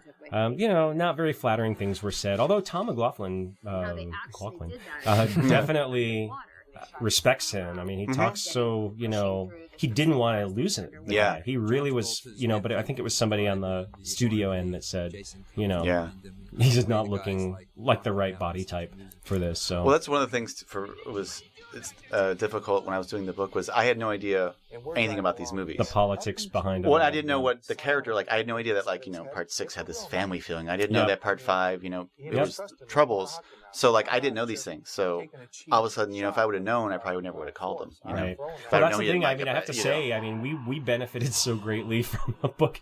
I mean, I knew going into this because I'd been hands-on with the book with you all the way, so I knew who was going to be a problem, who we should approach, who we should avoid, who we should kind of handle with kid gloves. Because it is bad. I mean, the book was, truly the inspiration and the guide for all of this. Yeah, it's tough because, you don't want to upset anyone. You don't want to pester anyone. But you don't know that until it happens that they're not happy. Yeah, we benefited from the fact that you had already pestered them. Exactly. We're like, remember when that guy called you? Yeah. Anyway. Well, it must be difficult, if you're let go from a film. You don't want people... Right. You might not want to talk about it. Though I do have to say, coming up, we're going to meet Lee Coleman, who played the actor who was... fired from Part 8 as the lead, and he was so cool. He came in and he, we didn't even when you and I were working on the book, I didn't know his name. We tried to find out who he was, and I think Brian England, who was the DP of that, just passed away. We just couldn't find him. Yeah, we didn't know who he was, and I think I have to credit Tommy Hudson. I don't know how he dug it up. I think his name was on one of the call sheets that we got from someone. I don't remember who it was, but there was one call sheet that had this name, Lee Coleman, and somehow Tommy found him, and the rest is history. He's on the show. We didn't get Scott Reeves, but we'll get to that he's later. On the DVD, right? He's on the DVD, but they wouldn't let us use those interviews. It's hard, too, because, after a while, people talk about these movies so often, it's like, they probably don't want to talk about it again. Have they done an interview? I don't know. I think that wasn't problem? The case with Scott. I think he's a touring musician, and I think he just was on the road at the time we were doing this. But, there's some of that. Some of it's just, I hate to say geography sometimes. It's hard to get them to us or us get to them. Well, that's why I get it. Doing the book in some ways is easier because you can do it over the phone. I can just, call them up. And with us, it's different. Yeah, you have to get a crew to them, and it's lighting, and cameras, and sound, and make it all that stuff. So, sorry. It just, it's a lot of logistics. But I think the fact that we have this many people is, kind of crazy. It's over 150, I think. In this. Tom spent more time shooting kids and working on. These are great photos. In a lot of ways. That was the first Friday that had kids in it, right? Yep. That were in danger anyway. Yeah. She's laying there, and all of a sudden, Jason. And Karen Noonan actually made a good point in the book that, in a way, by having they always talk about Friday having morality, kids are killed for sex and drugs, and Tom, because of his Christian background, didn't want that. So he purposely had the sex scene be comedic, and no one was doing drugs. So in a way, she's like, it makes it even more random that they're being killed. Right. Because they didn't do anything wrong whatsoever. You couldn't even perceive them as doing anything wrong. Right. Yeah, Nancy talks about that. She goes, I was just, I was driving with my boyfriend. I don't know why I got killed. Yeah. But again, if that works. Tony Goldwyn, we should mention, became a movie star after, a few years after this when he was in Ghost. He was in the movie. I remember I approached him and he said, well, he wasn't in the movie enough, but he sent me that one quote where he's like, well, I'm really thankful because I got my SAG card. Yeah. So he said he's happy about that. Who was it that you and I met, Peter? It was when you were working on the book, and I can't remember who it was, but we met somebody and he said, we would have these get-togethers of what was the worst movie you were ever in? And Tony Goldwyn said Friday the 13th Part 6. Yeah, someone told us that. Who was it? Was it Hugh Jackman? Maybe it was. Remember you and I, Peter and I met Hugh Jackman at Comic-Con, and I think it was that meeting with Hugh Jackman. Hugh Jackman on a TV show in Australia said one of his favorite series was Friday the 13th. Yep. So, long story, but we were able to get to Comic-Con, so we kind of... Not a cost, maybe we'll get a quote or something from him. And he laughed. He's like, I was a fan of the movies. I think that's when he told us. Yeah. But the funny thing was, and we talked about the Hugh Jackman thing at the very end of the show. But what was funny to me and Peter when we met him, and it was in a green room before we was set to go onto a panel in front of it was X2 5,000 people. Yeah, X2. But it was like a huge thing at Comic-Con where people would line up for 3 days to watch their panel. Yeah. And he was supposed to go on, and Peter and I, he kept talking to us. Yeah. We kept thinking, Hugh Jackman's going to just say a few words and move on, and he's very nice and polite, but he just kept talking to us about Friday the 13th. Yeah. So I think it's not an exaggeration that he, I know, I wish we'd gotten that he really did want to play, he wanted to play Jason. Yeah. One of the things that's why he could be an actor. It's interesting because I know these movies were not as big in UK and Australia as they were here. So it's interesting that he was a fan because I know they didn't get his whatever release there. A lot of the movies did. They spoke to him. Yes. When I bent him up, all he did was this was a cool effect. It was funny when we interviewed David Kagan. He just refused to reveal the trick. Well, should I tell you how we really did it? I'm like, I think it's okay. It's been 27 years. Yeah, everyone knows already, don't they? Didn't Tom McLaughlin say it? Yeah, but he was so almost like he thought he was protecting a trade secret. He just wouldn't. I finally convinced him it was okay to talk about it. But it was almost like he wanted a legal disclaimer before he would reveal. We have these keep taking frame after frame after frame out of that thing. That had a huge, reaction. It's sad too. Some of this footage that you wish was in better condition. A lot of this stuff comes from old VHS work prints. Just real rough transfers. That's really all that's left of this material. I found the Fridays lack my. I think there's still something fun about the fact that Tom McLaughlin injected this kind of mythology. It's a little cheesy, but it kind of works for this movie. Yeah.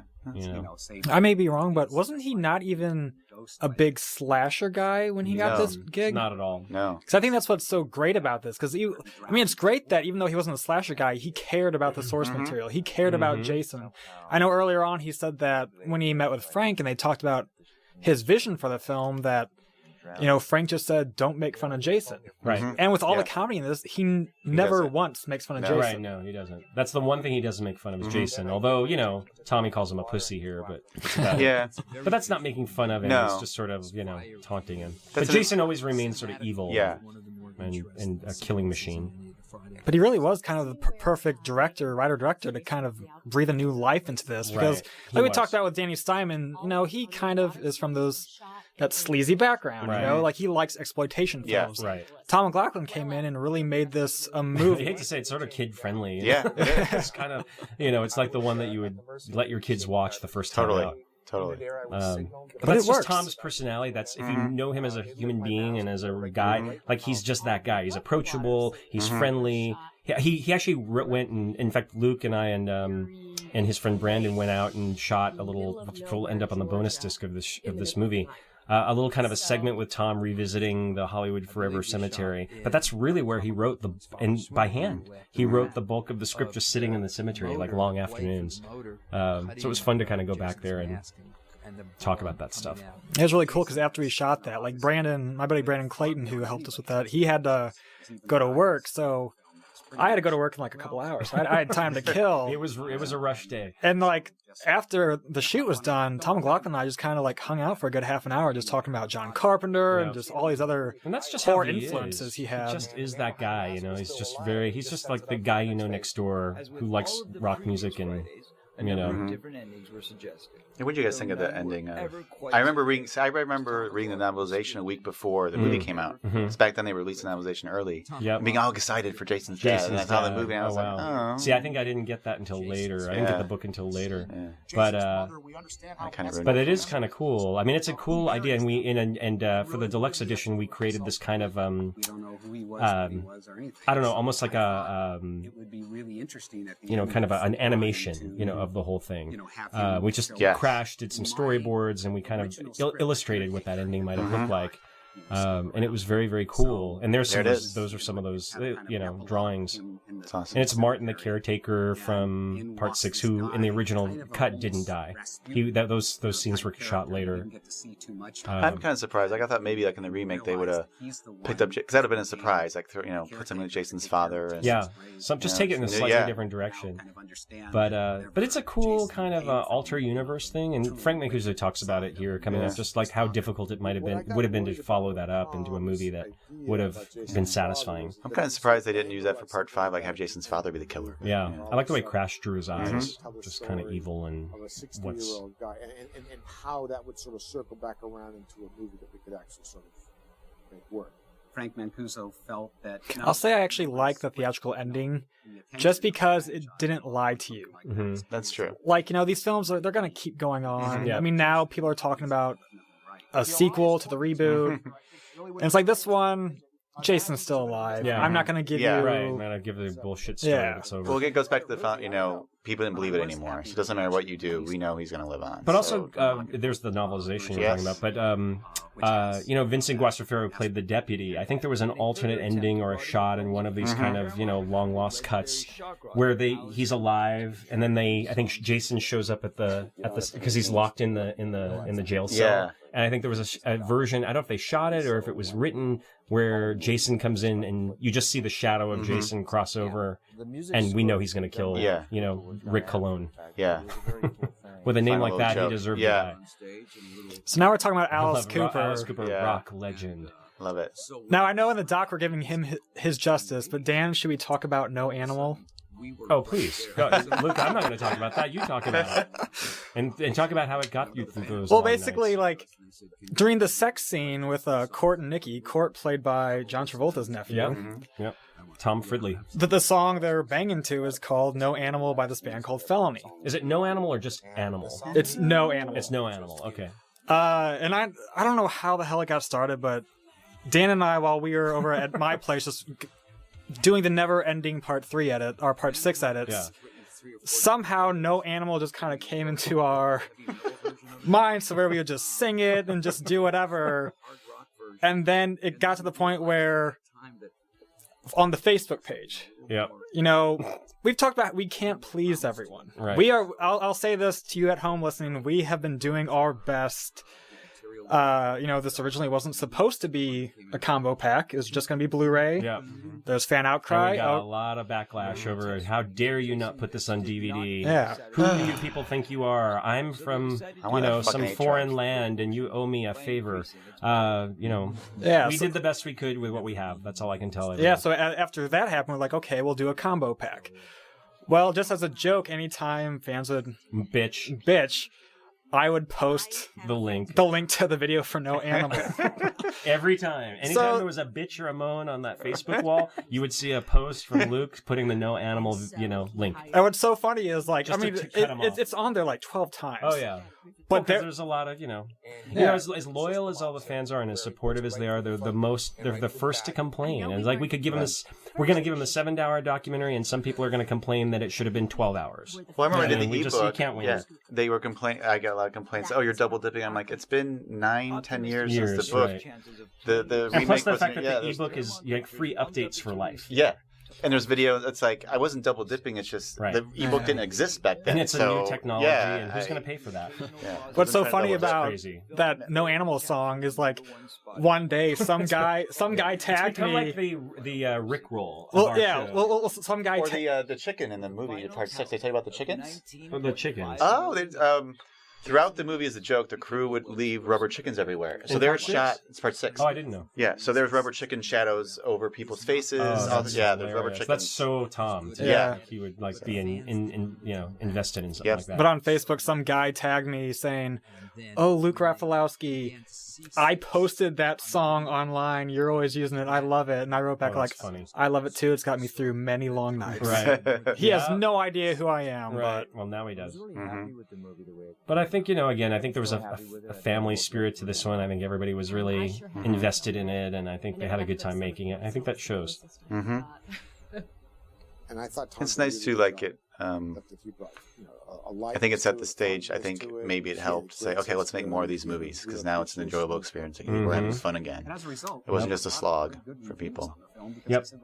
Yeah, well, we appreciate it. We have to say we appreciate everything that Tom and Nancy have done over the terrific. many projects we've done. They've always been so supportive.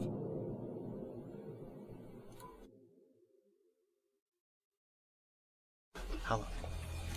Well, all the other chapters had, where the episodes were named after, David Bowie songs. We'll just call this one Intermission, because the TV show was, a nice little sideline to the features. I will admit, like, when I was a kid, I was like, Jason's not in this. I boycotted it. I refused to watch it. Wow. Not that it made a difference, Mhm. But now I regret, because I wish I would have watched it at the time. I started watching some episodes recently when they came out on DVD, Mhm. but I'd never seen a single episode of the series. Even when I did the book, I'd never seen the series, because I just was like, Yeah, I know. I remember I kind of had to... You had to help me. I want to say, no, not help, but I think I had to kind of convince you that we should touch on it. Yeah. I mean, I originally had said you should do a chapter on the yeah. series, and you were like, no. And then I was like, well, you got to kind of acknowledge it. And you were like, well, maybe. It was kind of like a bit of a, not like an argument, but it was kind of like a, I think you just didn't really want to acknowledge like it was canon in any way, if that makes sense. I also was worried. I'm like, I didn't want to take away from the movies. I thought, Right. I didn't want to give like 4 or 5 pages that I could give to a film. Right. I understood But that. now I'm glad. I'm glad it's in there. I think You it's were a right. good. It was a sidebar enough, and I think it wasn't just a sidebar. It was like Yeah, it was you like 3 dedicated pages, 3 or yeah. 4 pages or something to the book, Set it up. and that's kind of what we did here. I will say off the top here, I'm really, really sad and sorry that we didn't get Louise Roby, who played Mickey, the lead of this show, because she lives in the south of France. It was just, I'd said before, it's just sometimes it's really difficult to coordinate a video crew and makeup and all these things that you have to do. She was on board. We were on board. In fact, a friend of mine who lives in France was going to arrange to have this happen. And for a lot of different reasons, it just didn't come together. And it was sad to me because I really wanted to interview her for this. So I have to, if anybody, I want to apologize that we didn't get it's Roby. But we, look, I think we did a nice overview of the show. I don't think anybody else has ever done a documentary on this show. I have to point out the similarities between this series and Warehouse 13 on Sci-Fi Channel. It's so similar.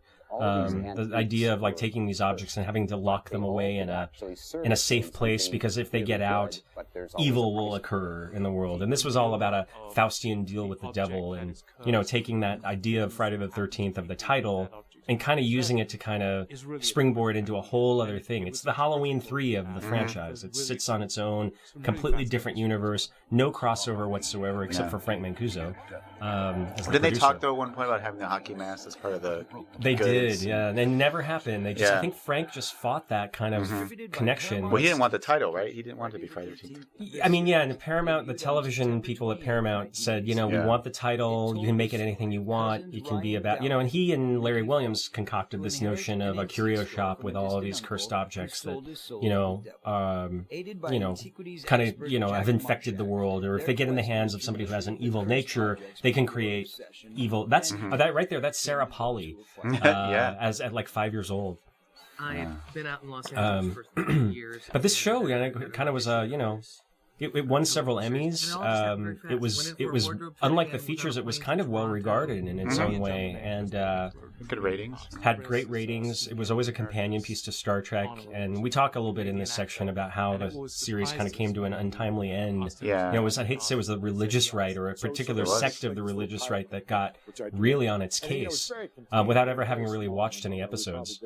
Well, I was really glad eventually when I did include in the book, thanks to you, because they talked about how that was even more sad for some people was the end of the series versus the movies, because they both ended around the same time, I think. Right? Part 8 was the last one, and then the series ended around the same time. Yeah, it was really kind of the end of the Paramount, era of this series. But the series, I mean, for a show called Friday the 13th, it had nothing to do with the features. I mean, this series definitely had some life. I mean, I think they did 72 episodes. Well, also too, I mean, the series did influence the movie series because, in many ways, because Frank started using people from the series to shoot the movie. Like Rob Hedden definitely got the job on Part 8 based on his work on the series. That's right. A lot of crossover in terms of like the talent behind the scenes. Absolutely. Tom McLaughlin directed several episodes after 6.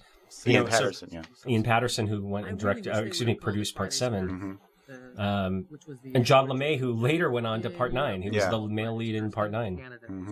And he's talking about here, like in Canada and in some of the foreign territories, when they sold it, they changed the name from Friday the 13th to Friday's Curse.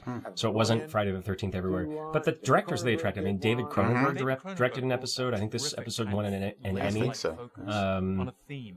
Just they attracted some big names for a little show like this. I think it's impressive, and I think the fact that it had a critical response that was so different from the movies sort of speaks to the fact that they were doing something with a little bit more thought, and a little bit more care. But it's cool that I think Tom came in to do, I think, 2 or 3 episodes. He did this one called Master of Disguise. He did one called The Playhouse, which reminded me in a lot of ways of the Twilight Zone with the kids, the pool, the drowning pool, I think it was called. But it was about a playhouse where they could kind of escape into their own world. But they had to kind of do something, there was sort of in every episode there was the upside and the downside of the curse. And I'm not sure if I'm right about this, but I think this was around the time I remember this really kicked off the wave of anthology series, horror anthology on TV. I remember they brought there being Twilight Zone. So Freddy's Nightmares. I remember something called there's Monsters. Wasn't it called Monsters? Tales from the Dark Side. Tales from the Dark Side and Tales from the Crypt came in later. later. They redid Twilight Zone and Outer Limits eventually. Outer Limits, yep. And War of the Worlds was another syndicated show that came out of Paramount during this era. It wasn't great, but obviously Star Trek coming back the way it did was really what prompted all of this stuff. But John LeMay left after season 2, and I think he didn't realize, in fact he and I spoke kind of off camera about this, is that, I think he didn't realize kind of how important he was to the show. I think he wanted to pursue other things, and frankly, I think today regrets that he left when he did. Now, Dan, how does this compare to Freddy's Nightmares? Because in an interview you once talked about how, like, the Fridays were always kind of looked down upon, but the series was actually pretty good, while Nightmare was always kind of the better series, but there are the film series, but as far as TV show, not it was so campy. much. It's totally the opposite. So when Freddy came to television, it was campy, it was over the top, it was kind of ridiculous and not scary, whereas the Freddy movies were kind of scary.